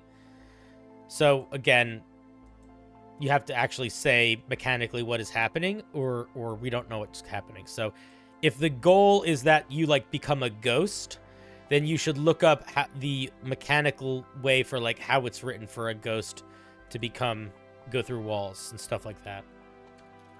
Because it's not, you just, intangible isn't anything. So you could write, like, incorporeal movement, for example. Yeah, those are my thoughts. This does not seem like an unreasonable punishment for a One Piece game. It will definitely lead to a lot of characters dying. But I feel like that is also realistic for the world of One Piece when you're not one of the main characters. You meant they ignore the damage of the attack? I mean, that's... I would do something different. I mean, listen, you can do whatever you want. That feature is just a feature that already exists in game. The Eladrin just get that. The Shadar Kai just get that. So you could just be a Shadar Kai, which is a type of elf where they can teleport and not take damage. And they can do that a limited number of times. So I would try to be a little bit more creative with the way this represents itself. But again, I also am not a huge cartoon show watcher. I watch mostly only the live action. I like to stick to the original. So I don't really know the difference between these fruits yet. But yeah, write this out mechanically. Make no assumptions about this phrase meaning anything or being understood. If you want the damage, if you want it to reduce the damage, you got to literally say that.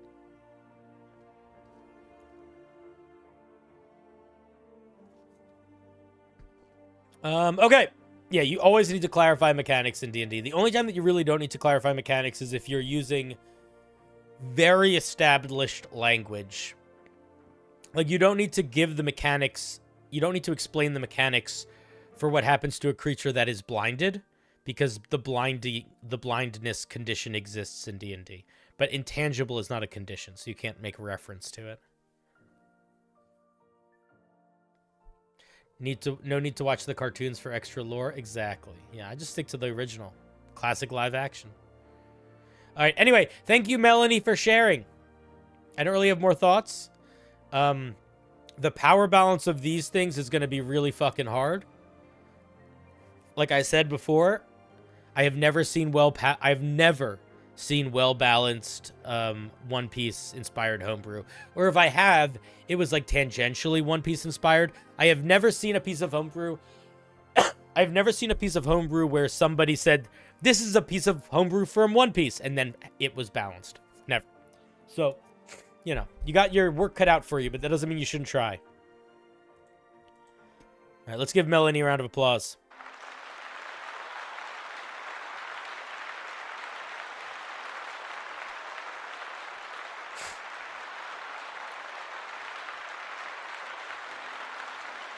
Bloop.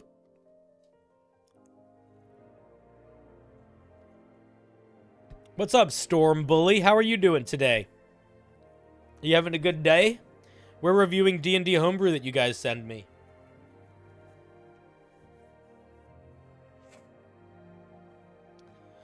I was watching your Minecraft stream. Was this the one that broke the rule and was balanced?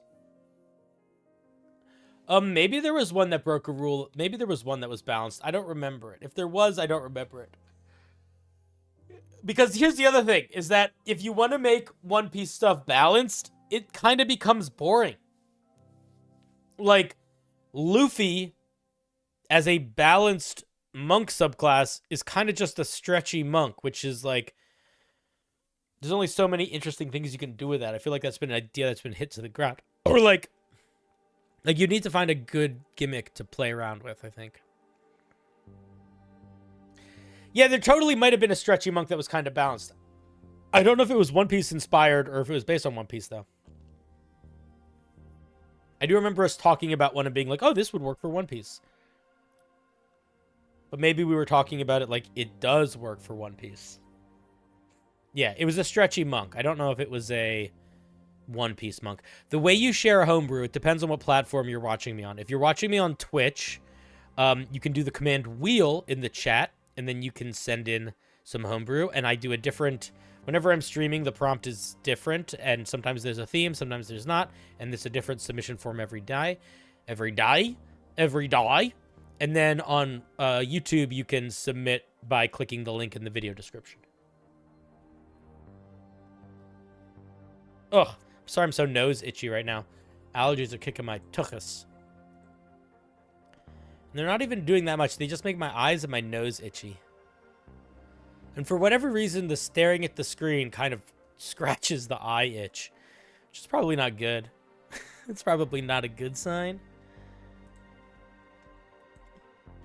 Oh, guys, I think I'm going to pull the trigger and buy this new computer. I really don't want to spend the money, but I want to be able to run games on stream, and I want to be able to do more complicated things that require more processing power to build for my shows. Complaining! I'm done complaining. All right, guys, pray to the wheel. Get your prayers in.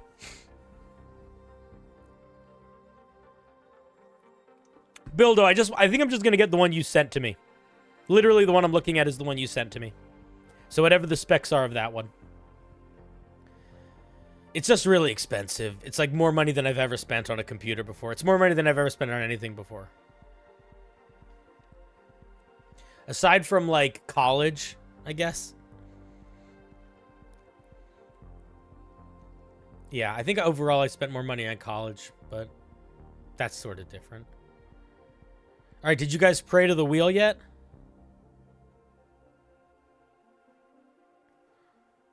Get your prayers in. How could I allow my characters to make dragon-like physical attacks without it being a beast barbarian? You could be a fighter, and you could take the unarmed fighting style, and then you could reflavor it as whatever you want. Or you could take any class and take the unarmed fighting style feat, where you get to pick a fighting style, and then any class can fight unarmed. Or you could take the tavern brawler feat, and then you could also fight unarmed. You meant for the barbarian subclass you posted earlier? You could still take a feat and do unarmed fighting. I'm playing a barbarian in my pod. I'm in a show, if you guys didn't know. It's called Unbalanced Encounters. And I took a fighter dip and took unarmed fighting because I wanted to be able to punch stuff with my giant robot arms. I play a giant robot. You guys ever want to know the glory of me playing a giant robot? Go check out my podcast. All right, enough of that. You pray to the wheel? Oh, wheel of beautiful roundness, glorious circumference and radiance, please pick me to be reviewed. Gotta love an all caps prayer. There's passion in that. There's zealotry.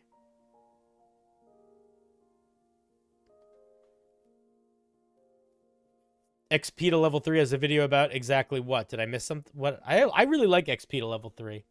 I really want to meet them. I feel like I'm so close to meeting them. But I used to know Davy Chappie. I haven't talked to him in a while. He's like there's like a connection there, but I don't know. I think I'm not big enough yet. I don't think I'm big enough in my britches to be able to demand that kind of acknowledgement. I did talk to somebody that was really cool. I did talk to, I want to touch foreheads with everybody. But I did talk to D&D Shorts, which was really cool. And he basically was like, you're busy. No, he basically was like, I'm too busy to do things, but I like you, and let's talk later. And I was like, yes. That's a big win. I'm excited to hang out with him. I really hope to meet him either hanging out in Discord or just in, in human one day. I like his vibe a lot. He's just got such a goofy, thoughtful, and, like, excited vibe. You know what I mean? To help with the new computer. Oh. Toss a coin to my Twitcher. Oh, makeshift. Makeshift. That's very kind. I'll be honest. I always hesitate when I talk about money things on stream because I don't want to peer pressure people. But I do appreciate that. You just submitted something? All right. I'll add you to the wheel.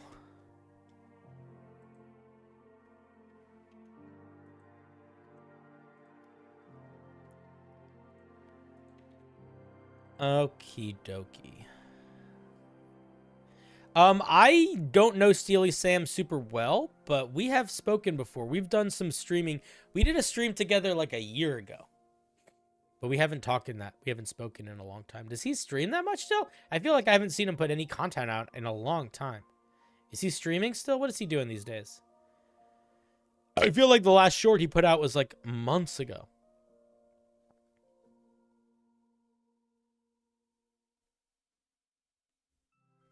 Let me just check.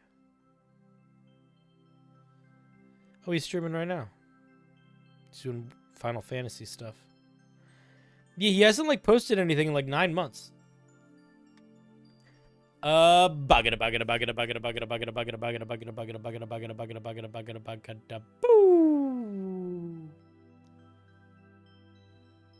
Wolfman. Do you know, Wolfman, that my favorite monster growing up by far was the werewolf? And one of my favorite, like my favorite in the Wolfman, like the old Warner Brothers black and white movie Wolfman, was one of my it's like still one of my favorite movies. I made a little AC go down thingy. It's kind of bad. I'm planning on changing it later, so don't focus on that. What?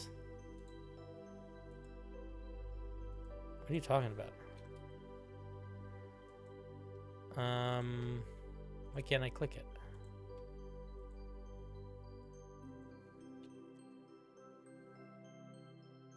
Dagger of the Blood Moon. It's legendary. Requires attunement by It Must Be Night. Did I watch Goosebumps? Yeah. I watched Goosebumps. I read Goosebumps too. What's up, Arcade? What's your favorite kind of sandwich? I'm trying to decide on dinner. So I live mostly, well, I live all throughout time and space, but the flesh vessel mostly resides on the east coast of the United States, the northern east coast. So I am a big fan of what a lot of you would call submarine sandwiches, but what are in fact known as hoagies. And I live in an area where you can find incredibly good Italian markets. And a good Italian hoagie, on good bread with fresh mozzarella. You really can't beat it. With like prosciutto and fresh mozzarella, oil and vinegar, sweet peppers, hot peppers. Can't beat it. I've talked about being in Philly before. That's not a secret. I don't hide that from you. Dagger of the Blood Moon. Did I post this in the chat? I did. A sentient dagger given to the king of the vampires from the moon god. You said this is not done, but write full sentences. Capitalize this. Put an enter after this. Becomes sentient when attuned is not a full sentence. When attuned, has the power to consume a charge. You have 4 charges that recharge every long rest. You need to everything needs to be reorganized. So I'm going to sort of skim this because you said you didn't really finish it yet. So please organize it so that it reads nicely. When using the dagger, you have double damage at night and makes the wielder a vampire burning in the day and being able to suck blood regains HP. This isn't really a magic item. This is like just a curse that you become a vampire. I'm not really sure what you're using the charges to do, because you can consume charges that recharge at a long rest, but then also when you're using the dagger, it deals double damage at night, but also it makes you a vampire, but you don't follow the normal vampire rules. You take 1d4 fire damage. How often? I have no idea. Also, how are you able to suck blood? What are the mechanics of that? Also, you shouldn't have an infinite healing power. So I think the most important thing to do if you want to continue with this is for you to take a little bit of a step back and try to write very specifically what your magic item does, as well as describing very precisely like the way those features are interacted with. Because there's a lot of stuff here where you're making assumptions and you kind of shouldn't be. And there's a lot of complicatedness going on here. Dealing double damage at night, like what does that even mean?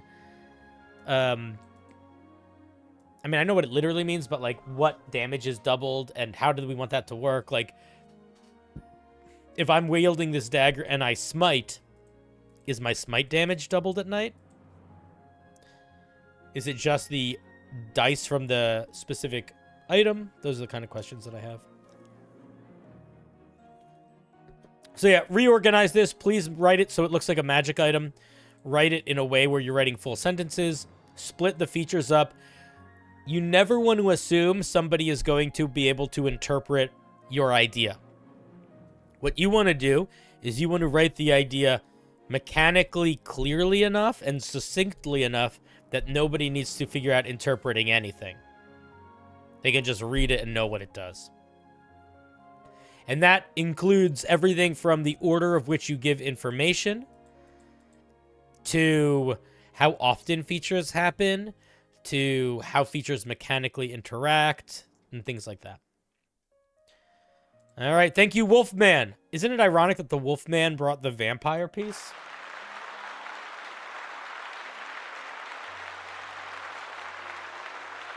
Who would have thought?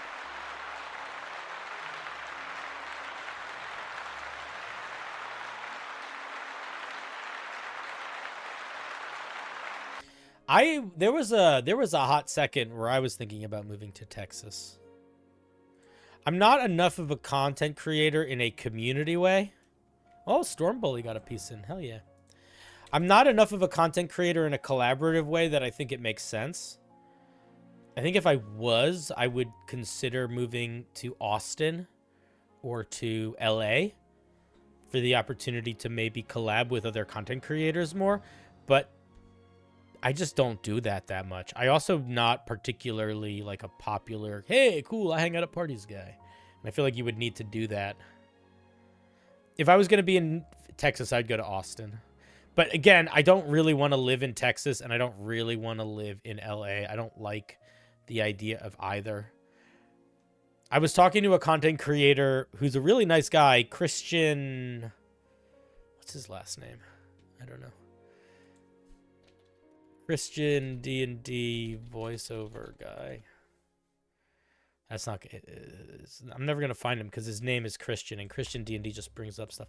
But he's a voiceover actor, and he was talking to me about how he's like trying to work hard to get his like resume going, and he wants to eventually make it out to LA to do more collab stuff there. And it's like that's just I get that that's a thing that people want to do, but I think if I just don't have it in me. I think I need to. The only way that I think I could be comfortable like moving to LA or even doing anything like a big, even stuff like Gen Con I'm not super comfortable with, is if I feel like I was going in with like a lot of clout. I don't love popularity contests and I don't love competition. So I think I would only really be comfortable in that sort of situation if I made enough of like an impact on my arrival, or I was big enough that there were enough waves of my arrival that I wouldn't have to like compete for people's attention. A lot of voice actors live in Texas because Funimation has a studio in Dallas. Yeah, that's where that's where Travis and Laura Bailey got their start with voiceover. We need to form a PA hub for D&D tubers. I don't think there's a single... Chat, please correct me if I'm wrong. As far as I know, there is not a single notable content creator, whether in the D&D space or not, that is local, that is like openly in Philly. Is there? I can't think of one. There are people that I thought maybe they were in Philly once or twice, but I don't actually think they are. The one creator that I was like, you might be in Philly because of something they said or did once, but I actually don't think they are, would be Internet Comment Etiquette. I thought Internet Comment Etiquette might have been in Philly. Bob Worldbuilder is PA, not Philly. I would like to meet him too. He seems like a really nice guy. It's not an untapped market. Philly's just not a entertainment city. The entertainment in Philly is food. It's not a. I mean, there's and murals and stuff. There's not a lot of like hip entertainment in Philly. It's all like old entertainment. Let us go to the museum and see the play. The entertainment in Philly is the SEPTA bus stops. Dang, I like Philly. The thing is, before I lived in Philly, I lived in Baltimore, and I liked living in Baltimore a lot too. But Baltimore has like truly no transportation system. There's like one L, and there's some free buses sometimes, but they work. It's very hard to make your way across the city in Baltimore quickly, unless you have a car or a bike. But Philly doesn't have a great public transit system either, but it's so much better than Baltimore's public transit system that it feels like I'm king of the castle.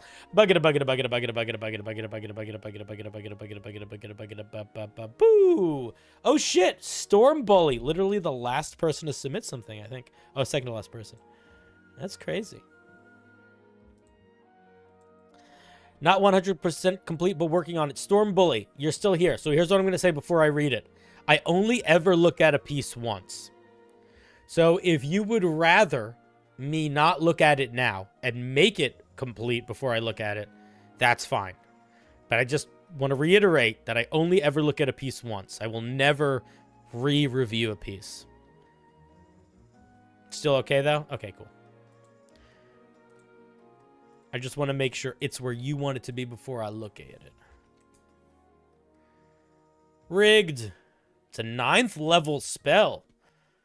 Oh, coming out swinging. You only have to like half pay attention to the rules with 9th level spells.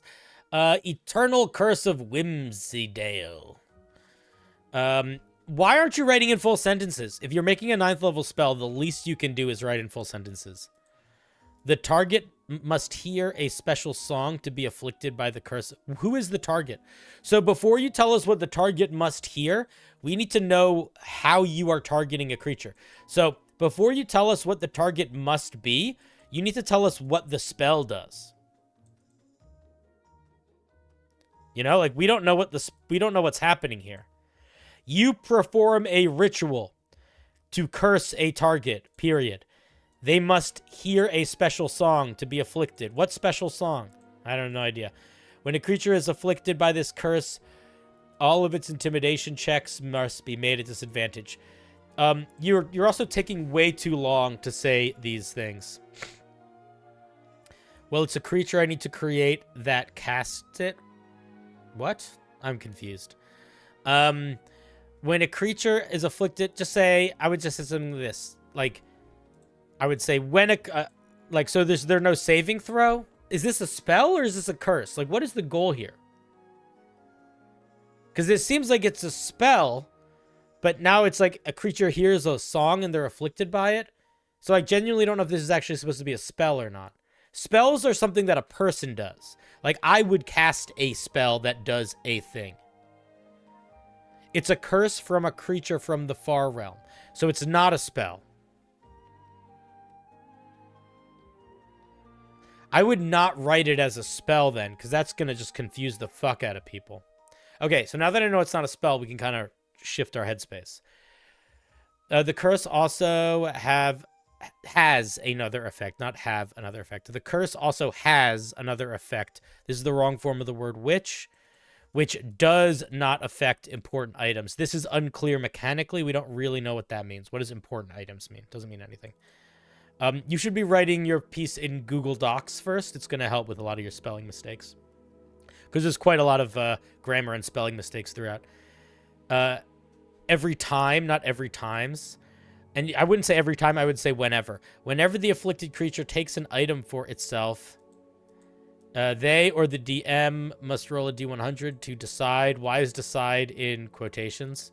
The effect of the curse. I would say to determine the effect of the curse. Is it the effect? The item stays the same stat-wise and does not change their usefulness. I still don't... You're explaining all these caveats, but we don't know what it does. So the order of operations here is very confusing. That's okay if you mostly speak French. We have lots of mostly French people here. There's a guy who hasn't been on stream for a hot second, whose name is a crazy long French thing, and I can't pronounce it. And I say quelque andu today. And he's my Frenchman. You can be my Frenchman, too. The curse turns an item into something related object. Okay. So, a couple things here. One, the question you have to ask yourself is this going to be fun for a player? Because curses don't need to be good, but they do need to be fun. Is it going to be fun to make a curse that makes your special weapons turn into nonsense items? Maybe. There should be a way for them to be turned back. I disagree with all the permanence here. So the way that I would rewrite this, because this definitely needs a rewrite, because literally it's not really doing much. Basically, a creature hears this monster. I would say whenever a creature hears this monster sing, they have to make a wisdom saving throw or become cursed. While they're cursed, they have disadvantage on intimidation checks, and whenever they discover an item, whenever they touch an item for the first time, they have to roll a d100. On a 1 through 10, nothing happens. On a 11 through 50, something happens. On a 51 through 100, something else happens. Write it like that. You're using a lot of words you don't need here.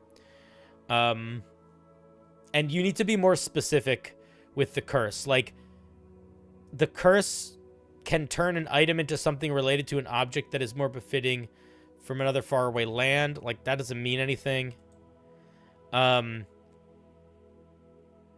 item stats, like, you need to, reorganize the way this is written, because it's just confusing. Like, this is a really important piece of information. Why did you put it in parentheses? You know?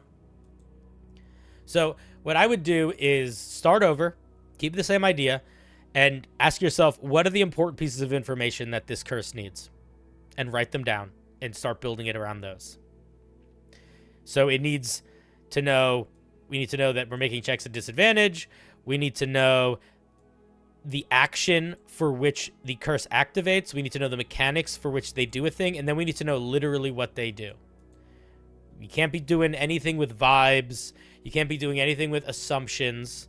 Because, again, that's not how D&D homebrew works. I mean, it can be for your home game. But if your goal is for it to be understood by somebody that isn't sitting with you, you need to be making sure all of your mechanics are very clearly illustrated.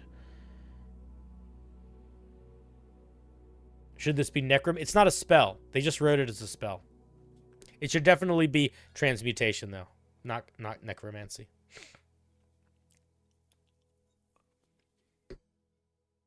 All right. Yeah, those are my thoughts. It's a little confusing in the way it's written right now. And what it does is not that terribly complicated, so I would just sort of try to focus in on what it actually does, which is when a creature picks up an item, roll a d100 to determine if it changes into another item. You don't look dumb, Blooded Baron. There's two ways you submit homebrew. One is you click the link in the video description of the YouTube video, or the other is if you're watching on Twitch, you type the command wheel in the chat in the stream. Only remake it if you want to. If you like it, keep it. I don't think you need to totally burn it down, but I think that keep the main ideas, because the idea of a curse that makes it so when you pick things up, they turn into other things is a lot of fun. Could definitely be funny. But you want to make it as clear and easy and simple to use as possible. The other thing that I would suggest, especially if English is not your first language and you're trying to write in English, find somebody, it could be in my Discord, it could be wherever, find somebody whose English is their first language to help you get it written in a way that, to help you with your grammar and your sentence structure when translating from French to English. It's going to be a big help. And in an ideal situation, what you'd want to do is you'd want to like have them like sort of talk you through what they're doing. If you don't really care about being understood in English and you just translated it for my benefit, then that's less of a big deal. All right. Thank you very much, Storm Bully. Let's give Storm Bully a big round of applause. With a baguette, because they're French. So make sure your round of applause includes some very nice bread.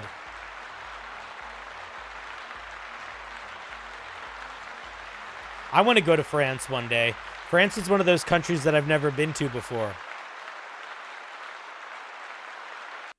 I've been to so many places, but I have not been to modern day French. I've been to France before, but it's been like a long time. I haven't seen anything recently in France. When you go, you know, when you're away from a place for too long, it really does change in a way that it feels sort of like you might as well, you know, just say you've never been there before. Not meant you've never been there before, but you know, the world dumb be a changin'.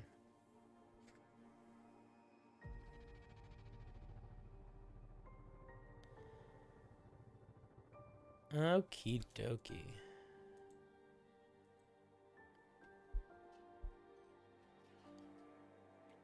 Excuse me. You know what's crazy? There's some really skilled people out there making some stuff, and why are more people watching me? It's nuts. Look at the production value of some of these people. I'm just a guy in a fucking room.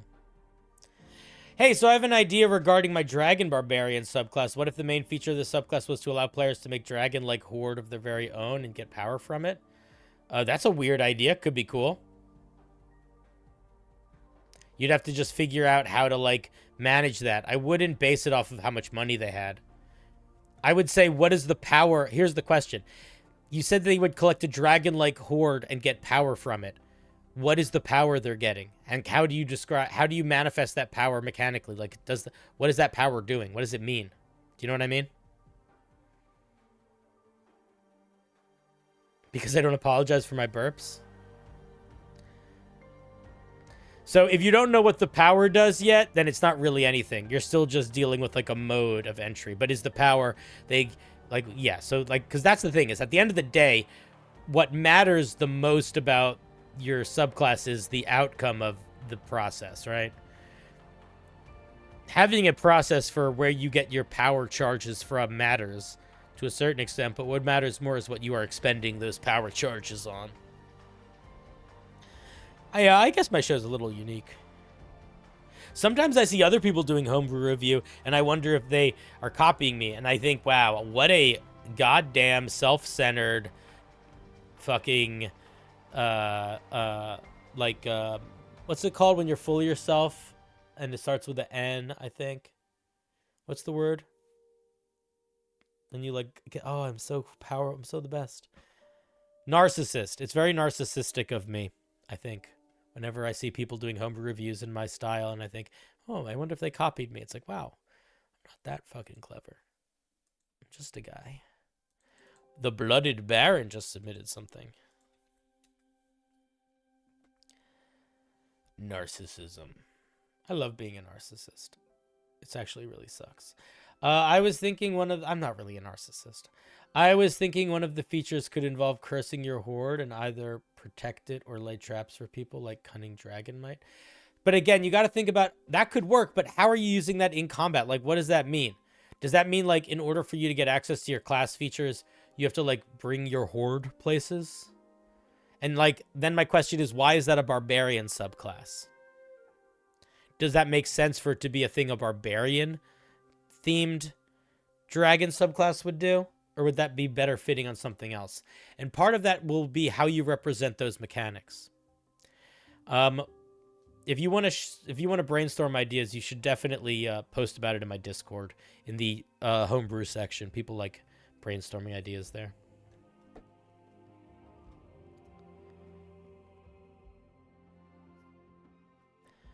Buggity buggity buggity buggity buggity buggity buggity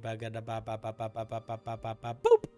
Elena, Sleois in the chat. Sleois. Hi Cindy, that's me. I have 2 creatures. My take on rats in the tavern basement. A rat that found a potion stash and drank all of them. I run encounters that are literally that sometimes. It's a fun time. Also, the random damage means I roll on a table with stuff like ice, fire, acid. Ice isn't a damage type. This is Sloth. My first time for homebrew creatures. Could really use some advice. Okay, let's take a look. What kind of weird fucking link did you send me? This is Notion? Okay.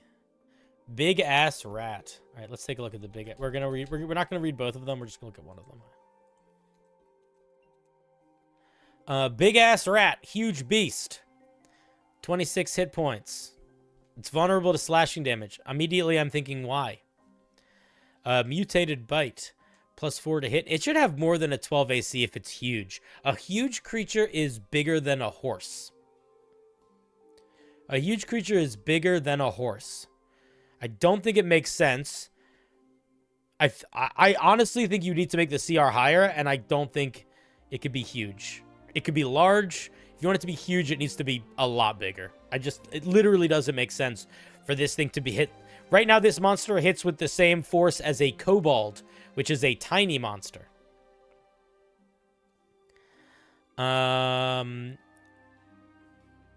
Taking 2d4 random damage on a failed save or half as much on a success.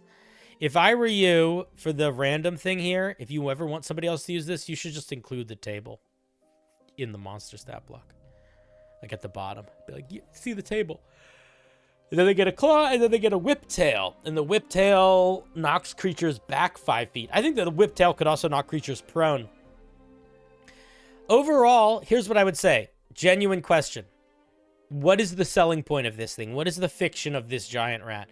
Is the fiction of this giant rat that it's a giant rat? Or is the fiction of this giant rat that it got mutated by potions? I think if the fiction of the rat is that it got mutated by potions, you got to lean a little bit more into the mutated part. Maybe give it some weird damage resistances. Maybe give it a little bit weirder stats across the board. Some stuff a little bit more unique. Because right now, the mutated bite kind of feels random. And I don't think it's intended to be random.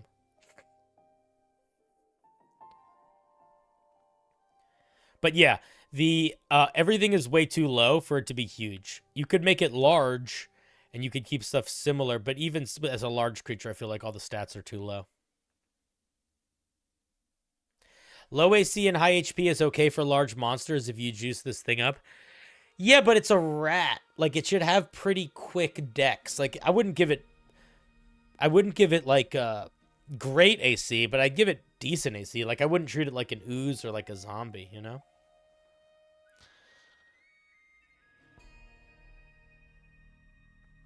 Yeah, what if it's also, what if the potion powers extended? Like, what if it had a different, what if every turn it changed what damage resistance it had? Or what if its tail whip did something different? Or what if it had, like, minor aura powers? Like, whenever a creature was standing next to it, they would take 1d4 damage of the random type that would change as, like, the energy was, like, spewing out of them, you know? That's kind of where my head starts to go.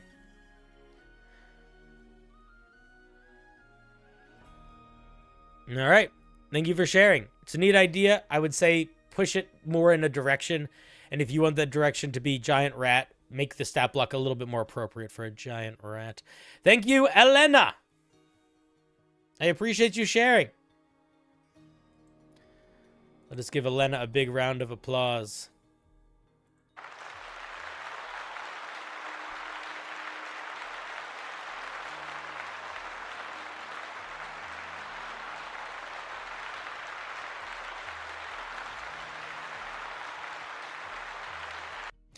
What's up, Blackwater? How are you guys doing? Are you streaming today?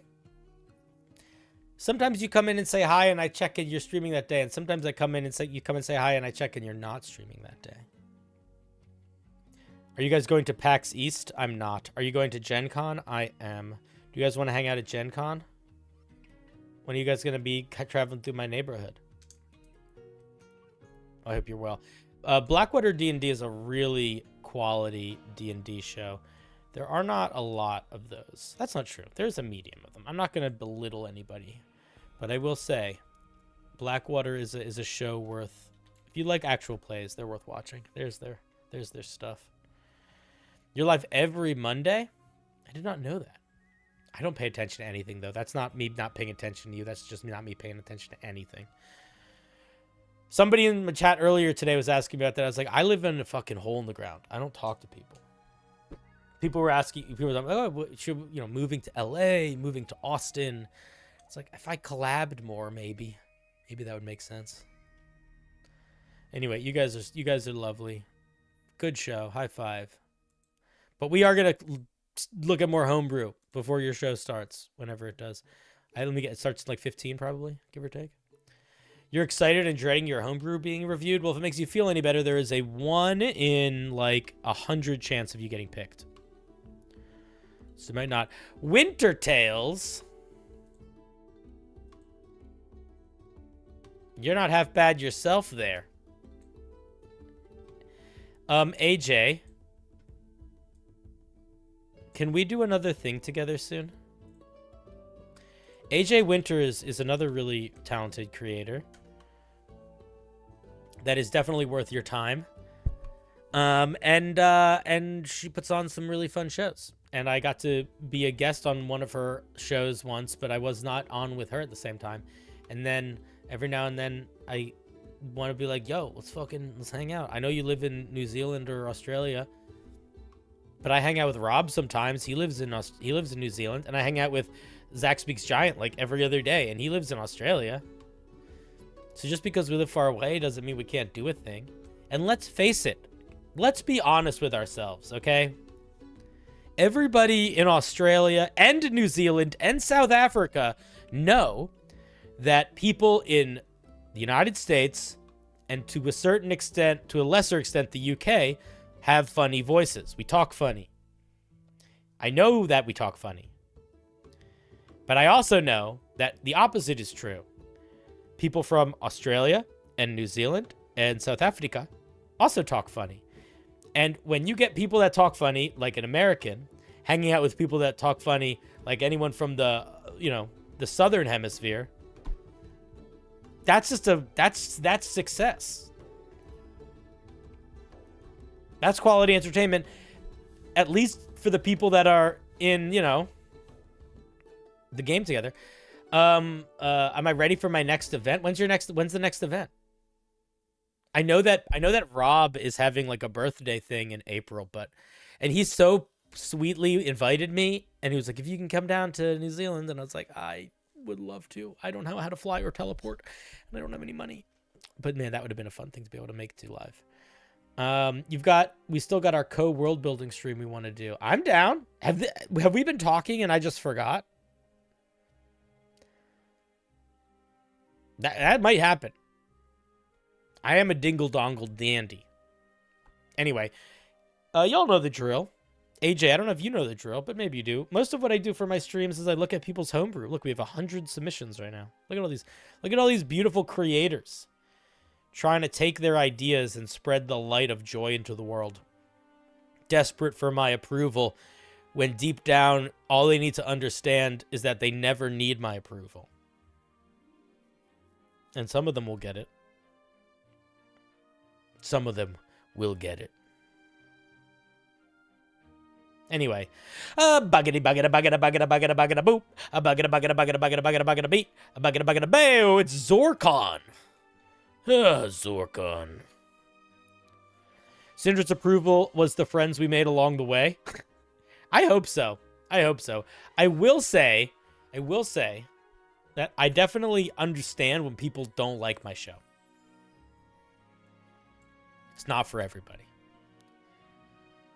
I'm trying to be more accommodating of when people actively don't like it in a way that is a little bit makes me want to like push back against them, because at the end of the day, it's not worth it. But I get it, you know. I'm very cocky. I'm very loud. I'm very much my own attitude. And sometimes I yell at people about grammar. Second ever homebrew subclass inspired by the Eloquence Bard's first feature. Okay. Now, what I'm going to say is something being inspired by a feature in D&D, there's nothing wrong with that. But you still want to make sure your thing is pretty dramatically its own thing. You don't want your featured inspiration to just feel like, oh, why aren't I just being that thing? You know what I mean? Like, for example, a while ago, we saw a subclass that was a wizard that was flavored, that was the vibe of the wizard was like, the mechanics were like, what if it was a wizard that was sort of sorcerer-esque? And it literally was just a wizard that got sorcerer mechanics. Like, they didn't make it do anything new. You know what I mean? 50-50, it's a critique show. You're going to get critiqued. This is true. You do get critiqued on the critique show. Is that an emo bard? I'd love an emo bard. Let's see. College of the Cursed Existence. The stories. Why is nobody writing in full fucking sentences? Why don't you uppercase Zorkon? This is not a slight at you, because this is the last 3 pieces of homebrew that I've looked at today. But I don't think you guys understand how impactful miscapitalizing the first letter of your writing is. Like, you probably didn't think about it, but it has a huge impact on the reader taking you seriously. I'm going to take you seriously because I'm here and that's my job. But if you want anybody else to take your writing seriously, it's the little details, like capitalizing the first letter of your first sentence, has a really big impact on your piece seeming like it was actually, like, effort was put into it. Because even if you put a lot of effort into it, if none of that effort is put into the formatting, it looks like it doesn't matter. But Zorkon, you don't need to make an excuse, because if you're saying you copied it from Beyond, it doesn't matter. The top of your piece doesn't say, this is copied from D&D Beyond. So this is your piece. This is it being represented on the page. So you should make sure that it's being represented on a page in as positive a light as possible. And if you don't, or otherwise just send the D&D Beyond next time, you know?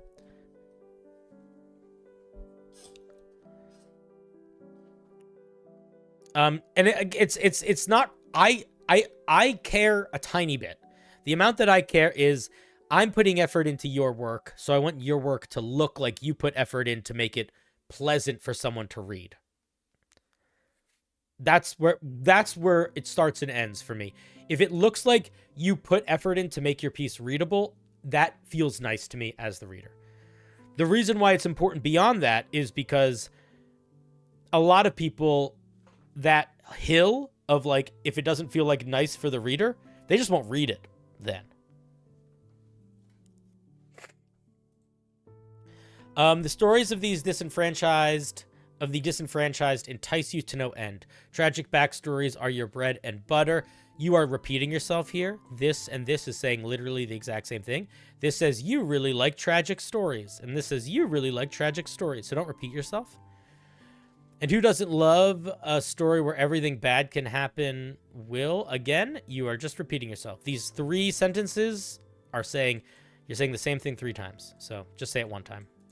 Whether you want to have revenge on a world that has done you wrong, or you are forced to do these things for the heroes, you know they can... Is this all 1 sentence? Okay. This sentence is too long. And it's confusing because it's lacking any meaningful punctuation. So make your sentence shorter and make sure it has meaningful punctuation. Yeah, it's written in the passive voice. It's very tedious. So the reason why that matters is when somebody's done reading your flavor text, they're about to start actually reading your homebrew. What do you want them to feel? Personally, what I want someone to feel when they're done reading my flavor text is I want them to feel fucking hyped and amped up. I want them to feel excited. I want them to feel curious. If anything, I want them to feel compelled to keep reading. When you write in the passive voice, when you write a very long sentence like this, it makes the reader slow down and it makes the reader feel like they have to do work. And you end up at the end of the flavor text not being excited to move on. You end up being like, all right, I guess I got through it. And that's not the headspace you want someone to be in when they start reading your homebrew. So spend a little bit more time cleaning this up, and it will have a huge impact on the quality of the rest of your piece, even if it doesn't actually change that much because it's changing the way people are seeing your piece. It's changing the lens from which they view it. But also, it's just going to make your writing better across the board if you start trying to get into the habit of writing short sentences, dynamic sentences, action-oriented sentences, that sort of thing. Do you have any homebrew published? Yeah, I have a handful. I don't really sell my homebrew that much. I just post it online. I have a couple things that I've done like a while ago that are a little bit more like, hey, this is like a book or whatever. But most of the homebrew stuff that I do these days... what the fuck? Most of the homebrew stuff that I do these days, I just post on my, I post on my Patreon when I'm done, or in the Discord. I used to write homebrew a lot. When I started this whole thing of being a content creator, all I did was write homebrew. For about, I don't know, for like a couple months, I just designed a monster a day. That was like the thing that I did for a long time. I don't know, I'm new here. This is the first time I've had to watch longer than 5 minutes. Well, if you don't want to watch for more than 5 minutes, that's fine. But you should only watch for any homebrew on D&D Beyond? Nah. If you look up CinderBlocksally, if you look up my name on Reddit, you'll find a bunch of my stuff on Reddit. And then I post it in my Discord, and it's just sort of around. It's all also on my Patreon. All right, let's take a look at what this thing actually does. Word of Grim Fate. Again, capitalize, man. Capitalize. Capitalize. Capitalize. Capitalize. Every single moment of non-capitalization makes me go, ugh. Even though I actively am trying not to, that's what they do to my bones. Okay, let's see what we get. Word of Grim Fate. You can spin words laced with nefarious intent that mark a creature and cause it to inch closer to demise. Okay? As a bonus action, you can spend a use of one of your Bardic Inspiration and to choose one creature you can see within 60 feet of you. One time before the start of your next turn, when the creature rolls a saving throw, you can roll a Bardic Inspiration die and reduce it by the number rolled. You must decide to do this before the roll is made. Is that... Just remind me, chat. That doesn't exist in the game yet, does it? I know that this exists for attack rolls with cutting words. Is there another thing that gets this? Where you can use a bonus action to give a creature a negative Bardic Inspiration? I don't think there is.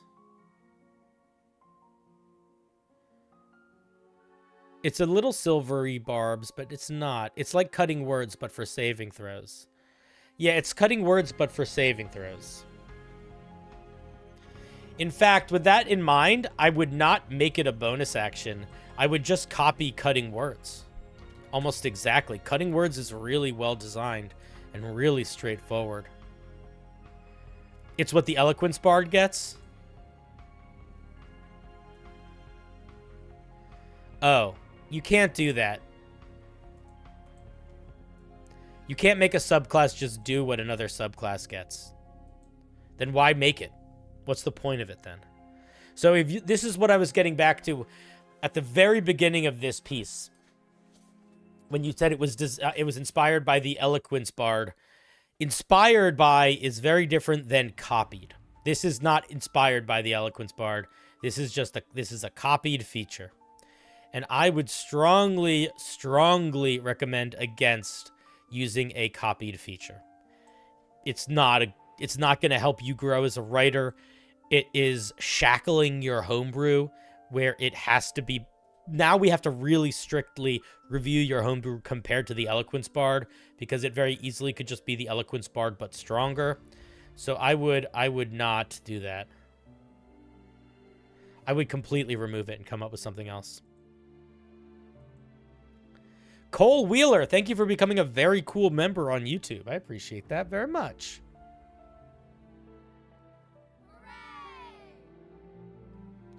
And Killy the Bid? What a fun name. You've been here for before. You're an old person. Yeah, you resubbing 4 months. Holy shit, it's been 4 months. Hey Chad, hey Cinder, long day. Hope y'all are doing well. We're doing pretty well. It's really been 4 months, dude. I remember when you first came in chat and I was talking about your name and your numbers. 89. Big year. All right, let's take a look at the other third level feature. As an action, you can cause a creature you can see within 100 feet of you to experience a traumatic event. Put a fucking... Oh my god, the lack of grammar here is actually frustrating me. A traumatic event, period. The creature must make a wisdom saving throw against your spell save DC. Or within the next 24 hours, they suffer a tragedy. The nature... Period! Where's the fucking grammar, dude? The nature of which is up to the DM. You said that there wasn't grammar because you copy-pasted this from D&D Beyond. That's no excuse for lack of periods in the middle of your sentences. Don't make excuses if they're not real excuses. They have to make a wisdom saving throw, or they have a tragedy. The tragedy is up to the DM. Once the effect is... So, here's the thing. Here's the thing. This is not a feature in D&D. This is not a feature. How would I describe this feature in a... How would I describe this feature very quickly?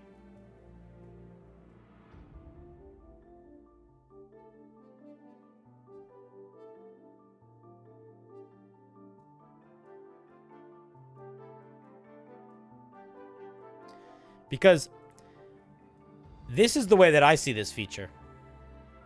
As an action, you can force a creature to make a wisdom saving throw. On a failure, the dungeon master has to figure out how they have a tragedy within the next 24 hours.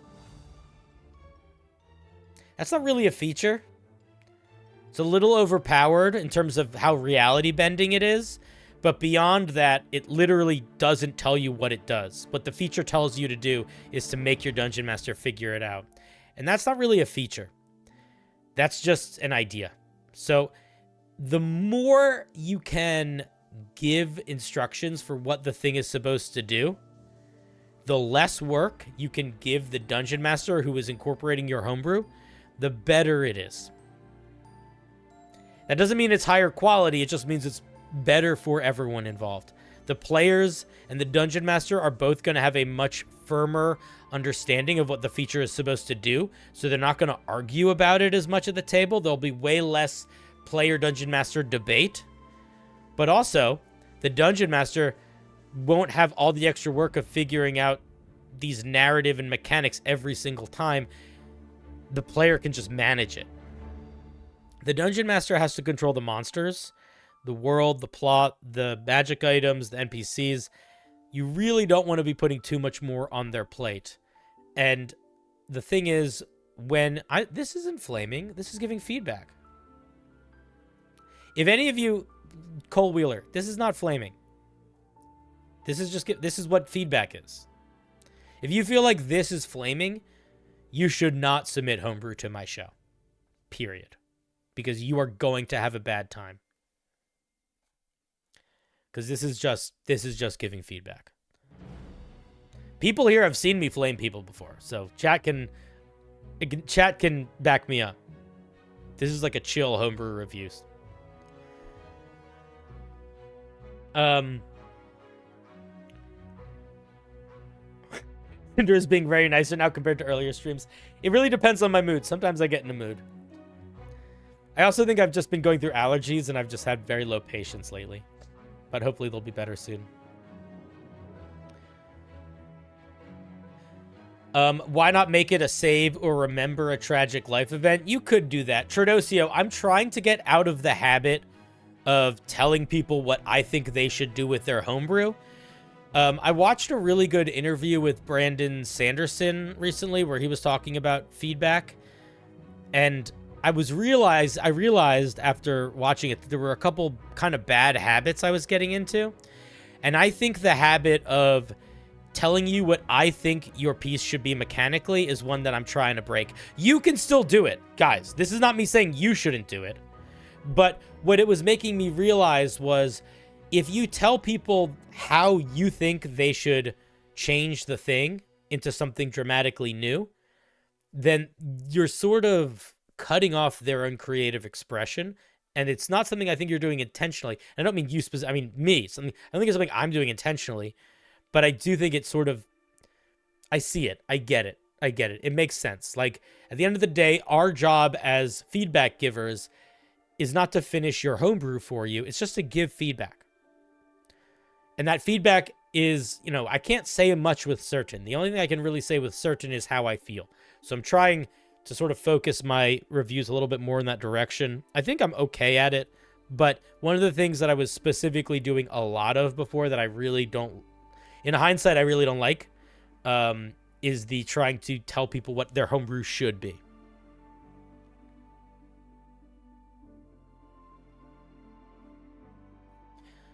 That being said, this is kind of just confusing.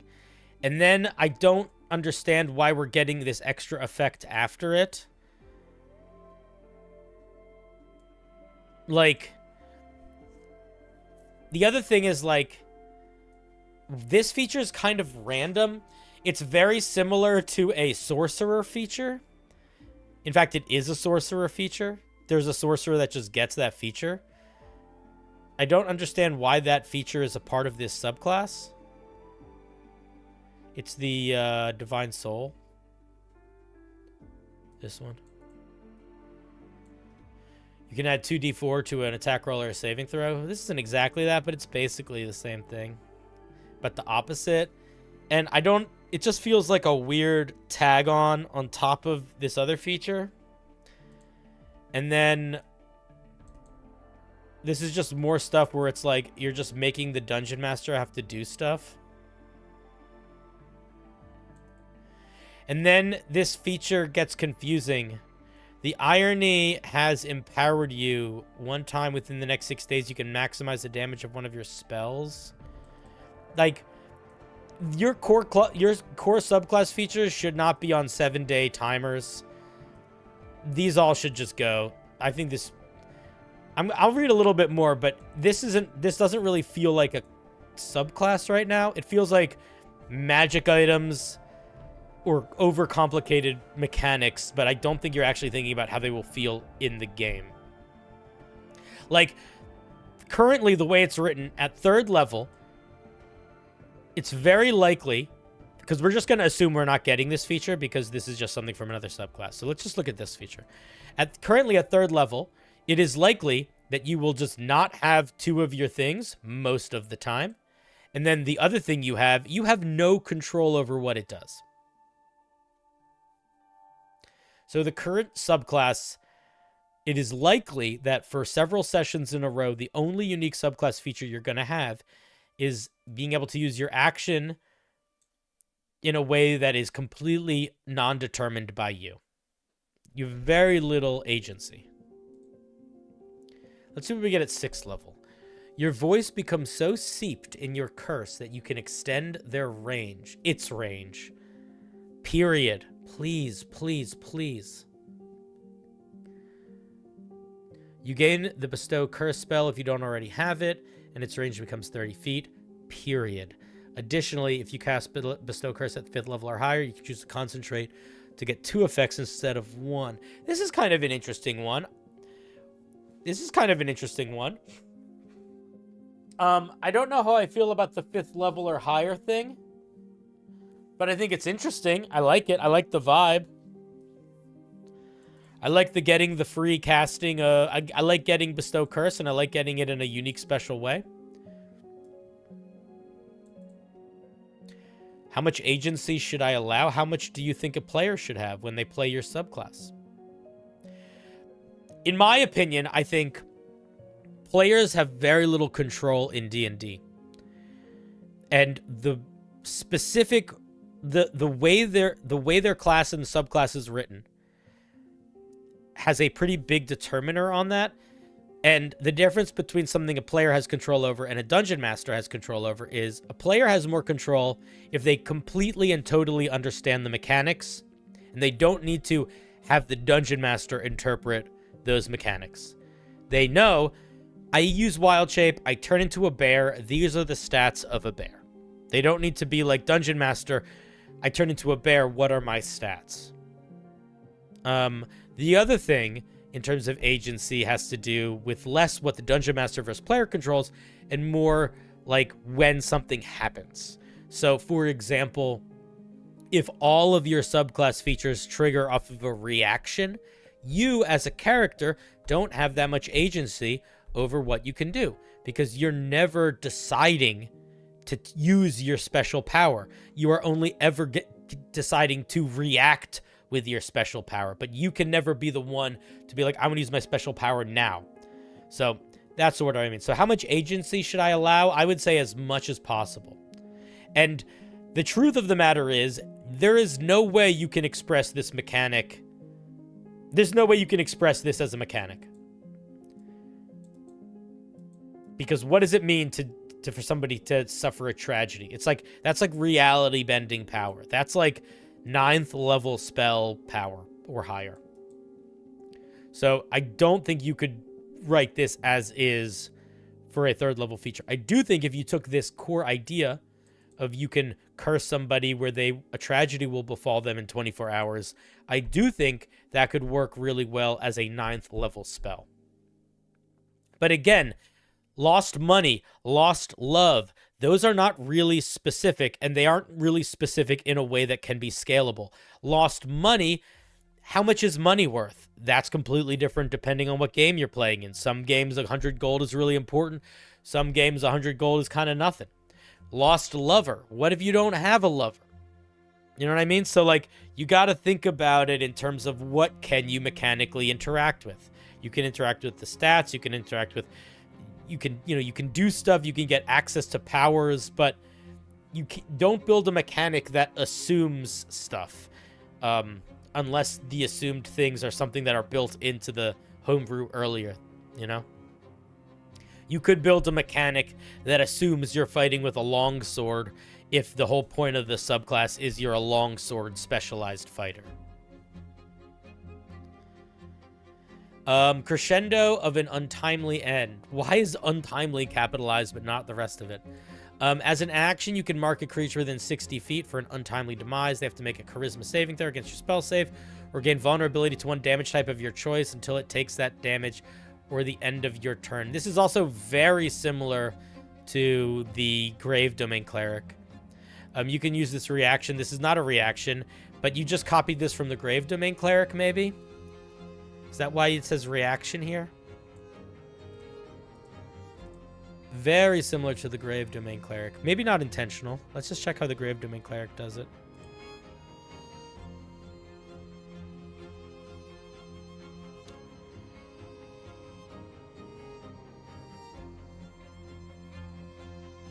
It's a little different in how it's written, but it's very similar. As an action, you can target a creature. They gain vulnerability to an attack. It's literally the same feature. you just get more uses of it. So I would come up with something new here. I would try to come up with something new here to try to make it feel a little bit more unique. I think the main thing that you got to think about is specific mechanics that are new and not vague, and then using those specific mechanics to sell a fiction. And I think the closest you get to that is the 6th level feature. Yeah, those are my thoughts. I hope you keep working on it, and thank you for sharing. It's definitely a lot of room to improve, but also I think the vibe is cool. I like the idea of a curse giving bard. I think it makes a lot of sense. And a bard that sort of twists the idea of a bard who's normally very like buffing oriented to a debuffing. I think it's fun. I think it's cool. All right, let's give Zorkon a round of applause. Thank you for sharing.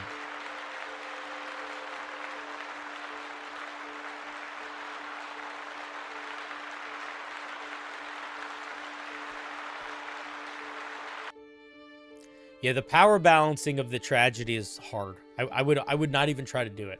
I would maybe come up with some D&D mechanic that I thought could sort of gamify representing a character feeling that a tragedy has befallen them. But it would be really hard to actually, like, bake in tragedy as a mechanic. Unless you make it a 9th level spell where you're bending reality, like Wish. Ugh. I have to stretch. Bye, Data. You're wonderful. Ugh. My body's achy today. I did not sleep well last night. My body's all achy. If you can make a mechanic out of rage, you can make a mechanic out of any motion in theory. Yeah, sure. I agree with that. Critical Role has a College of Tragedy bard. I mostly really enjoy all of Matt Mercer Critical Role's Homebrew. I think that some of the subclasses seem really fun. The Juggernaut Barbarian is lovely. The magic items, though, are the best. The best homebrew to come out of Critical Role by far is the Vestiges of Divergence and associated shenanigans. Those are by far the best.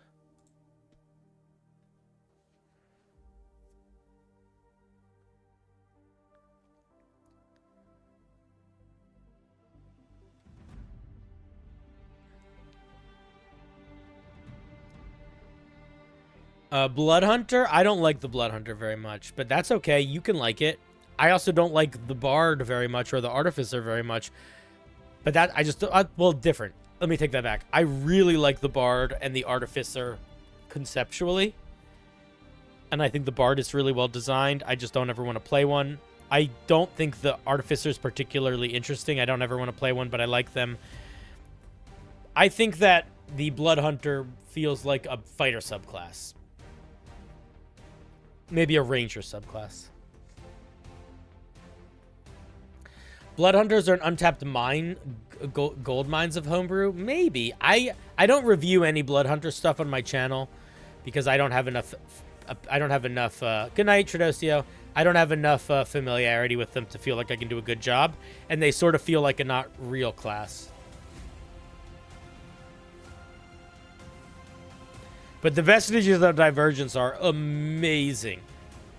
And the concept of them is just so good.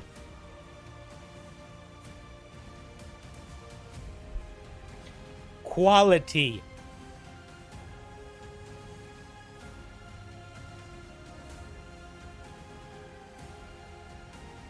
What is Craig doing tonight?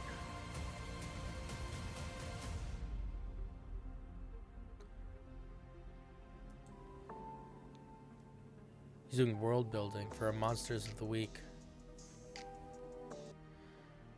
Okay, Craig.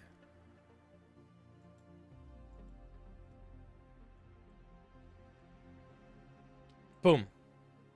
Is it just me, or it's hard to multi-class as a paladin? If you go, it's easy if you go warlock. Warlock paladin is like gravy. How do you like the Grim Hollow subclasses? Are those the ones that just got added to D&D Beyond? I'll be honest, I haven't really read through them yet. Oh, no, they're not. They're not the Humblewood. Those are different. I'm assuming they're different.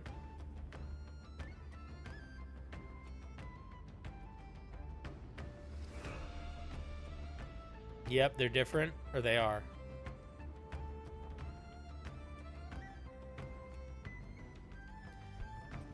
I'm not familiar with the Grim Hollow subclasses. I don't get out that much.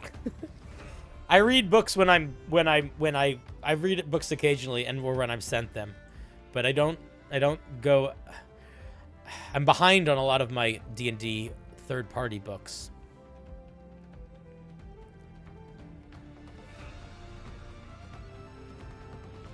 Oh, all right. What time is it? We're gonna wrap up soon. We can do one more, I think. Boo!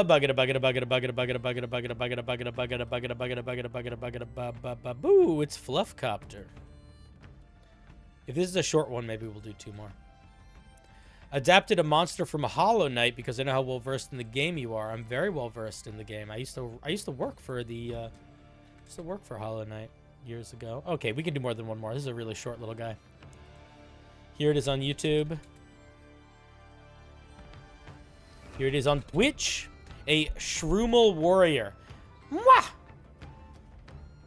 They're little guys, vulnerable to fire, rolling spores. When the warrior uses the dash action to move, it rolls that distance instead, leaving a cloud of spores behind it. While rolling, the warrior does not provoke opportunity attacks and can move through other creatures' spaces, but not end on one. If the warrior rolls through a creature's space for the first time in a round, the creature has to make a con saving throw or take some necrotic damage. And then they can head bash you, and then they have a bonus action where they can do a soft, high-pitched sound, and everybody around them becomes aware of their location. They are compelled to repeat the call and gather towards its source. The call is partially telepathic and not affected by such things as deafen or silence. Dude, this is fun.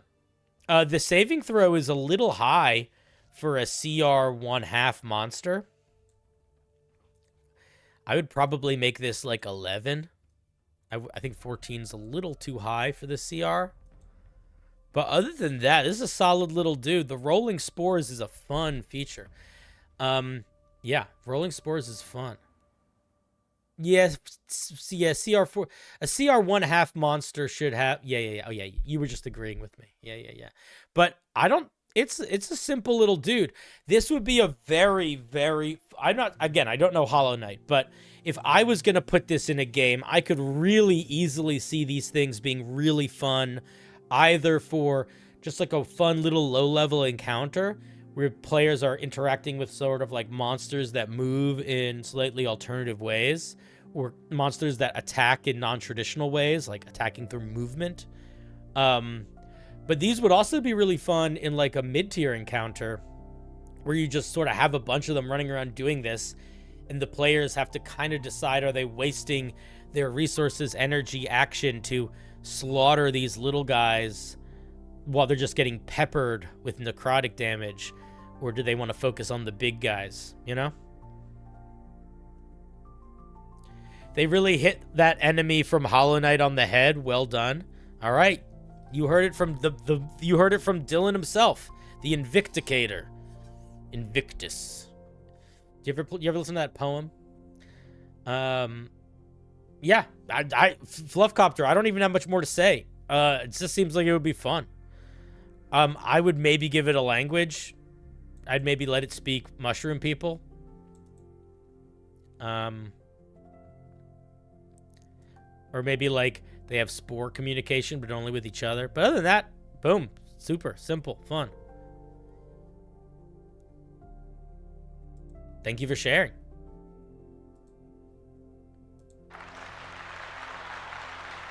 You know, no piece is ever done. You know, you can always keep working on something. But especially when you're working on a smaller piece. something short like a low CR monster or a simple magic item or a simpler spell, it's a lot easier to confidently decide to be done. You know?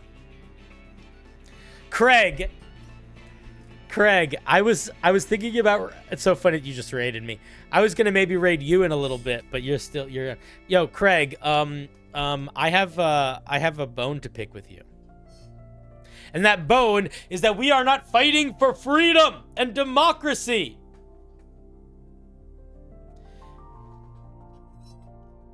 I just want to play Helldivers, and I have to do work today and tonight and forever. This is Craig. Everybody should go follow him.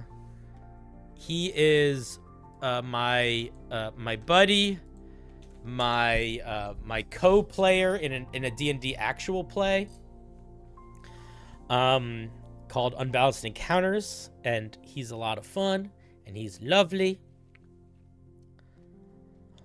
And then we're gonna spin the wheel again though, because Fluffcopter gifted us with a fairly complete, really fun, simple monster. The thing when you're making something like a really low CR monster, it doesn't need a lot to be awesome. It just needs one thing, because it's gonna die in like 1 or 2 hits.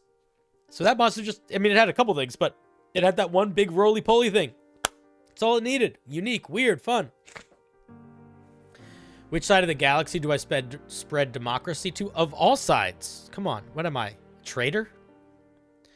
I enjoy fighting the bugs more, but I don't know if I'm better at it. I just like the aesthetic of it, and I like that when you're in the thick of it with the bugs, you're like covered in green splatter. I kind of wish the robots had like blue oil blood, so you could get covered in robot viscera too, in the same way that you can with the bugs. You know?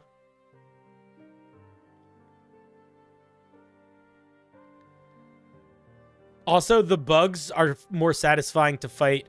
This is silly, but it's true, because the monsters are bigger. Like, the Bile Titans are really cool because of how big they are. And the robots don't have any giant things. They have dangerous things, but they don't have any, like... I want the robots to have, like, a 30-foot mech. You know, that you can, like, see coming towards you. Also, I haven't tried this yet, but I have heard that the robots... It's using the... I've never used the smoke orbital, the smoke screen, but I have heard the smoke screen is, like, incredibly effective against the robots and makes them often makes moments that might be really hectic somewhat trivial. So I might buy the smoke screen orbital. But for now, I just need to keep going. The EMP, I've also heard things about. I want to get the EMP turret. The EMP turret seems cool. The EMP mortar seems cool because it's like an EMP. It's like a mortar, but it doesn't just kill your friends. All right, let's do another spin on the wheel. Spill oil, fight the automatons. Yeah. It stuns you as well. Yeah, that's okay. I'd rather be stunned than be exploded. Because sometimes when you're stunned, you're like, whoa, that was so stunning. It's like a wonderful thing. Because sometimes when you're stunned, it's because you just got, you know, stunning striked. But sometimes you're stunned because you just watched Cirque du Soleil. And you're like, this performance is stunning. I'm stunned. Buggada, buggada, buggada, buggada, buggada, buggada, buggada, buggada, buggada, buggada, you know, buggada, buggada, buggada, buggada, booey. It's Duck-Billed Bob.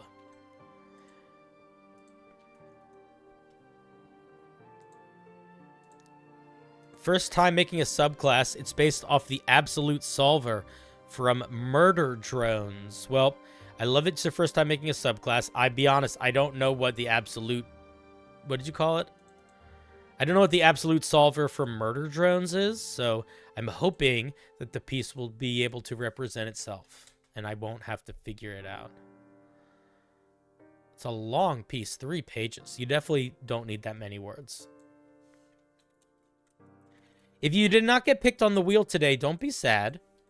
First of all, if you are subscribed to the channel, which means that if you have your Prime membership on Amazon, or if you are a very cool member on YouTube, or you follow me on Patreon, or not follow me, but you're a patron on Patreon, you can submit homebrew for tomorrow's wheel. But separate from that, I do lots of these shows. I do this at least a couple times a week. And on Thursday, we have a very, very specialized show. And it's going to be, the theme is make a monster that synergizes well with another monster that exists in D&D. And, you know, that's the vibe. Tell us what monster it's supposed to synergize with. Dude, if you're poor, don't give me any of your money. That's why we have lots of homebrew days. We don't just paywall things. Okay, so the Absolute Solver is a biomechanical eldritch thing that tends to take others as hosts and gives them power. Its hosts are able to manipulate their own body, gravity, and even others' minds. They're also typically able to create things out of thin air, duplicate them, teleport them. However, the more power it gives you, the more it starts to influence you. Will you manage to control it? Okay, the first thing that I'm thinking off the top of my head is this is too all over the place. So one of the things you have to worry about when you are building something that's inspired by something from a video game or a movie or a TV show is that you can't capture everything. So I'm a little worried because this thing is doing a lot. So the flavor text is confusing in that I don't really know what the vibe is, because the examples of the things that you do essentially just say it can do whatever it wants is kind of what it feels like. And I think that if I was going to make this, I would try to focus it in a little bit more. Catapult, Command, Arcane Lock, Vortex Warp, Animate Dead, Conjure Barrage, Fabricate, Gravity Single, Dominate Person, Telekinesis. No idea why Animate Dead is on this list. Everything else kind of feels like psychic, gravity, manipulation, reality warping stuff. Yep, Animate Dead feels like a weird pick. The Absolute Solver takes a very psionic theme, so it's sort of like an Eldritch, so it would be sort of like a Great Old One vibe. Notice they added another layer to click through to find your Prime sub. What do you mean? Oh, you mean to find Prime subs on Twitch. I thought you meant like to find the Prime sub class inside this piece. I got so confused. Can you share the responses Excel sheet? It would be nice to see others homebrew. No, because not everybody that submitted homebrew wants it to be available to everybody forever. If you want to see other people's homebrew, I have a very, very active Discord where people will often post their homebrew that they are also submitting to stream. So you could check it out there. But we're going to let the Excel sheet remain private.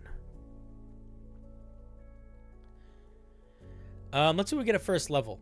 At first level, the solver can temporarily alter your body. As a bonus action, you can transform for 1 minute and you gain the following benefits. Okay, so this is very similar immediately to the grave... Not the grave, what is it called? The Undead Warlock. That is literally what the Undead Warlock gets. That's where we're starting as a comparison. Undead Warlock. As a bonus action, you transform for a minute. As a bonus action, you transform for a minute. So the Undead Warlock, what do they get? Temporary hit points equal to a d10 plus your Warlock level. Once per turn, when you hit a creature with an attack roll, you can try to frighten it, and you are immune to frighten. And you can do this proficiency bonus times per long rest. Let's see what this is. Your movement speed increases by 10. You gain a flight speed equal to your walking speed. You grow a spike tail that deals 1d6 piercing damage and has a reach and finesse property. And you can attack with the tail using an action and or bonus action. And your AC increases by 2. So this is significantly stronger than this. The flight, the AC, that alone, significantly stronger in a way that kind of makes it not balanced. Like, this is so strong. Why everyone would take a 1-level dip of this subclass. Yeah, the fly speed really doesn't work here. The AC increase really doesn't work here. If you want to make a tail that does crazy attacks, you can, but I would say why? Absolutely nothing in this mechanically makes me feel like we should be getting, honestly, any of these features. I could see an argument for flight, but why are we getting an AC bonus? Why are we getting a special tail attack that attacks in all these unusual ways? I just don't understand. It feels it sort of feels like you picked arbitrary things to just increase. This is not selling this fiction, in my opinion. Let's take a look. Like, this just doesn't work. I would just say you got to come up with something new. In addition, you learn Mage Hand and Mending. Okay. Yeah, at the very least, you got to drop the fly speed, drop the AC, and you need to explain how this works a little bit more clearly. Also, it says you can attack with his tail using your action and or bonus action. Does that mean at first level I can be making 2 attacks on the same turn? That's a little bit too strong across the board. But more importantly than it being too strong, it doesn't sell any fiction. Like, this feels like you're turning into like a weird demon flying monster. It's just confusing. It's just the flavor just isn't there, but the power level really is off by a lot.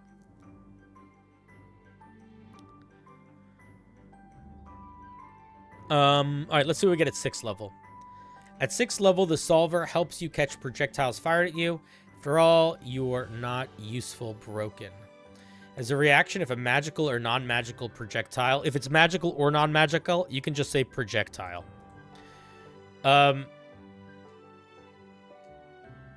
This is just a monk feature, isn't it?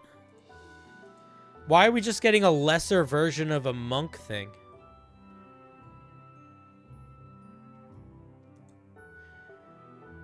Deflect missiles. When you're hit by a ranged attack, you can reduce the damage by 1d10 plus your dex plus your monk level, and then you could throw it back with a key point. This, you can roll a d10 and add your charisma modifier and subtract it from the damage roll. And when you reduce it, it throws... Yeah, this is just a monk feature. Hey, Gina, how's it going? So, sort of similarly to sort of similarly to the bard that we just looked at, you really shouldn't be, like, just copying other features from other classes. I would make this its own thing. At the very least, if you're gonna copy a feature, you know, at least copy the wording, because you have all of this extra wording in here that I don't think you need. But I would come up with something different for 6th level, too. Like, neither one of these features sells this fiction. You know?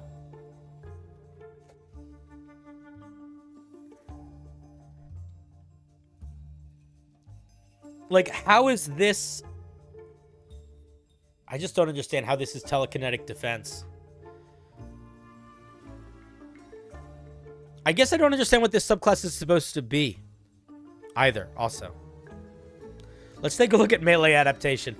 Let's see. You can now use your telekinetic defense feature on melee attacks. Okay. You can use 2 reactions on a turn, as long as both are used to your telekinetic defense feature. Oh, man. I would not give 2 reactions. While you are using in your modified physiology form, you can attempt to disarm creatures. Using your second reaction, you can force the attacker to make a strength saving throw. Why are any of these... What is this thing supposed to feel like? I'm going to be honest. Duck build. This really... It's strong. I would say... Here's what I'm going to say. I think we're going to stop reading it here. I'm not going to worry about the 14th level feature. This doesn't feel like a subclass right now. This feels like a amalgamation of features, some of which feel like they were sort of pulled from other subclasses, all of which feel kind of overpowered. And beyond that, they're not selling a fiction. I don't know what this thing is supposed to feel like. You don't need to apologize, but I'm just letting you know. If you do want to do some sort of like reaction defense, it has to be limited in use. Right now, you can just use this infinite times. Remember, when you're making a 1st level feature, it has to be one that is reasonable to multiclass into. And more important than anything else, in terms of what your features do, they need to sell a fiction. And I don't think this sells a fiction right now. And if it did sell a fiction, the fiction would definitely not be what's described up here. So what I would say, Duck Build, is go back to the idea. Don't worry about the idea. Oh yeah, Gina's here. What's up, Gina? I said hi to her already, I think. Don't worry about building this thing to be a 1-for-1, whatever the absolute drone thing is that this thing is based on. Because that's not how D&D works. You can't 1-for-1 make something. So I would say, before you worry about spending too much time trying to make the absolute, take a look at some of the other Warlock subclasses that exist. Not just in terms of their power, but power is important, but also the vibe they are working towards. They don't always do exactly on the nose what that thing should be, but they do things that all work in the same direction to feel like that thing. And that's what this needs to do. So I don't know if that needs to come from the way you describe it to make these features feel like they are more interconnected, but right now it really does feel sort of just like an amalgamation of random features. Less so at higher levels when we're going back, but the 6th level and the 1st level and the flavor text just don't have anything in common from my perspective. So I think that would be an important thing to figure out. No, the Fiend, I disagree. The Fiend totally feels like it. You get the ability to twist fate by adding dice rolls to things. You get to copy their sort of magical resistance by getting damage resistances. You get to feed, and then you get to send people to hell.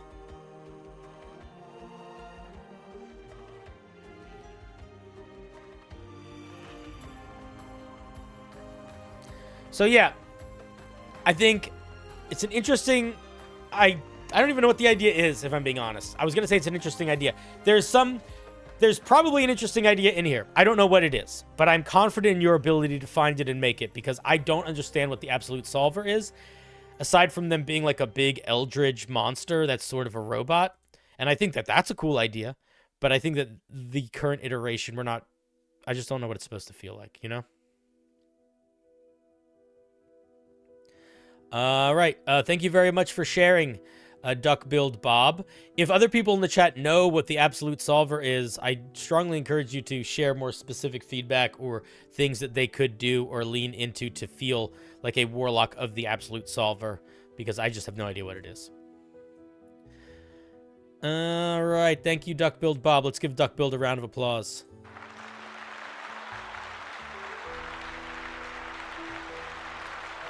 Thank you for sharing. I will say this. I should not have to know the thing you are referencing in your homebrew for me to understand the vibe of the homebrew in the mechanics. So that could be sort of like a goalpost that you try to reach.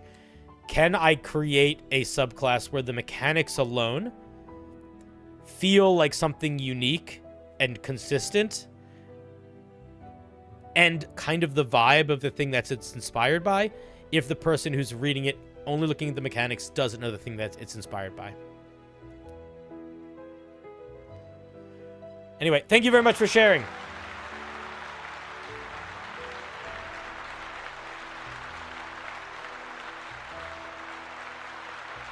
What's the suggested app for the monster stat block making?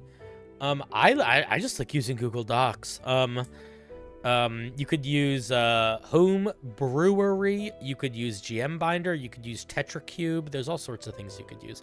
I would literally just look it up. My request would be, you have to make sure that whatever you submit is like formatted in a way that I can view it nicely on my screen and I can zoom in on it easily and it doesn't get all fuzzy and shitty looking. Because if I can't do that, then I'm gonna skip it. And I'd rather not have to skip one because you did a bad job formatting your submission. You know, that would be a bummer. All right, should we do one more? What do you guys think?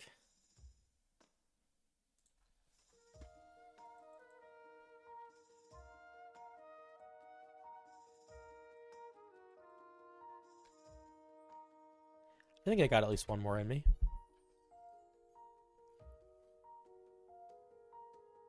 You don't think the show writers know what the solver is? All right, well then it's going to be a little tricky to get it into a subclass. All right, guys, get your prayers in. Not to me, please, but to the wheel if you want to make them.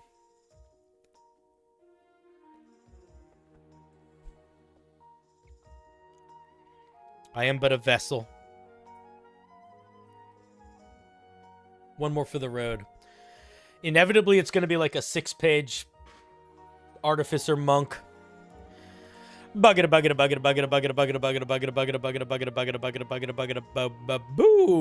Valron. 69. Gina, I don't know if you're still watching, but did I tell you that I ended up texting Christian? I hit him up and I was like, I'm going to be proactive. And I'm not going to make Gina connect us.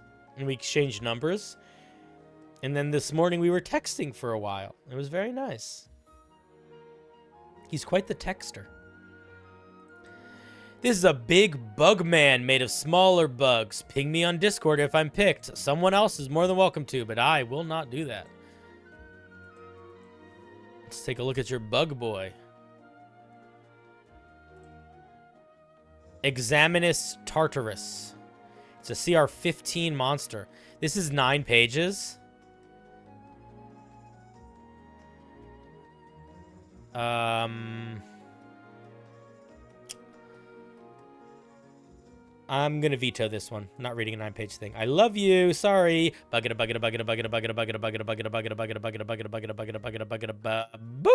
It's Ginger.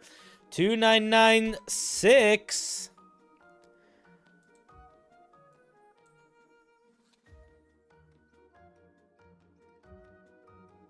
I knew it was going to be a long one. That's how the fates always treat me.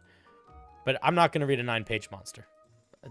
That's not going to be interesting for you to watch, and it's not going to be fun for me to do.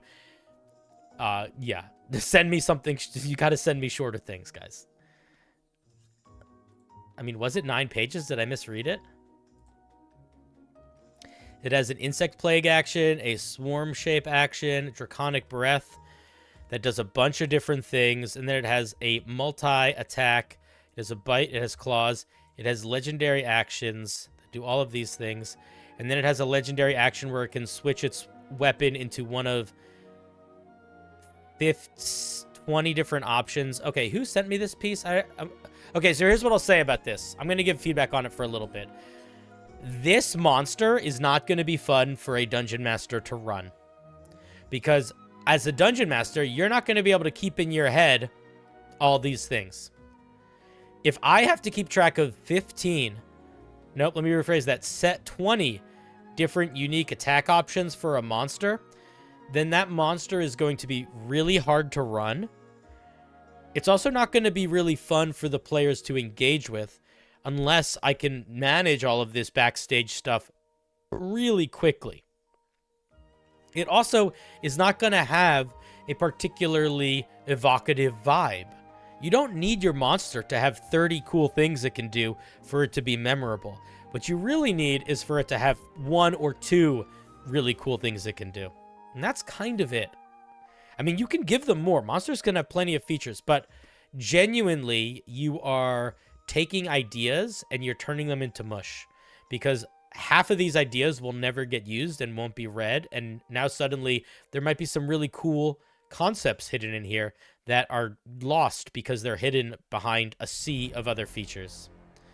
So yeah, unfortunately, I'm not going to be able to read this, but I also think that I don't think anyone would be able to read this. Link? If you want the link to it, sure, but we're not going to look at it. It looks like ChatGPT. It might be ChatGPT. It's a lot of words. But I'm not going to assume it's ChatGPT. I am not going to read it, though. Okay, Ginger is up. Because the feedback that I have for you that's going to be the most helpful is figuring out how to not make a single monster stat block 9 pages. That's going to help you better with your writing than any specific changes to this stat block, because the first thing you need to change to that stat block is making it not 9 pages. Took notes from what you said about my last piece. This piece draws some inspiration from the Elder Scrolls series. Morrowind was a game that I played for many years. I loved Morrowind. It's a paladin. Oath of the Moon. We love the moon. 'cause it is good to us. You guys know that song? We love the moon, but not as much as a spoon. That's really good for eating soup. There's going to be a lot of people that are like, oh my god, I haven't thought about that in 15 years. And there's going to be other people that are like, Cinder is definitely making stuff up right now and trying to gaslight us. Because I do make stuff up to try to gaslight you pretty regularly. So, it's reasonable to think that. Okay, let's take a look at the Oath of the Moon. Oath of the Moon. Can I make it bigger? Is it still going to fit all on one screen? It is. Nice. I knew you wrote that song, Builder. That's why I wanted you to be my mod. Because I knew that somebody that could write something so beautiful could also protect my community. Oath of the Moon. Is it true that darkness is not... It is true that darkness is not evil. But never forget that evil flourishes in the dark. I'm going to be honest. This sentence is a waste of a sentence. Because the first half of it is like... is nothing. It's sort of like saying, lots of people know that there are trees in the forest, but there are some forests that don't have trees. It's like, okay, you don't need that. You could just say literally this part. Just say this. Cut the rest out. You don't need any of this. Paladins of Oath of the Moon know this truth all too well, and they know that it is their obligation to act as the light and hope and goodness in dark places. Wielding the power of light and darkness, they seek to destroy evil. You're sort of repeating yourself here. Look, you basically say, we're using light and hope to get rid of darkness. And now you're saying, and you all, don't forget, in addition to that, you also are using light and hope to get rid of darkness. So try not to repeat your ideas. It'll save your words, and then also you'll have space to add more words that are more new ideas. Tenets of the Moon, light and the dark. Shadow is merely the absence of light, and good can burn away evil like a like the silver light of the moon burning away the shadows. That's not really a tenet. Tenets are like things that you need to do. While the shadows give a place for evil to foster, you understand the benefits of utilizing them to accomplish your goals. More of a tenet, but still kind of not a tenet. Violence is a necessary part of the fight against evil, but preserving lives and protecting those in need come first. Ah, this one is more of a tenet. You're getting Kingdom Heart vibes from the light and darkness. All right, I'll never played Kingdom Hearts, so you can take your word for that on that. Okay, we got 2 channel divinities. As a bonus action, you create a shimmering crescent-shaped sword up to 30 feet away, and you can attack an enemy within 5 feet of the blade using your spell attack bonus, dealing 2d6 radiant damage. On each turn, you can move the blade anywhere within 30 feet of you and make an additional attack with the blade as a bonus action. It lasts for 1 minute. Okay, so basically, I think that you are complicating what this does by describing it as a blade within 5 feet. I would just say it like this. As a bonus action, you create a shimmering crescent blade of radiant light at a point you can see within 30 feet of you, period. As a part of the same bonus action and on your bonus action for subsequent turns, you can make a spell attack against any creature within 30 feet of you, and the radiant sword swings at them and hits them or something like that. Also, I think I would do the damage a little bit differently, probably. I don't think 2d6 makes a lot of sense here. It's not going to scale very well. I might do 1d6 plus half my paladin level. It's not a free spiritual weapon. Free spiritual weapon does 1d8 damage plus your spellcasting modifier. It's much better than this. This is 2d6 damage, and that's it. It's 2d6 damage every turn, sure, but it's significantly weaker than spiritual than what's it called? Spirit weapon. But it is basically a free spiritual weapon. It's just weaker. With that in mind, it also might just not be the move. Like, I guess my question would be like, why is this the main channel divinity feature? How does this idea tie into these? It feels like it kind of doesn't. It also feels like, in a weird sort of way, it feels almost too similar to the Twilight, to the Stars Druid. The Stars Druid basically has this exact same feature. And we also get Moonbeam. Yeah, I don't know, man. I don't know if we need this. It feels like it's not that original in its conception. It's very similar to the Star Druid's Wild Shape Archer mode. It's very similar to the Spell Spiritual Weapon. We also get a ranged radiant damage attack that requires our bonus action to move it around. No, it's not that bad. It's just not...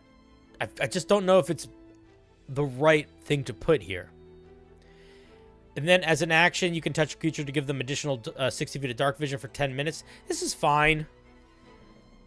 This is not that good or bad. It's kind of a meh feature. I would never use this. This is like... There's almost never a reason to use this. Channel Divinities, in general, should be like a little bit better than second level spells, and they should scale, in my opinion. So it's a fine ribbon feature. I feel like it's a little bit boring. It's a little dull for me.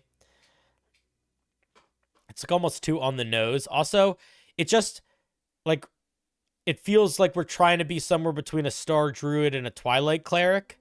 And I feel like both of those already exist. So I want this to feel like it's doing some stuff. Like, neither one of these are unique features. One of these Channel Divinities should, at the very least, one of these Channel Divinities should feel like something that only this thing can do. You know? We get Fairy Fire, Guiding Bolt, Darkness, Moonbeam. I don't know how I feel about us getting Darkness. Remove Curse, Spiritual Guardians. I would not give us Spirit Guardians. Guardian of Faith, Greater Invisibility, Dawn, Holy Weapon. I don't understand why we're getting Darkness. I don't understand why we're getting Remove Curse. I don't understand why we're getting Spirit Guardians. I don't understand why we're getting Guardian of Faith. I don't really understand why we're getting Greater Invisibility either. It seems like we're getting a lot of stuff that doesn't really have to do with light and dark, and a lot of it is just good paladin spells to have.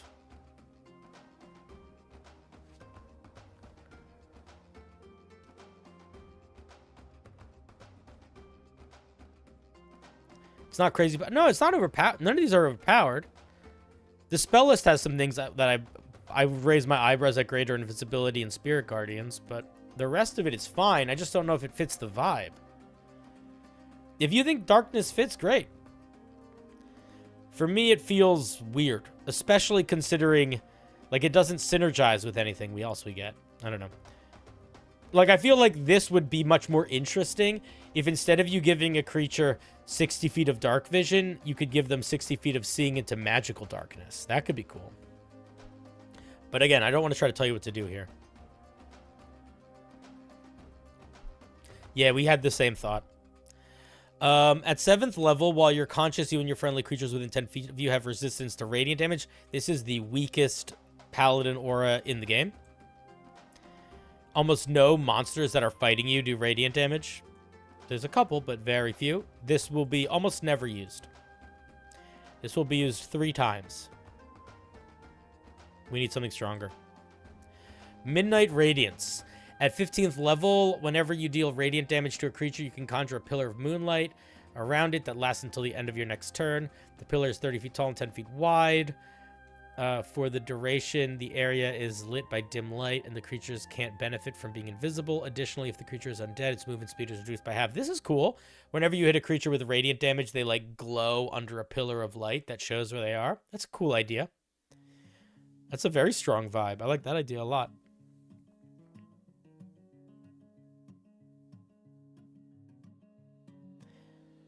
I might not make it work for all creatures. I might just make it work once around. And I might have it reduce the movement speed of all creatures, not just undead.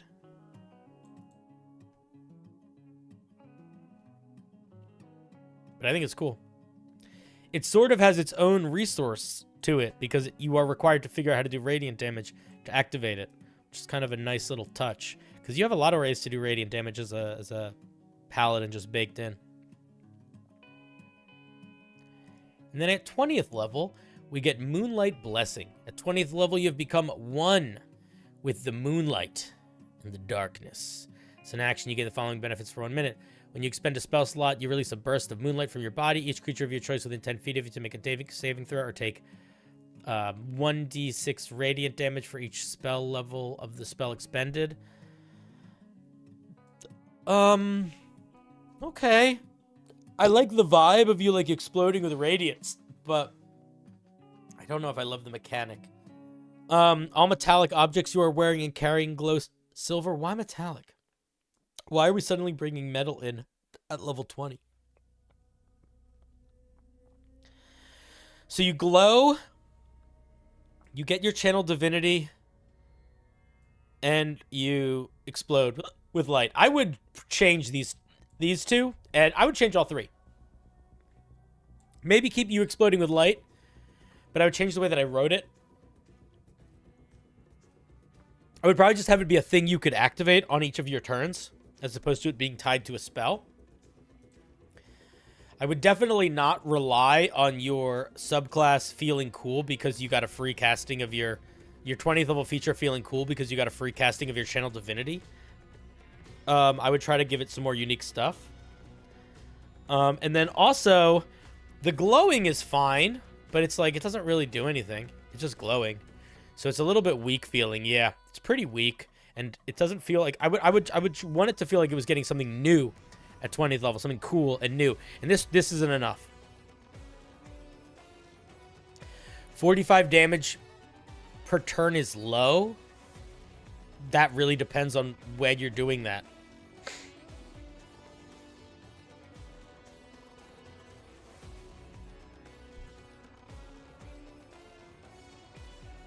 $45 damage per round is definitely doable in the higher levels pretty consistently, but I wouldn't call it common. It's still pretty strong.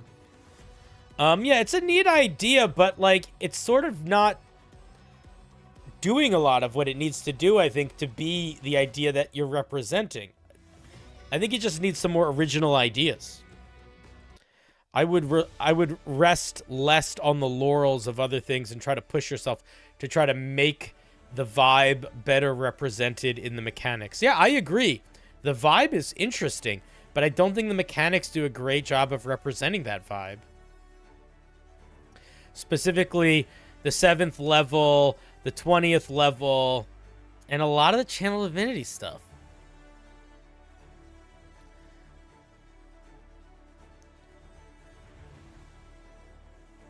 I think you were going to be majorly benefited by trying to push yourself to make these things a little bit more unique. Make them a little different than things that already exist in the game. Or more extreme. Alrighty. Let's give Ginger a big old round of applause.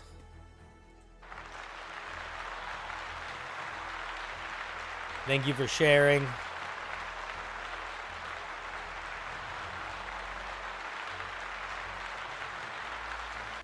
Two of the main min-maxers average 100 damage per turn at level 10. I don't believe you. I mean, I believe that that is what's happening, but I don't believe it's happening outside of the circumstance of Homebrew being used, because I don't think that that is likely possible. Unless the characters genuinely suck at everything other than one very specific type of attack that they do. And the Dungeon Master creates situations that allow them not to have to do things other than the one thing they built their entire character for. So yeah, I would be really shocked if that was something they could consistently do every round that wasn't dramatically determined by the limitations of the settings, combat encounter settings. But you never know. They might also just be doing the rules wrong, or not wrong, but interpreting them in their own way, or using homebrew items and stuff. It happens. Ain't nothing wrong with it.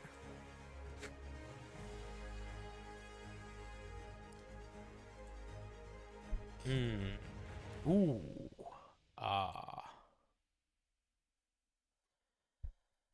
Okie dokie.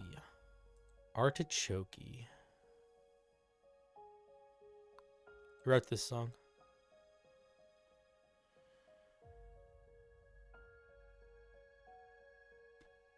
Did Dice Legends just start? If they just started stream, we're gonna raid them. Okay, they just started. We're gonna raid them. Dice Legends is one of the best D&D streamed shows. They're really good. All right, friends, we're gonna start wrapping up. We're gonna go raid some lovely creators that are worth your time and energy. I think they're live right now. Are they live right now? They might not be live right now, actually.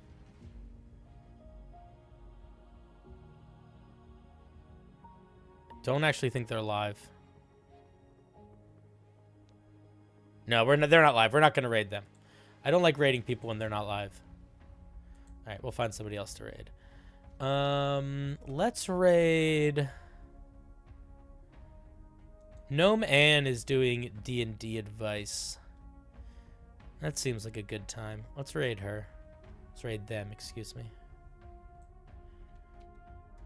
If you don't know Gnome Ann is a really good creator, a very smart, clever person.